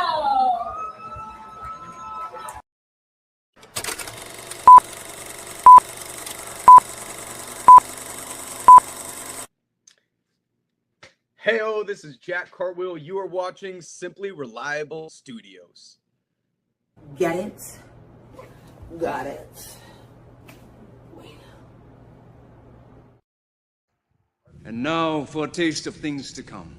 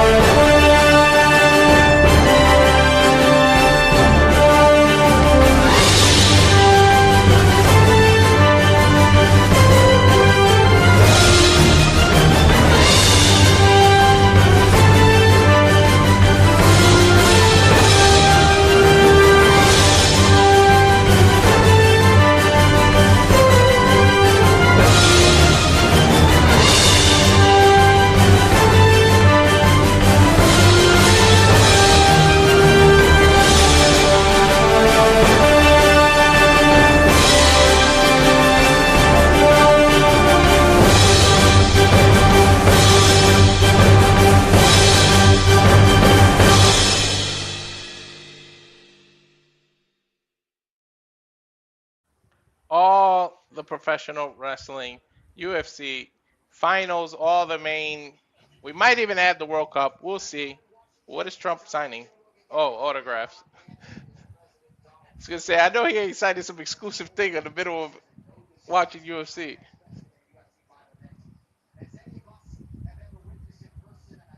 But we do interviews, all the major sport events. This is crazy. UFC Freedom 250.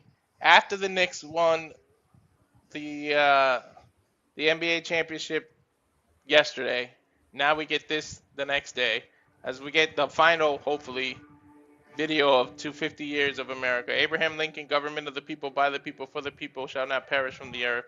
Another package. Roosevelt saying the only thing we have to fear is fear itself.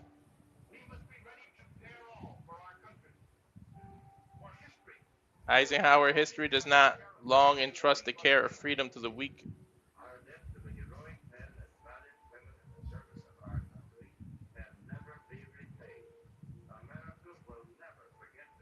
Harriet Truman, America will never forget their sacrifice.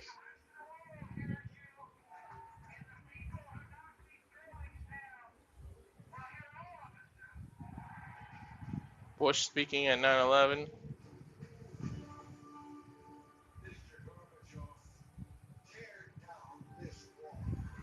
Tear down this wall. Reagan. JFK's famous speech. Ask not what your country can do for you, but what you can do for your country.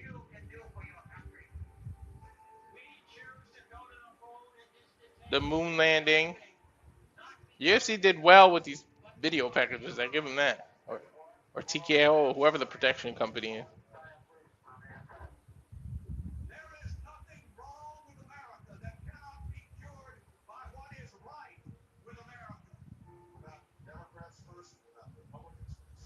Obama speech.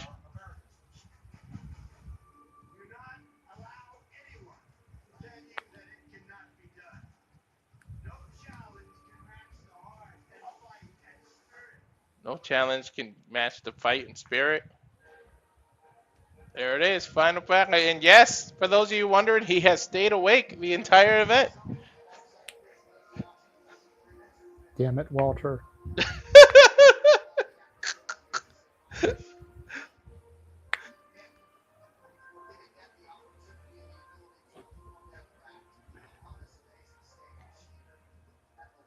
That stage is crazy, though.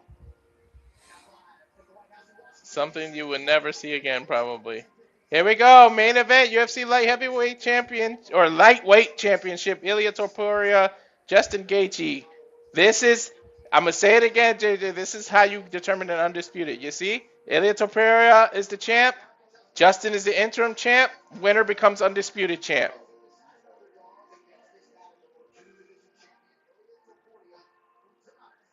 Then you can call him undisputed.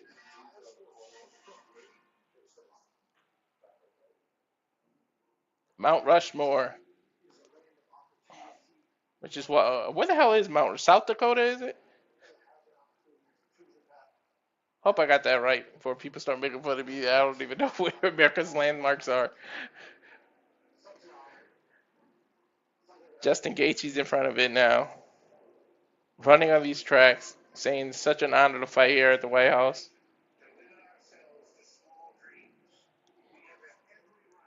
Justin Gaethje's freaking package is going to be, his video package is going to be highlights of so many knockouts. I said it at the beginning of the stream, both men have rocks for hands. There's his uppercut, knockout of Michael Chandler. Head kick knockout. Uppercut. Dude has a highlight. He's a walking highlight reel, but so is Ilia Topuria. Justin Gaethje has been interim champion twice now. That was when he beat Patty the Batty to get it. But man, Undisputed has eluded this man. He is trying. This is his third shot at trying to become the Undisputed. Here's Ilia, El Matador, Spain's own Ilia Topuria. Said, from the day I stepped in the octagon, I knew I was destined to be a world champion. Dude, we surpassed 2,100 people. Subscribe to the Rage of Wrestling YouTube channel. Those that are watching on Twitter, it's a couple of clicks of buttons. We've been sharing the channel all night. All you got to do is click and hit the subscription button. There's Ilia, knocked out Charles Oliveira to become champion in the first round, might I add. First man and only man to have ever knocked out Max Holloway. Double division champ.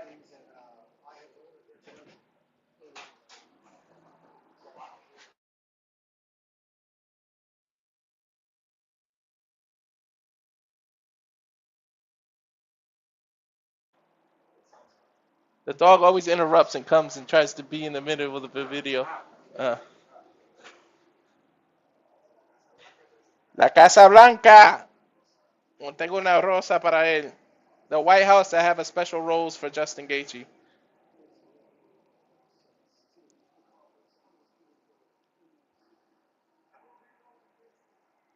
I'll be throwing missiles just in case. He said, it was him. I said it earlier. I said, I remember somebody did a flip off the thing and hurt their knee. It was Justin Gaethje. They just showed it.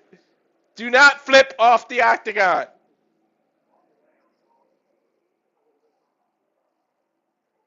Woo!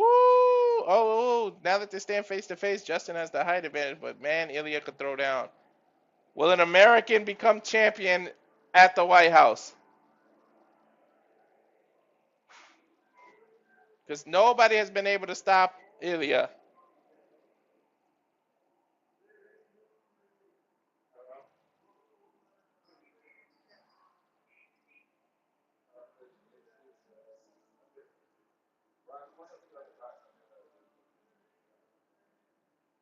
Ain't no...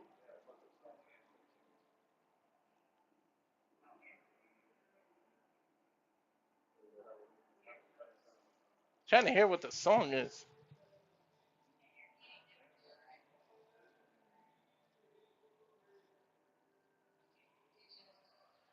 Can't nobody bring me down.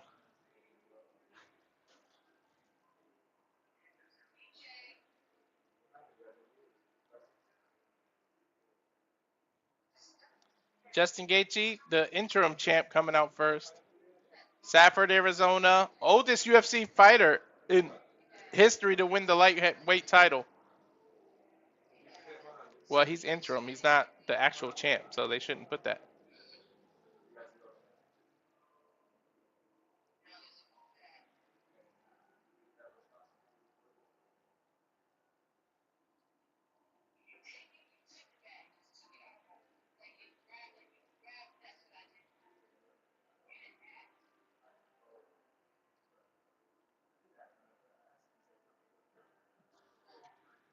Justin trying to do something that's eluded him this whole time. From interim to undisputed.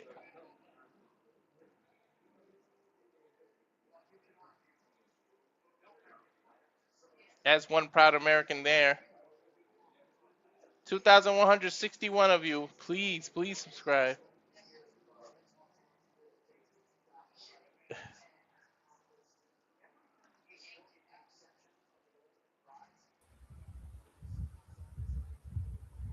American hero. He's walking with Sergeant. Oh, it disappeared. Damn, that was the fastest they've done that. Why they took that away? I always read who they walked out with.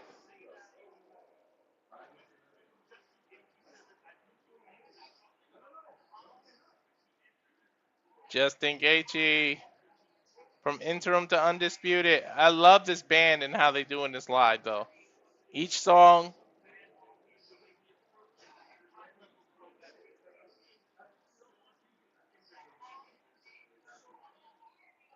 The longest UFC walkouts. This damn White House card. That's why nobody's been in. That's why everybody's got knocked out, JJ, because everybody's tired by the time they get to the actual octagon.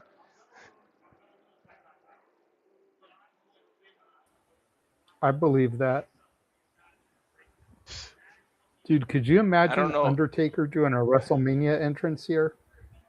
Right? Jesus. Or Roman Reigns doing a WrestleMania entrance? Right? It's like they've already got lawn entrances. Then you give them this entranceway too?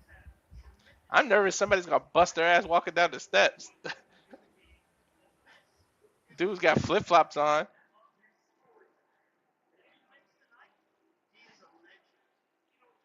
Just in case he can cement his legacy. If he wins tonight at the White House, to be American-born, to be one of the proud Americans, oldest UFC champ ever, the one person to stop this man from Spain that nobody could stop, and to do it in front of the president, there's a lot of pressure on Gaethje right now. And a lot of it's self-imposed, but geez.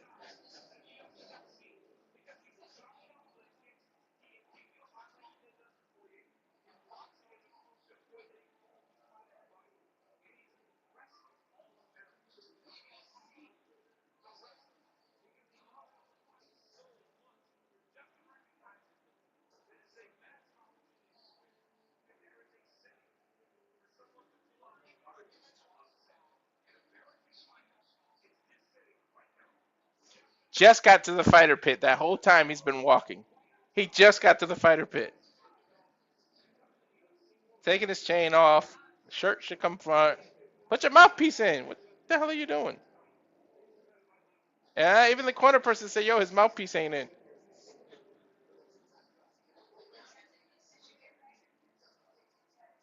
High five in his crew.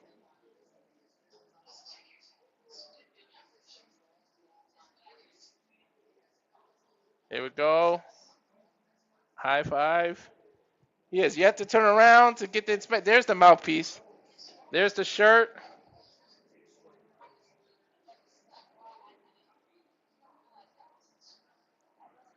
There we go. Checking his wrapping. Checking his mouthpiece. Checking that he got a cup.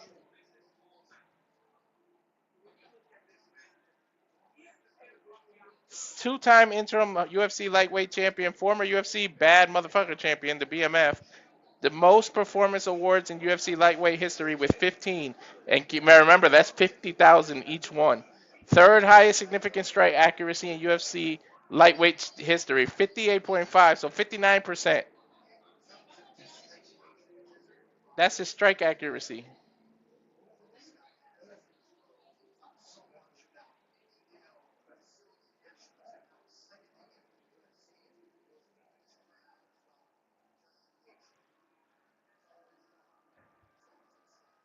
Finally made it inside the octagon.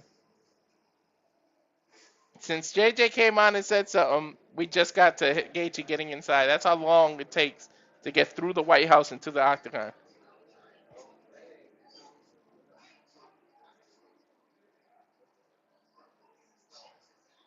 Someone just put 150,000 on Justin Gaethje to beat Ilia tonight. That will win you $786,575. We saw the last time they just showed that was the last fight, and that person lost that $500,000.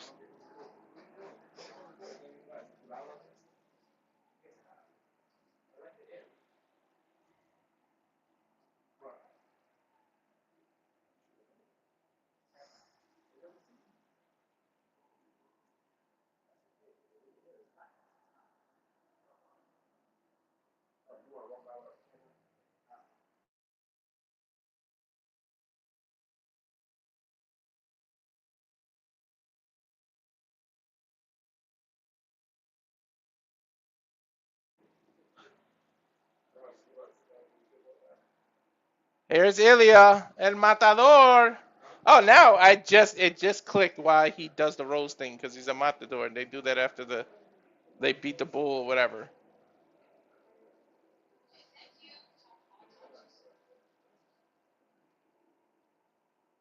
Spain's own. Let's count how long it takes him to get out there.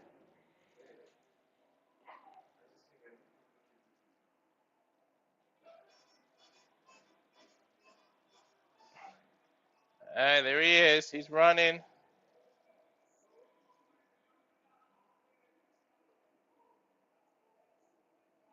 I started the clock. I'm literally going to time how long it takes him to get to the octagon.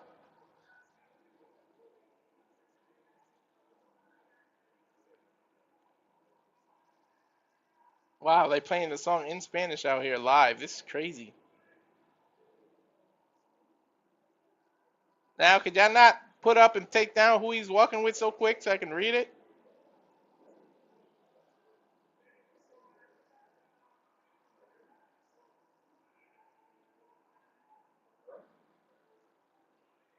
He has yet to meet the people he has to walk with.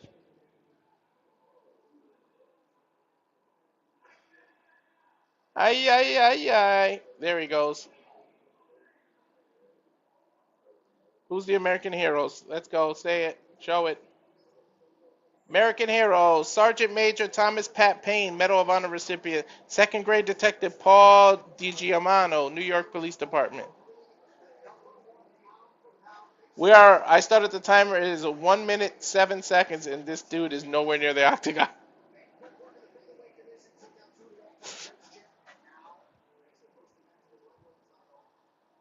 He hasn't even made it to the steps yet.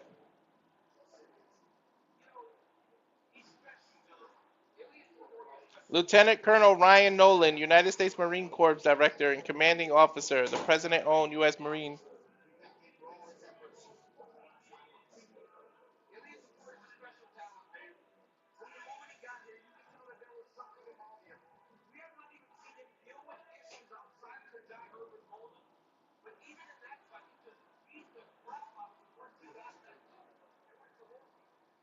Two minutes, he isn't even out of the White House yet.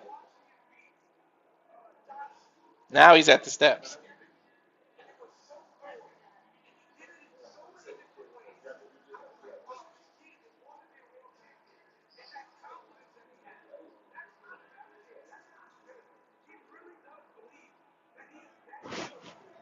If Ilia beats Justin, he literally beat like all the legends in the lightweight champion in the lightweight division, which means he really cemented his legacy here. Both is a legacy fight for both men.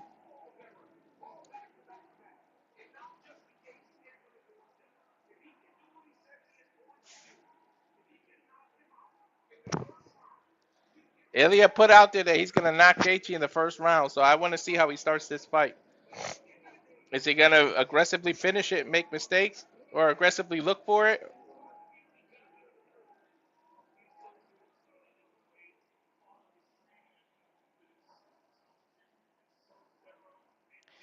JJ, it took him 3 minutes and 2 seconds just to get to the fighter's pit.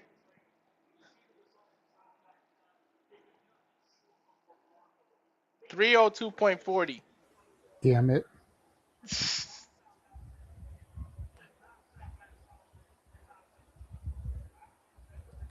At least it's the main event. Yeah.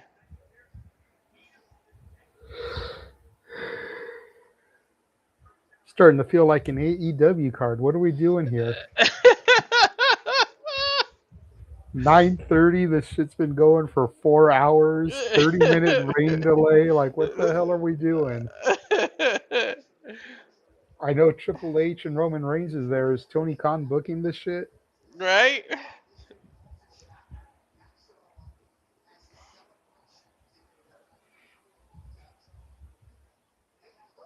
Dude, this even looks cooler at night, though. The way they got it set up. Luckily they did this in the summer. Well, technically it ain't the summer yet. Oh no, it's the summer. Memorial Day feels starts summertime. He is one of 11 two-time division champions in UFC history, UFC lightweight champion and a featherweight, fourth longest active UFC win streak with 9, undefeated, 17-0.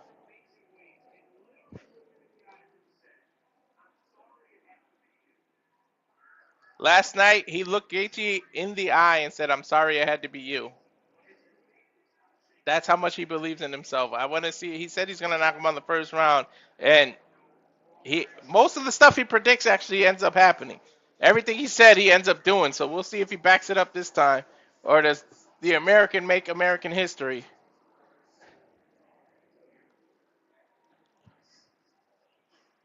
This might be one of those don't blink fights because they're going to go for it. There's the fireworks. This man just got in the octagon, bouncing around. Let's go to Bruce Buffer for the final introduction. UFC Freedom 250 specialized belts. Titles, whatever you want to call it. In the wrestling industry, they say belts hold your pants, so these are titles. But they call them belts in the UFC.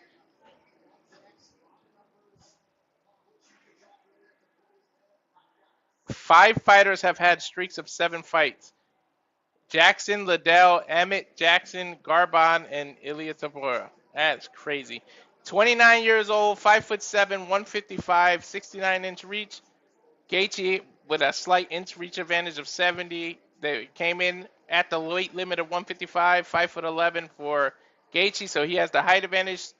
37 years old, 27-5 against 17-0.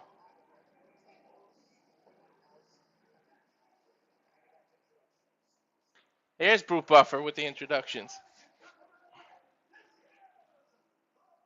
Main event of the evening.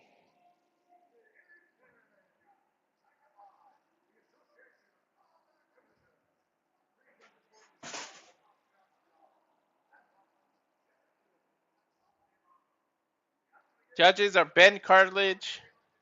Referees Mark Goddard. They took away the judge's name. I could only read one. But literally all night we haven't had the need for judges. We'll see.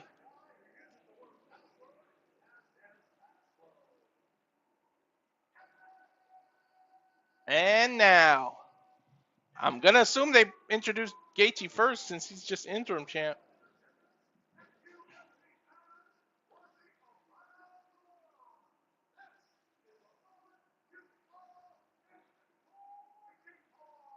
Gaethje looks focused. I've never seen him this focused.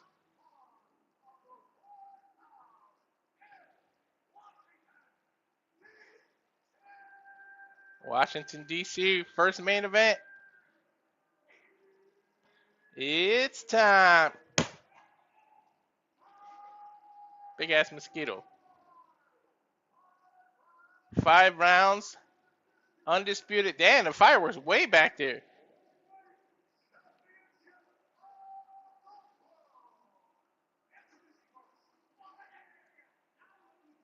Fighting out of the blue corner. Yep, Gaethje's first. 27-5, again, 5'11", 155, fighting out of Denver, Colorado. Plus 350 underdog. Every $100 you bet on Gaethje will give you $350. Former BMF champion and 2-time interim champion. Can never be undisputed. We'll see if he breaks that.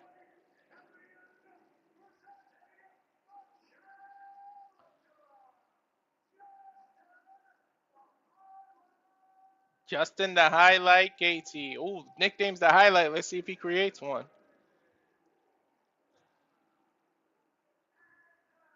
And now fighting out of the red corner. 2,200 people, JJ. That's crazy. 17-0, 5'7", 155 from Alicante, Spain. Minus 480 favorite.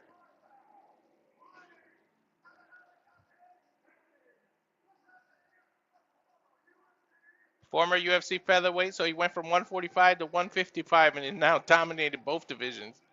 But he did vacate the Featherweight to stay a lightweight.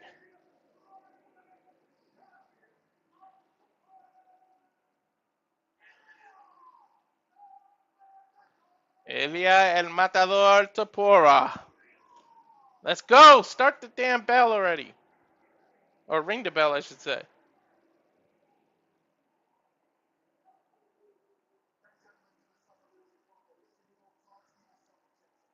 Keep yourself protected.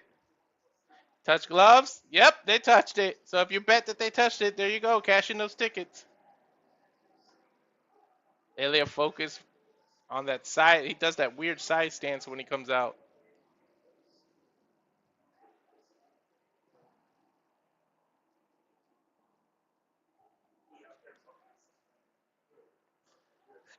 Gaethje coming out. Oh, what a jab right off the rip. Ilia leaning back, trying to stay out of his range so he can get inside. I already know what he's trying to do. He's probably going to go for a left hook to the body followed by a right overhand to try to knock him out. He's standing perfectly for that. But Gaethje coming out on fire with these jabs. Ilia with a nice inside leg kick. Nice jabs by Justin. And Gaethje almost tried to do a takedown, but Ilia able to back up.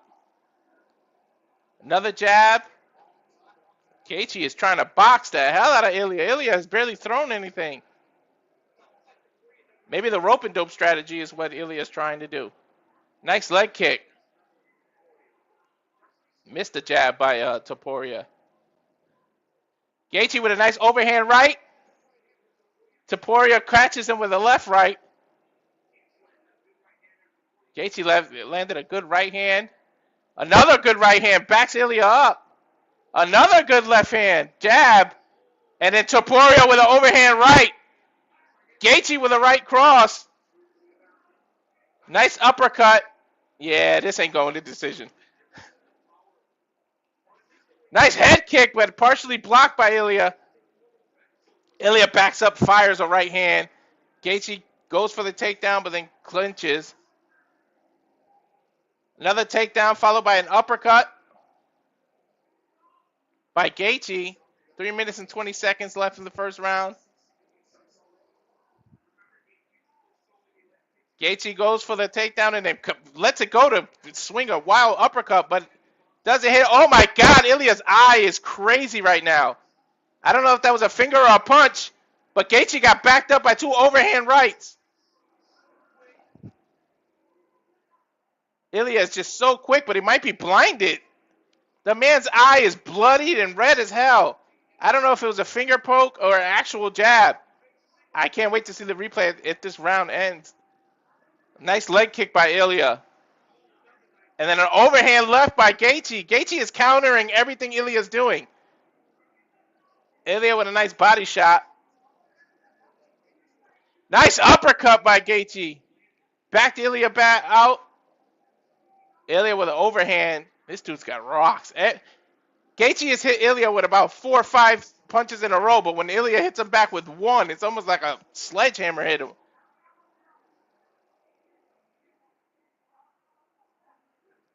Oh, Ilia got caught coming in with a left. Another left by Gaethje. Gaethje is catching Ilia right at the end. Goes down. Topuria is trying to close the distance. Gaethje trying to back him up with these jabs. Keep him at a distance. He does not want the dirty boxing by Ilia. But Ilia is just doing all the octagon pressure and backing Justin off. Gaethje is definitely fighting off the back foot, but then he, with an overhand right, Ilia's bleeding out of his nose and his eye. Gaethje with a beautiful uppercut right hand cross combination. Gaethje is definitely winning this round so far. Nice, beautiful overhand. How the hell did Ilia take that? Good head kick by Justin.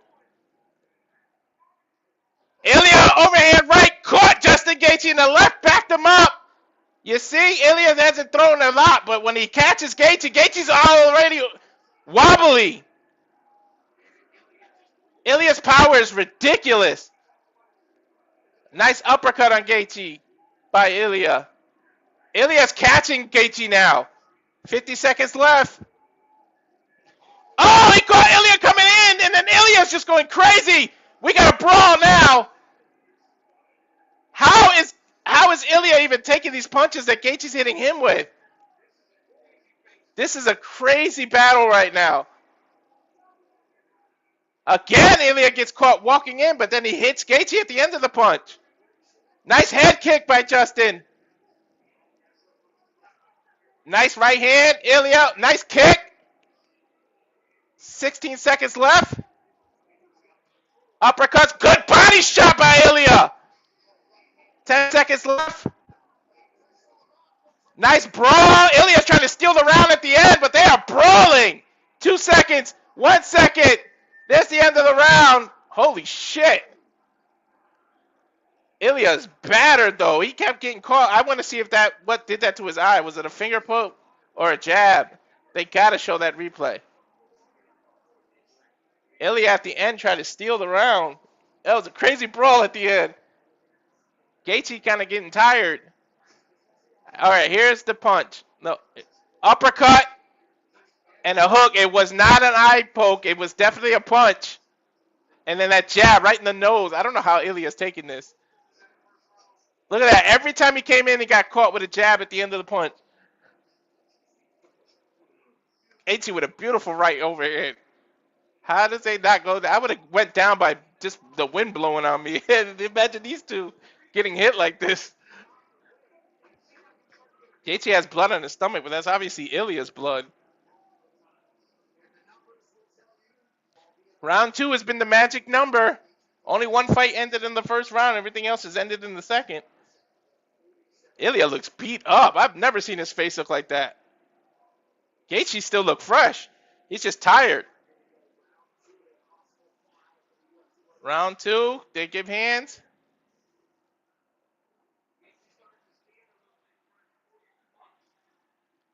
Gaethje cannot stand in front of Ilia. You got to keep circling like you were doing.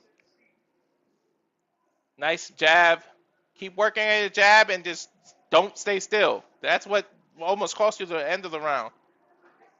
Ilia with a nice leg kick.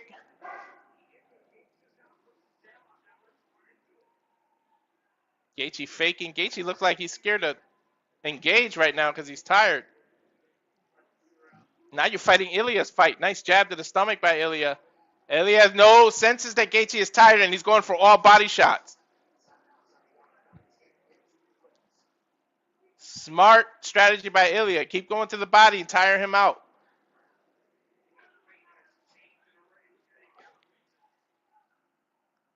Gaethje answers with a right or a left hook. Ilia came in with some wild punches. One of them caught at the end of Justin's nose. And then again, right to the body. Another body.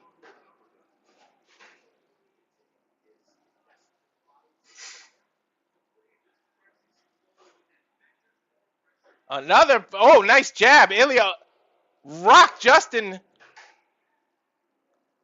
If he knocks him out, it's going to be a body blow. I can see it already because Justin is breathing hard. Now he's trying to work his jab again. Went for a right hook. Justin is tired. Another left jab.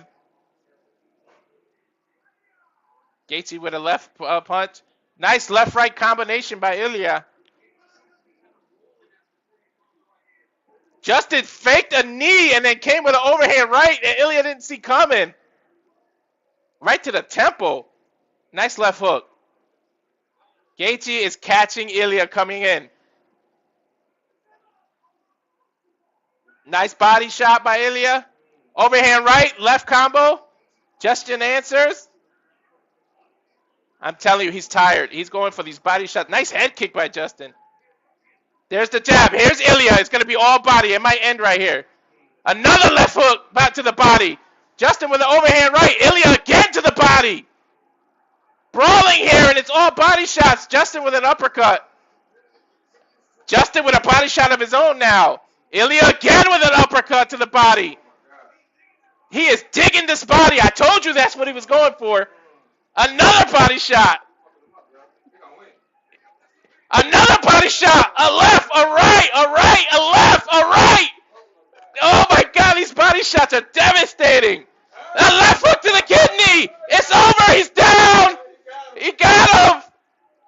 Now he's on top working it. I told you he was going for the body. I saw the setup. Ilia with a nice elbow now to ground and pound. But Justin doing what you should ever do. Never give up your back. He gave up his back. Armbar! Armbar! Oh, he's trying to get the armbar. Justin won't give it up. But now he's taking a ground and pound beating. He can go for a Darce choke here. If he moves his leg, he's going to go from a top triangle and then flip to his back. He's going to put his left leg over his shoulder, go to a triangle, rotate him, and then turn it into an armbar. He's trying to flip Justin from the body and turn it from the bottom and turn it to an armbar. Triangle armbar. He almost got it. As soon as I said it, he did it. Can't say I don't know my MMA.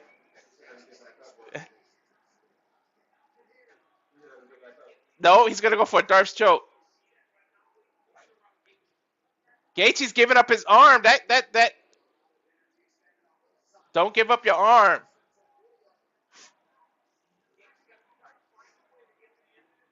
Gaethje's using his feet on the cage. He's still in danger. He could do that triangle choke here.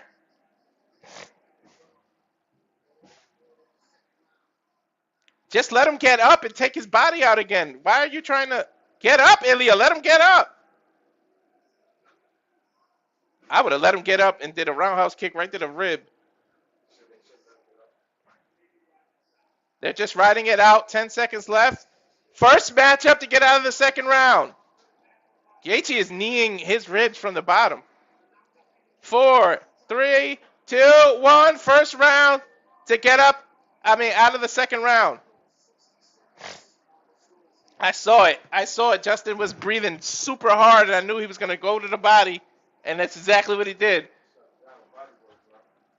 He literally hit him with 6 body shots left and right. Liver punch. It was that liver punch that took Justin. If they show the replay, it was that liver shot.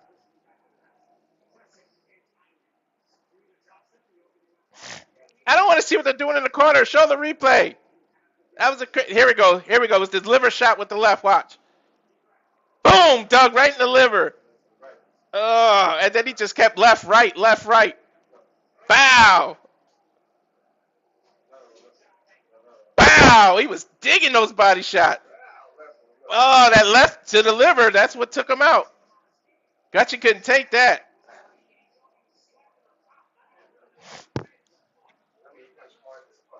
He's one of the hardest hitting people there are. And he's your weight. Gaethje, if I was Gaethje, I would wrestle right now. Take a break.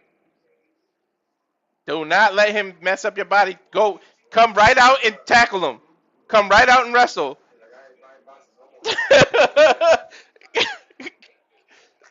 They are dirty boxing right now. Oh, nice knee to the body by Justin. Justin is not letting him box. He is inside. I would fake, change levels, and take him down.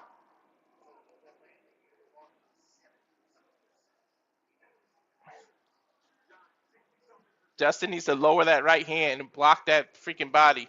Nice overhand right by Justin. Do not box Ilia right now. First match to get out of round 2. This is crazy. We are at 1-1 in my opinion, because Justin won that first round and Ilia definitely killed him in the second. Now Justin is afraid of the body. What I would do if I was Ilia right now is continuously fake to the body and then come over the top. Because he's going to be so afraid that you're going to attack his body, he's going to leave his head open. Both men trying to fill each other out. Justin is boxing.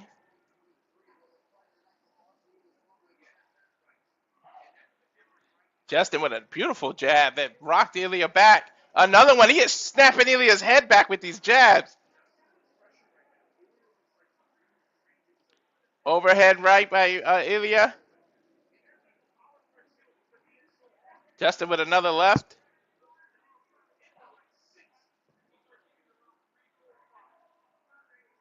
Ilia taking his time, He is looking for the opening to his body. You can see how his eyes are focused. Beautiful jab by Justin. Oh! Overhand right by Justin that just rocked Ilia! And then he put him in a north face choke!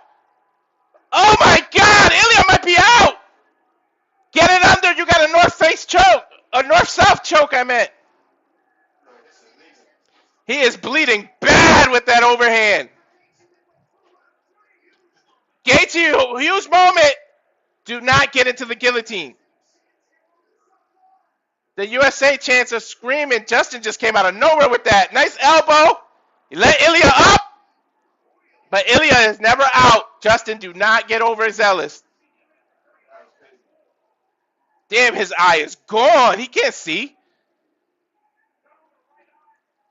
Justin with a head kick that rocked Ilia now. Partially blocked by Ilia. Ilia cannot see out of his right eye. But look, he's pushing the pressure on Justin. Justin with a nice left-right combo.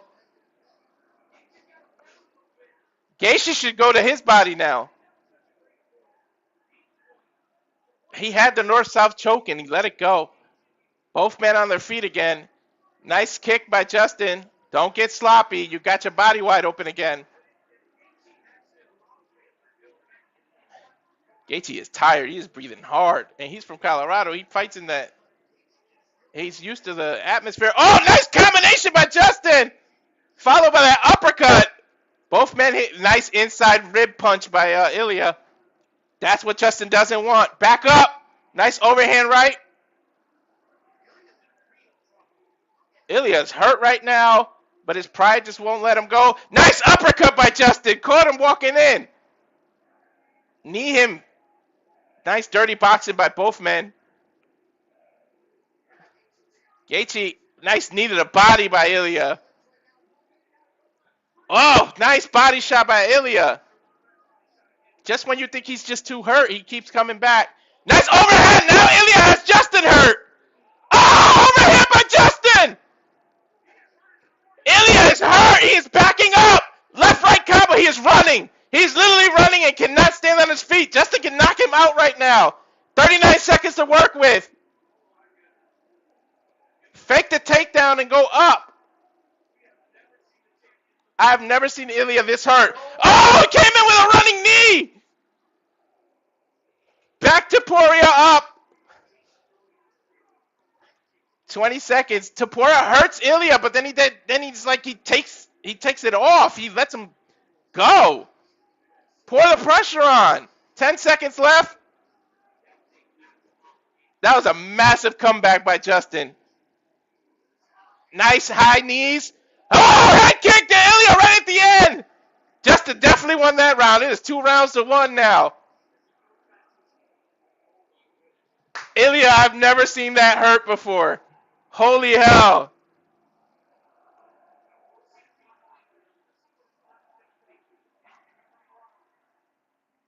Ilia cannot see out of either eye. Both eyes are just disgustingly swollen right now. He might not be able to see, and they might have to stop it. Bam! The doctor might take a look at the eyes, and he might not be able to come out. He cannot see. His eye is shut.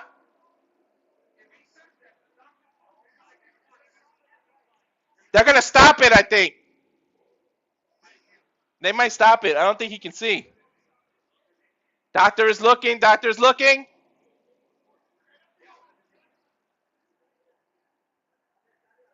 Doctor is looking. Are they going to stop it?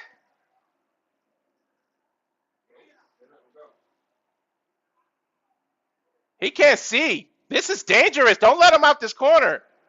I don't want to see a stoppage like this, but he cannot see. The ref took the water and said, get the hell out to everybody.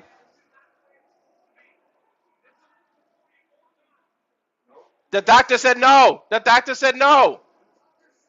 The doctor's saying no. They're going to stop it. He can't see, I'm telling you. Ilia is begging. He's saying he can see.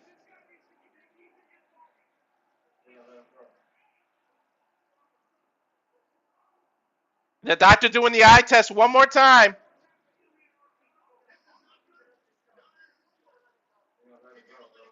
I'm going to let it go. He said, the ref told him, I'm going to let it go. Ilia's going to come out swinging and try to get the knockout because he knows they'll stop it at the end of this round. This is going to be a crazy round. Ilia's going to come out swinging crazy. They almost stopped it. They were this close to stopping it. I feel like he can't see. They continue. They let him out. And Justin's right on top of that eye. Uppercut, uppercut. That was about 10 uppercuts.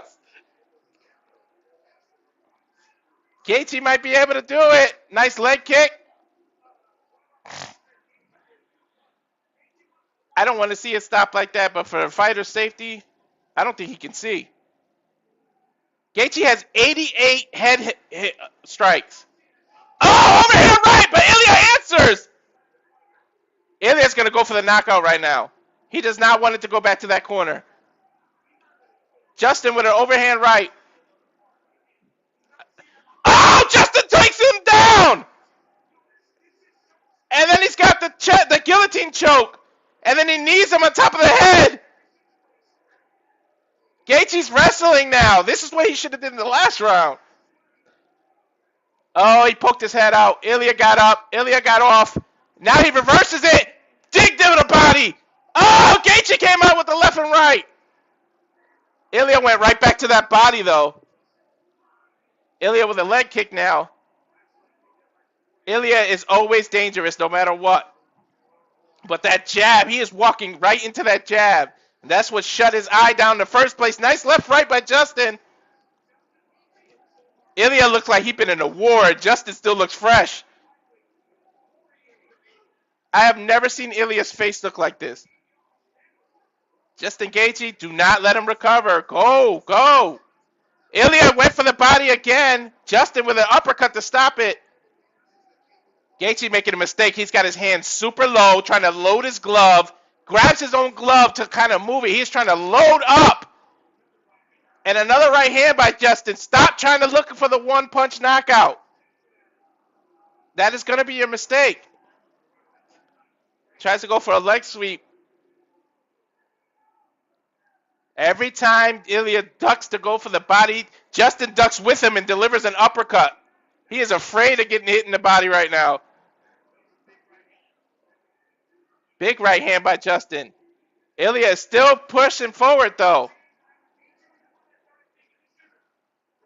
Gaethje, take him down. Don't let him go to your body.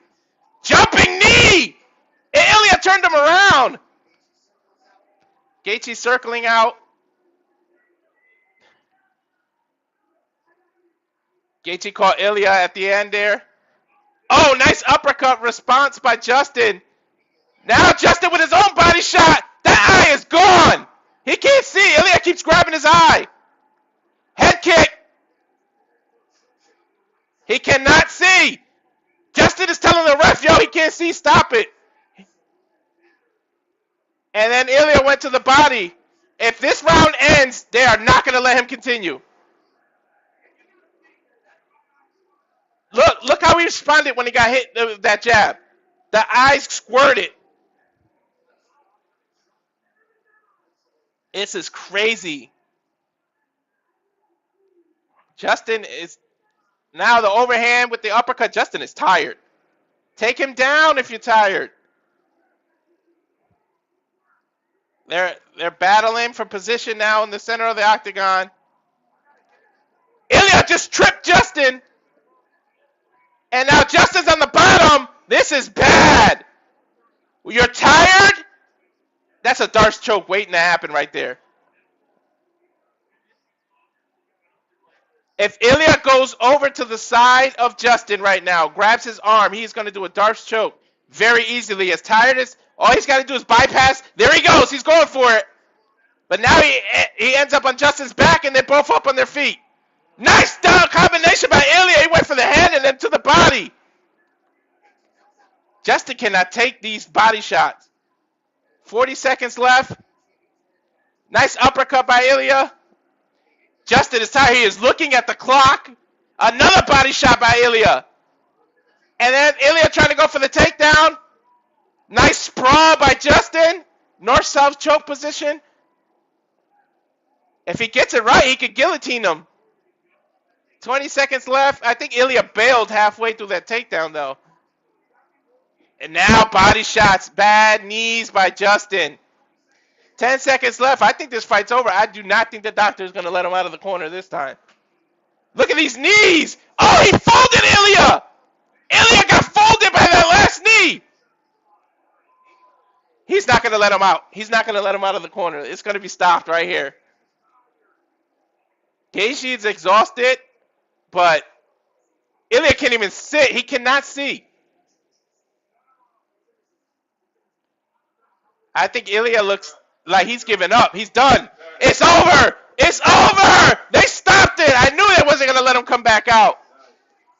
Yes, Justin Gaethje is the undisputed champion. And he's going to do the backflip. And he did another flip. Justin is the oldest person to become undisputed UFC lightweight champion in history.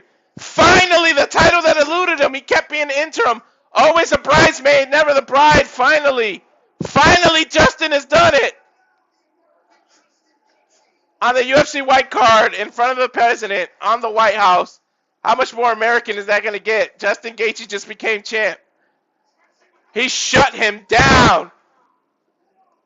But man, if he wasn't exhausted. Gaethje finally did it. Justin Gaethje is the champ. Shaking Trump's hand, President Trump.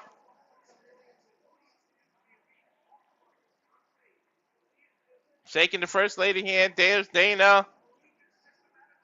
Fist bump the First Lady.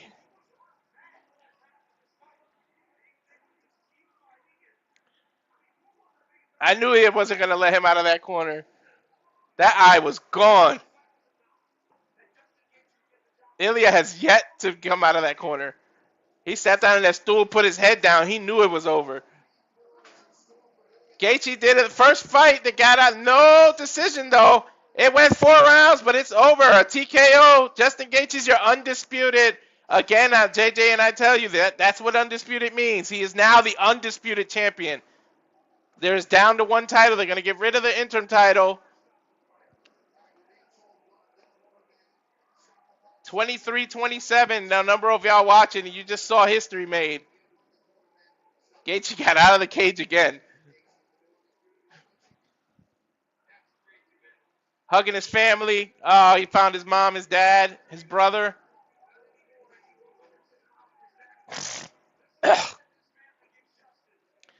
Finally, Gaethje did what he didn't think he could be able to do. So many people doubted him. He never had doubt in himself. He beat the unbeatable, the 17-0 undefeated. The O is gone. Ilia has finally been conquered by a 37-year-old, the oldest champ in history.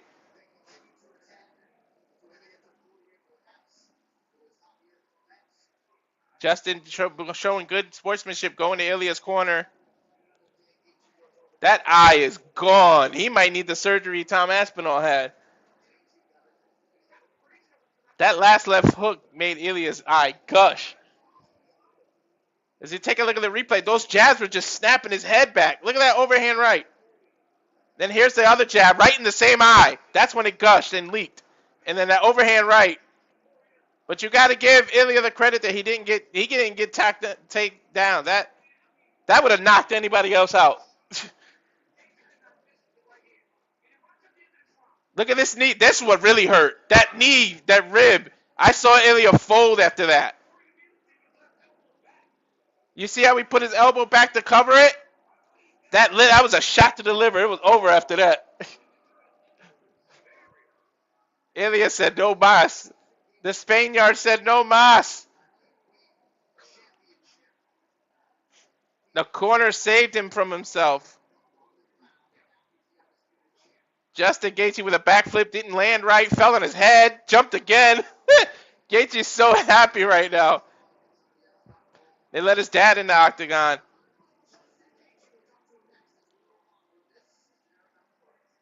Going to commercial now before the interview.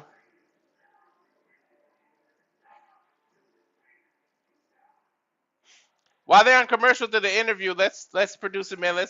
Let's get all the shills out of the way so we can just get off after the make it official.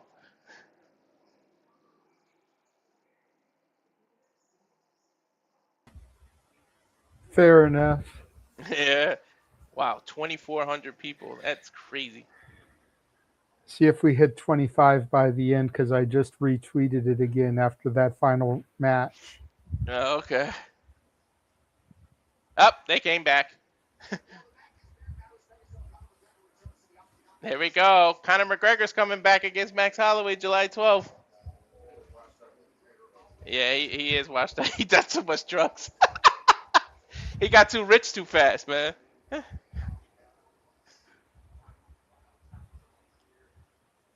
He used to be the boogeyman. Now nobody's afraid of him. End of the 4th round. TKO. Due to a corner stoppage. And new undisputed lightweight champion, Justin Gaethje. That is a crazy looking title.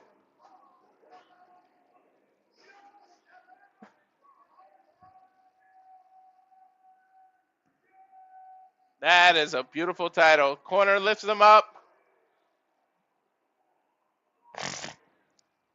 Joe Rogan trying to get his interview in.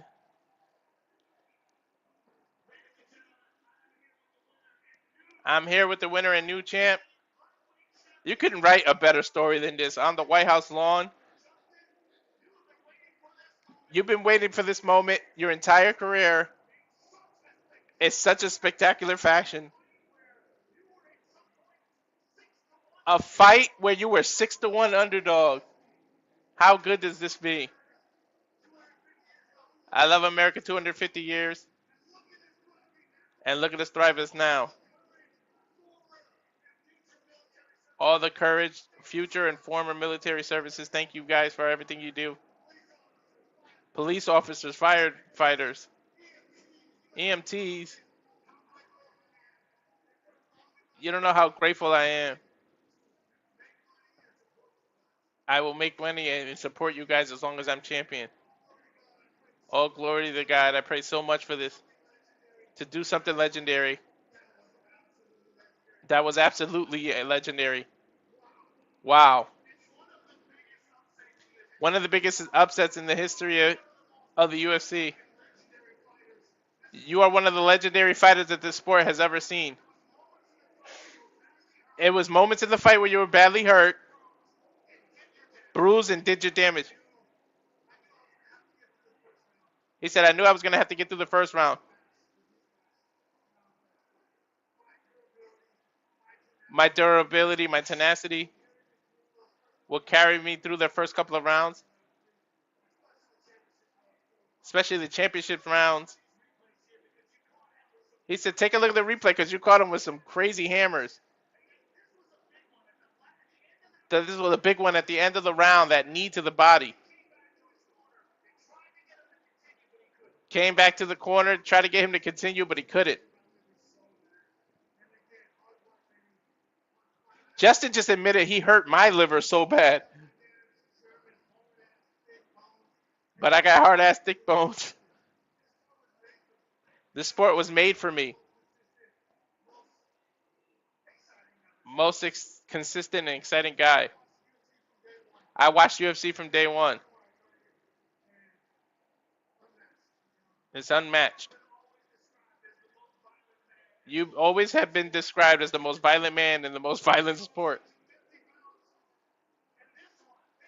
He said you got the UFC 250 belt and now the undisputed title.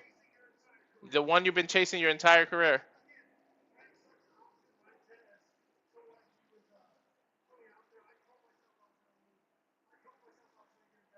He said, I told myself I was going to lose. I told myself I was going to get embarrassed so I could motivate myself. He had me rocked. He smoked my liver. Look at my face. I got thick-ass tin. I tell you that much. It needs to be studied.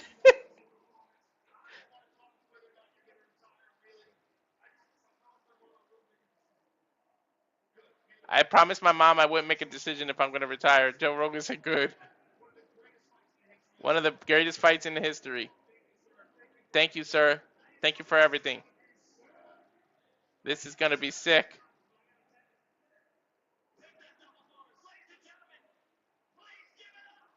Please give it up for your undisputed lightweight champion, Justin Gaethje. And that's going to do it. That's it for UFC White House 250, Freedom 250.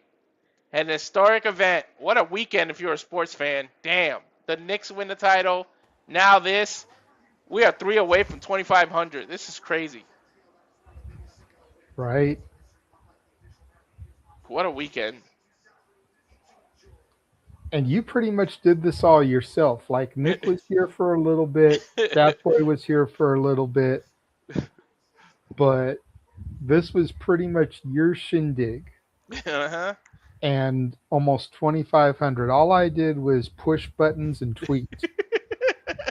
Yeah. That's what it takes. And Hard now, work pays off. Speaking of pushing buttons, if y'all watch it on Twitter, would just click that button to go to YouTube and hit the subscribe button. And then one more button with the bell notification so you can get everything that's coming up. All the interviews, all the wrestling events, the UFC, the sports, everything. 100%. If each one of you just hit subscribe, literally it'll jump up by more than 2,000. Make history. This whole weekend has been history. Make history by subscribing and make it the fastest jump. Seriously, even if only half of y'all did it. It's like he only needs 69 subscribers to get to the 300 to do the Hot Ones challenge. Like, can you imagine what your wife would say if you got 1,000 subscribers? I know. It'll be crazy. But yep, this weekend's over. UFC's over. Trump talking to Gaethje now. Knicks Turning won up the NBA Finals. The Panthers. Carolina Hurricanes Yeah. won the Stanley Cup. There were UFC fights on the White House lawn. Gaethje made history as the oldest lightweight champion. And we were here for it all. That's crazy, right? What a weekend.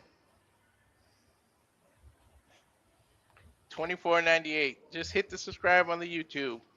But we are all here for the Renegade JJ Williams. And tune in tomorrow. What time is that interview? 8 Eastern, 5 Pacific. We'll be talking to former NXT star Big Body Javier Bernal, now going by Core Kid Javi. So make sure you guys tune in tomorrow for that interview. Again, 8 Eastern, 5 Pacific. We do have 2 more interviews lined up. Make sure you go to Spotify. He said it a couple times. Look up Saturday Shenanigans on Spotify. You'll find all of our past interviews, including some not pictured there.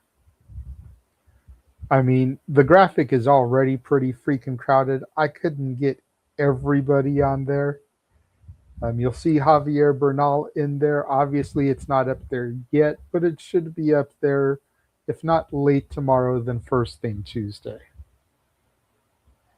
Kaya still owes us, or Miss Lopez still owes us dinner. Right. And then in addition, while you guys are subscribing to Rage of Wrestling, make sure you subscribe to Rangers of Wrestling. Make sure you subscribe to Batty for Wrestling. Make sure you follow PC Powerbomb. That's Pop Culture Powerbomb. A lot of you already are, but if you're not already, make sure you're following the Simply Reliable Studios at SR Studios 2024. And that will wrap things up for us here tonight. So good night, everyone. Thanks for joining us. Almost 2,500 of you.